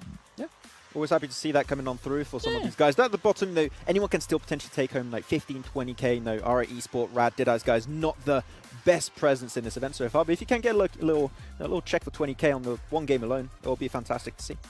Yeah, it would be, and we are going into the last game of the day as well. So if you want to have any chance to pick up any extra moolah, it's got to happen right now. It's got to happen over to Miramar, which maybe we should turn our eyes towards, but not before taking a look actually at Vampires and guess who? Alpha 7. Alpha 7 in their head-to-head across this entire event in terms of totals here. And you can see Alpha 7 definitely winning when it comes to eliminations and the damage. But the thing is, Vampire Esports, they've been putting themselves in those positions to win games much more often than Alpha 7. Yeah, and I think we also saw, especially at the start of the day, that in terms of damage, a lot of that coming from the utility. They threw like, what, 40, 50 more grenades in second place at one point at the start of the day. Like, their utility game is on point. If you breach them, they're always going to have nades available, and that is why a lot of their breaches work out, is because they have that utility from the start until the very end of the game. Yeah, you're right. Actually, now that you make me recall that, because I think at the start of today, I think it was 136 grenades thrown. And that doesn't even count smokes, which was 100 and some as well, where Alpha 7 have been using them very effectively to make crosses on roads, etc., and things like that, as Jason drops his pen in the distance, and we continue on here. But Vampire, as Jason astutely said before, they have been looking far more to find a location to stage their game from, where Alpha 7 has fought into some of these situations very, very well. Yeah, and we need to dive actually into our overall stands. You can see we have 2 minutes and 25 seconds left, and we need to show this because we need to remind you guys at home how close it is right now between first and second place. 13 points. Vampire Esports, I mean, they need to get to the late stage. They have to depend on that. The question maybe for me is, will they potentially hot drop Alpha 7 to, you know, control their fate, or they hope some other team takes them down? That's the thing, right? You sort of need Alpha 7 to go out relatively early or really not convert on many eliminations and get... It's going to be difficult. That's the thing, like a Vampire, even if they get a win and Alpha 7 get nothing, they're still not going to be able to overtake that position. So they need to have a big conversion game in terms of eliminations. If you're a hot dropper team that has not been able to find early fight success, you can do that. Some teams have been doing it in the past few games, but it's going to require a big performance from Vampire and also a bad performance from Alpha 7. You know, looking down, though, towards the bottom teams, right, Rod and R8, in terms of money, what stops them from hot dropping one of these top teams just to mess with them? Because for them, realistically, moving up the leaderboards isn't going to make you as much money as getting some of these match rewards for your team. And that's what you should be focused on right now if you're one of those two teams. So potentially dropping in on one of them, potentially dropping in on a weaker team that they perceive, they can make some extra moolah. Yeah, I don't know. I would not expect a team to go for a hot drop to try and mess with one of the top teams, right? I think you want to maybe make sure you can get the win and get... I think those chicken dinners 10k is very appealing. So I would think that teams will mostly focus on that instead of trying to ruin a chance for Vampire or Alpha 7. I mean, you're not wrong, but we haven't seen them even really get close that many times, if any at all, of getting a chicken dinner here. But with 50 seconds left to go, I'm going to remind you guys once again, Aramco, Saudia, Dr. Suleiman Al Habib, all big sponsors here to make this event possible for us, as well as a Savvy Gaming Group, because without them, this would not be possible. These teams, or Alpha 7 in particular, would not be able to make over $100,000 for just one tournament. Vampire Esports would have been possible to make over $600,000 from one tournament. Well, technically, yeah, it's technically one tournament, but two little events inside of it. Right. But it is time to head into our final match of the day. But really quickly, you have one match left to get your favorite moment screenshotted and posted with the hashtag PMWI shots and potentially win yourself a PUBG Mobile statue. So Avenger and Seven Worlds Gaming for the last time today, take us away. Ladies and gentlemen, it is going to come down to the last match. It's not the 10-point gap or less that we're talking about or predicting, but it's still possible, okay? As they were saying, if Alpha 7 goes off early and Vampire Esports goes to having a great game, as we have seen over and over again from this team in the past 2 weeks, I think Vampire Esports might be able to pull it off. But the question becomes, Martin, is anybody going to hot drop Alpha 7 or Vampire Esports? Yeah, that's a big question, but with all those things you just said, the only thing going on in my mind was just this, and it's just this annoying jingle we've had, and it's 7. He's gaming. It's 7 Worlds Gaming. He's 7. He's gaming. It's 7 Worlds Gaming. We are here on Miramar, though, for the last game of the after party showdown. But the most important thing I want to point out here is 3rd place and down to 8th place is 12 points difference. And that is going to be huge in terms of how many placement points you can get out of this game and how many elimination points you get out of this game, because that is going to jump you up potentially $25,000 if you're able to skip over 5 teams, or 4 teams for that matter. And that's a really huge one. But of course, the fight at the top is interesting. And I think there's more to it than just the match elimination and match rewards you're going to be able to get. Being able to get a win in a tournament size like this here with $1 million on board, I think that is the prestige of it, the pride of it is bigger than the money they're able to pick out of this last game here. So I definitely think our 2 top teams is going to be looking at fighting out to the very end. But for me, the most important thing is obviously that fight at the top. But those 5 teams in our mid-pack within 12 points difference is huge. And another thing that's huge is that huge circle super far east that only has right now a team and a half inside. A lot of water on that circle, and I'm glad you mentioned that too, right? It's not just about getting first place, it's about the prestige of being able to win an event like this. And from me being able to talk with Alpha 7 Esports, this is something that they've been looking forward to do, just getting their first global LAN under their belt. They have felt like it's a curse for the longest time. I know Carrillo's looking to just establish himself as this dominant feature. He wants to be, just compare a little bit with Paraboy, at least the Paraboy of the Americas, you could call Carrillo. So it's going to be interesting if they are going to be able to do it. But you know what? This is the last match. Don't forget, watch PMWI together in-game esports center with your friends to win PMWI special sets. And while you're at it, PMWI packages are on sale for a limited time. And you can also win PMWI treasure crates if you play PUBG Mobile during PMWI. And talking about match rewards, I think Team Falcons, never alone, going to be looking to collect that 2K. And he's going to be able to do just that. He is able to eliminate one of the players there from RA Esports. But with Alpha 7, what happened before is like, I felt like they were just so cursed in global events. I mean, it's not over. It's still, it could still happen to this team. I'm not hoping it does. And you can see the way they're going to be playing, they're currently doing a big rotation from the south. Going to be trying to make it all the way up to Impala. And ultimately, where is the circle going to end up heading? That's a big question. I obviously love this map for all the macro that it has, but this is going to be really rough. A lot of pressures coming in from that west side. But right now on Falcons and R8 fighting each other. Damar, Yusuf setting them up for this push onto ID7. He's going to try to isolate one fight here on Damar. Damar does not take the bait, and Yusuf is coming in for the help. Damar takes the fight in his own hands with a beautiful barrel push. And now the BM comes in, and Falcons takes down an R8 player. And while we had that fight going on, Bigatron does end up losing one of their players to 7C. 7C is feeling a little bit confident there after that last match. They are currently in Picado. Bigatron hindering their chances there. Keep in mind, they were able to jump up to 3rd place after that last match, though. They are currently in 4th place. And you were talking about how close, I mean, honestly, how close it is from 3rd place all the way down, you could say, to 7th and 8th place.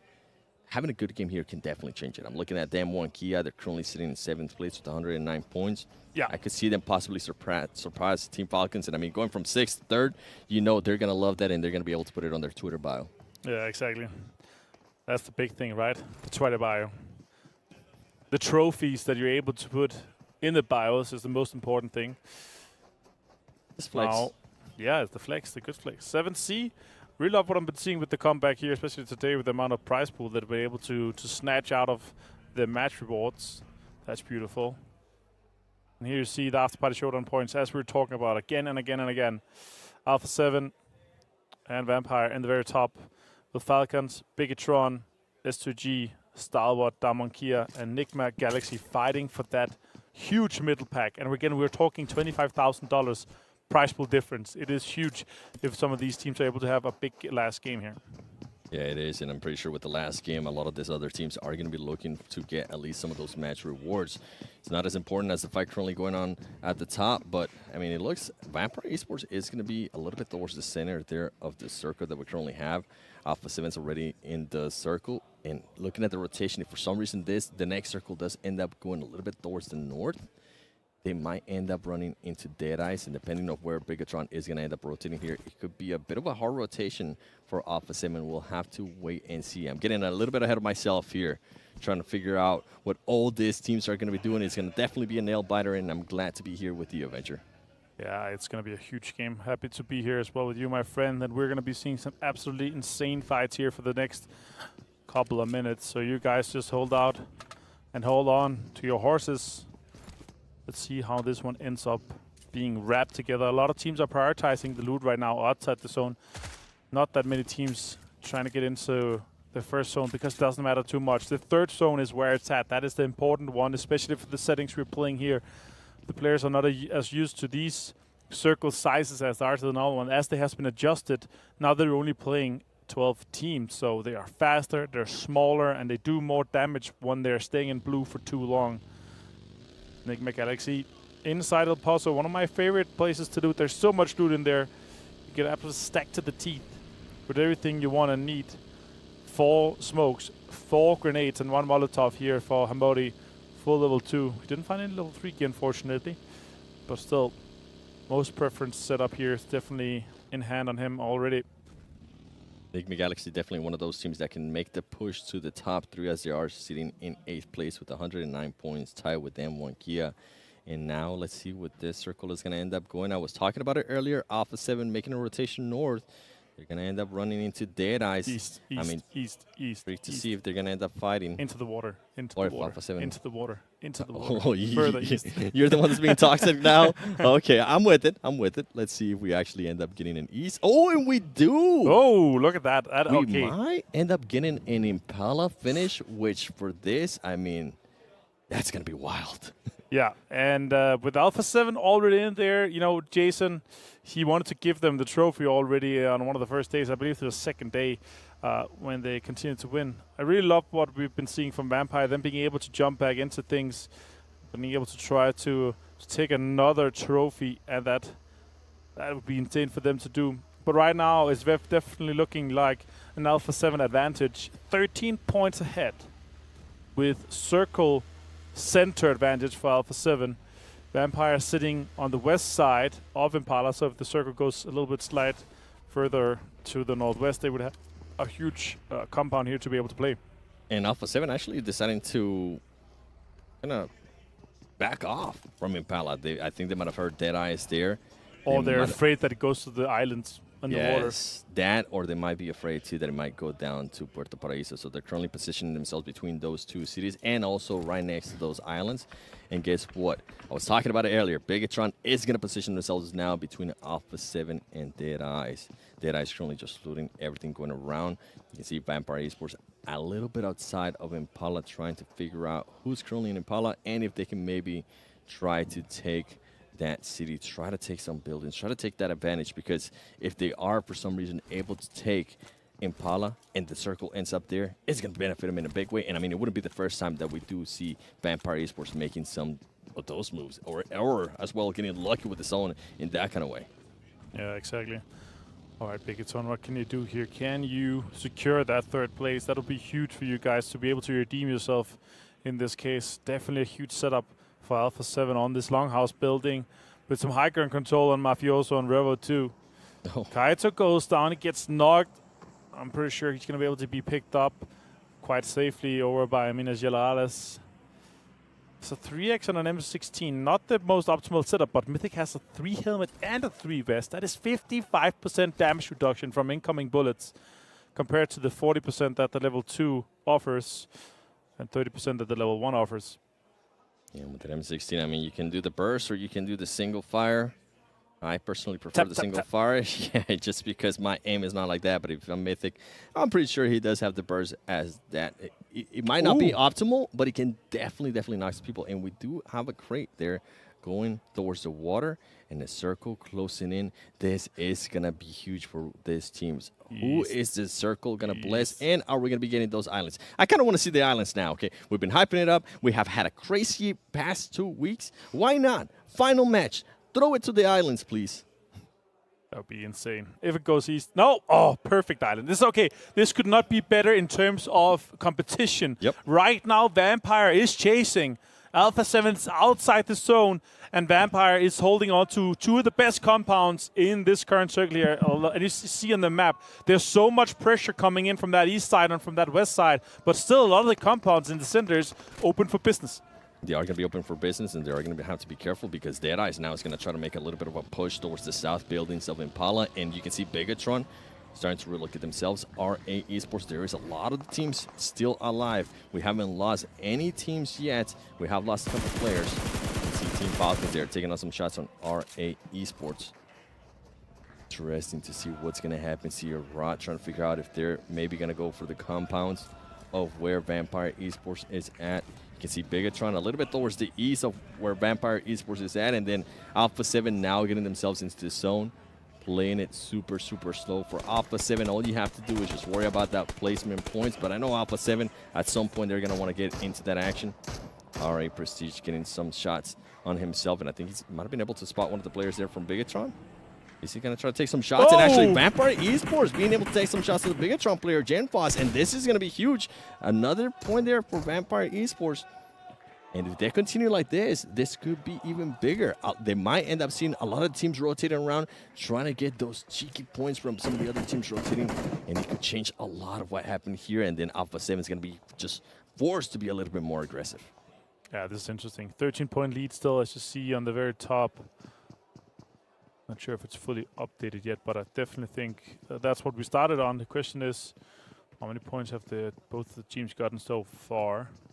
Doesn't look like they were able to confirm that point, but let's see that when we check in with them later.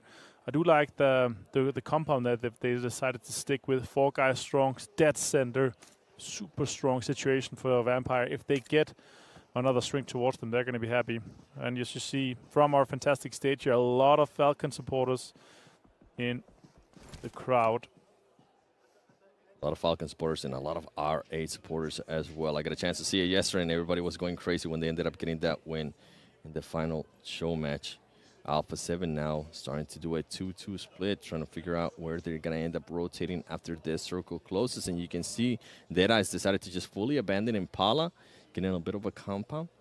They are going to be positioning themselves a little bit better, closer to the center of this current circle. Most eliminations, Revo 34, Carrillo 27, and Schweppes 26. And what's impressive, I'll say it again, I said it earlier, Action, being able to maintain himself. He was the MVP last week. Guess what? He was trying to hunt that that trophy down again because he's currently second in regards to damage output. Ooh, this is a huge one. Okay, so Rod with that center compound in the fields, and it's a really, really big compound. So you can breach it quite easily, but you have to have one of your edges safe for that. So you have to play slowly into the compound from that western side. Then Galaxy moving Rauf really low. Damonkia putting a lot of pressure onto these teams for this high ground spot.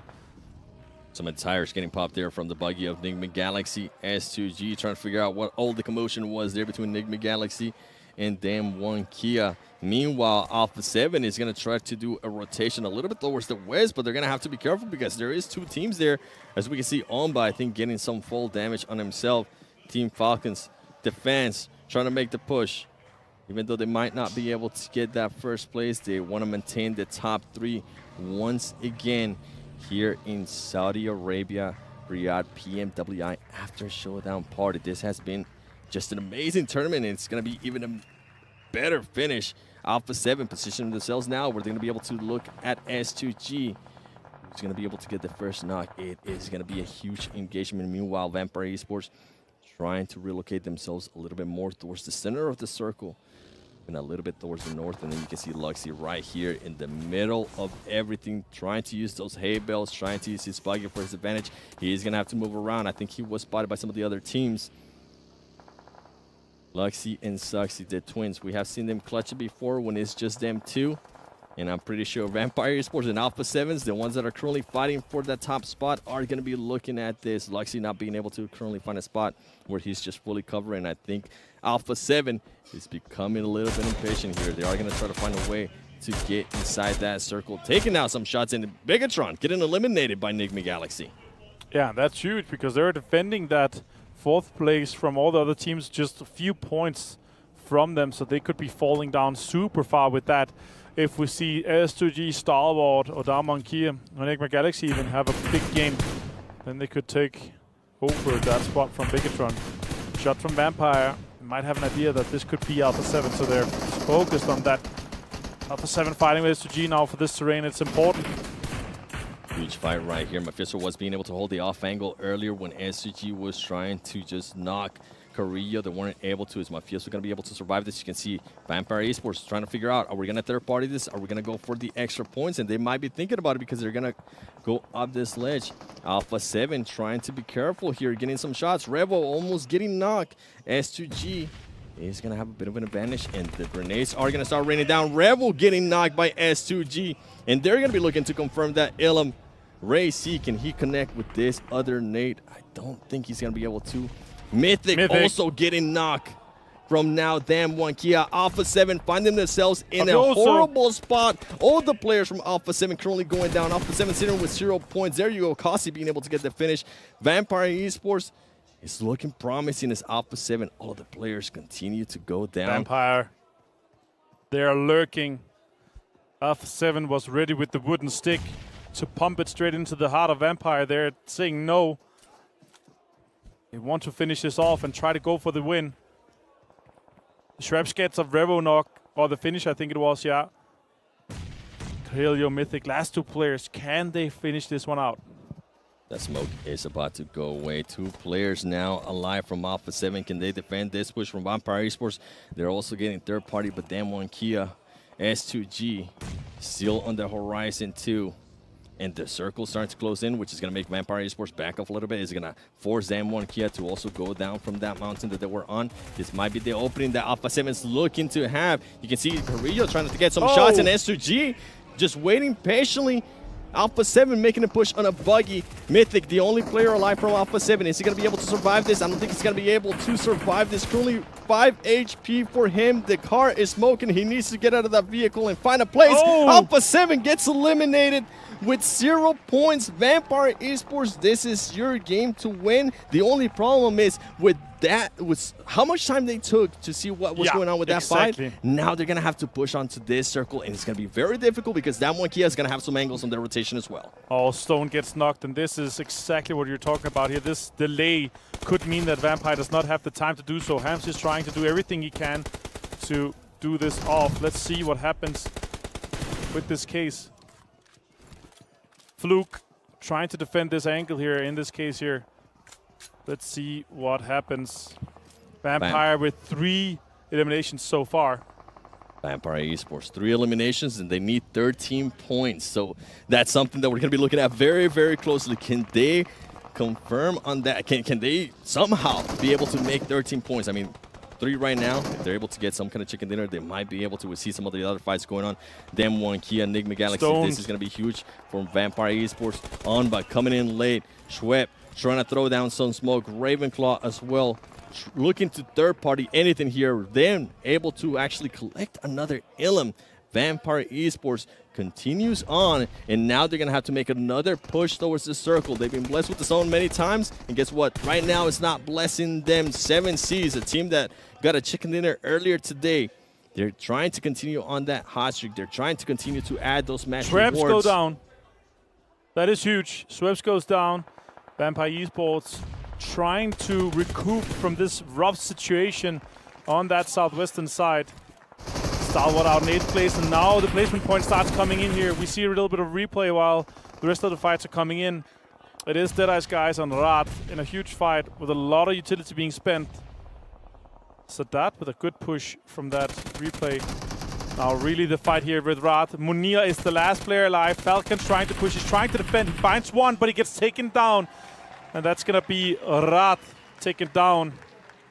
This could be the game that Vampire is able to close out and win the PMWI After Party Showdown. 3 players alive, 5 eliminations, and there's only 4 teams left. That means they have 9 points total so far.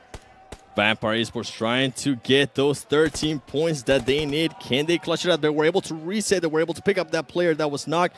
and take advantage of the fight that was going on earlier between all of the other teams. You can see Team Falcons there using that pickup ability to relocate the player. Vampire Esports trying to find a way. They are now at least on the edge of the circle here, trying to get some shots into people. 7Cs now making their way up.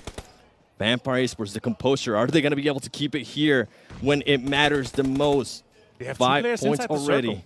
Yep. 2 players inside the new circle here. This could be insane for them. While all the other teams trying to fight for that northern side terrain, they're just holding on. Ravenclaw also has a bus that he could potentially be... Ravenclaw going to actually make a little bit of a push there with the bus. They need to be careful. 7Cs is very close. Meanwhile, some fights between RA and Falcons. This is going to benefit in a big way for Vampire Esports. I'm pretty sure they're looking to see what's going to happen with that fight and if they can somehow possibly third-party this, and that's exactly what they're going to be doing here with Shreb. Looking to third-party this. He's able to spot Damar. Can he get the knock on Damar? That's going to be an extra point if he's able to knock him and confirm on that too. Yusuf gets knocked by the play zone. Damar, last RA player. Prestige. Sarang getting knocked there. Yusuf getting eliminated. Vampire Esports getting closer and closer to that first place, ladies and gentlemen. Vampire Esports getting even more elims. Now in third place, at least third place guaranteed. 13 points. Remember, that's what they need. 13 points to be able to take first place away from Alpha 7. Can it happen here? Can they win week 1 of PMWI? And can they win week 2 in the after party showdown? RA Esports now going up against 7Cs. Second place. Can Vampire Esports win this game? They need to win. They need to win this game for them to win the whole thing. Can they do it? They only Vampire have Esports. 6 eliminations. It's second place. It's 12 points total. They need 2 more eliminations all the way. They find one. Ravenclaw finds Spray God here with a huge knock and a headshot. Ravenclaw being able to get a knock right there. Salmon is going to be by the ankles. He's actually going to end up knocking Ravenclaw. Now it's going to end up at 2v2, and here comes the push. Oh, he finds Fluke getting a knock on 7Cs. Now they're going to make a full push here to 7Cs. Can Vampire Esports close it out with the win? You can see them trying to actually confirm that elimination. Schwab, Fluke, Ravenclaw is currently down. Can Vampire Esports connect this? It's going to come down to a 2v2. Here comes the utility from 7Cs. Ooh, connecting barely there with Schwab. You can hear the crowd going crazy. We're going crazy here. 7Cs is going to end up getting pushed by the circle here. Vampire Esports is going to have a bit of an advantage. You can see Fluke looking around, making sure he evades all of that utility right now by 7Cs. Ravenclaw still knocked. It's a 2 versus 2 effectively, and utilities coming out here. Fluke and Shreb both on half HP. Sarang and Spraygard is trying to make this clutch happen, but if they can confirm... Oh, Ravenclaw getting knocked there by Spraygard. It's now going to be Schweb. Can Schweb clutch this up? We've seen some 1v2s before being clutched up. He's spotted. He's going to get knocked down. Fluke actually being able to get one knock. It's Vampire Esports, ladies and gentlemen, being able to get the win. The final match of PMWI After Party Showdown. They clutch it up. They show why they are the champions of Week 1 and now the champions of Week 2. Vampire Esports absolutely shocking. Alpha 7. Amazing scenes. I cannot believe they're able to make this stream run happen on the very last situation. Vampire Esports back-to-back PMWI main event and after party showdown winners.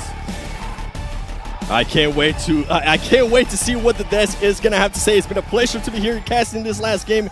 Jason, take it away.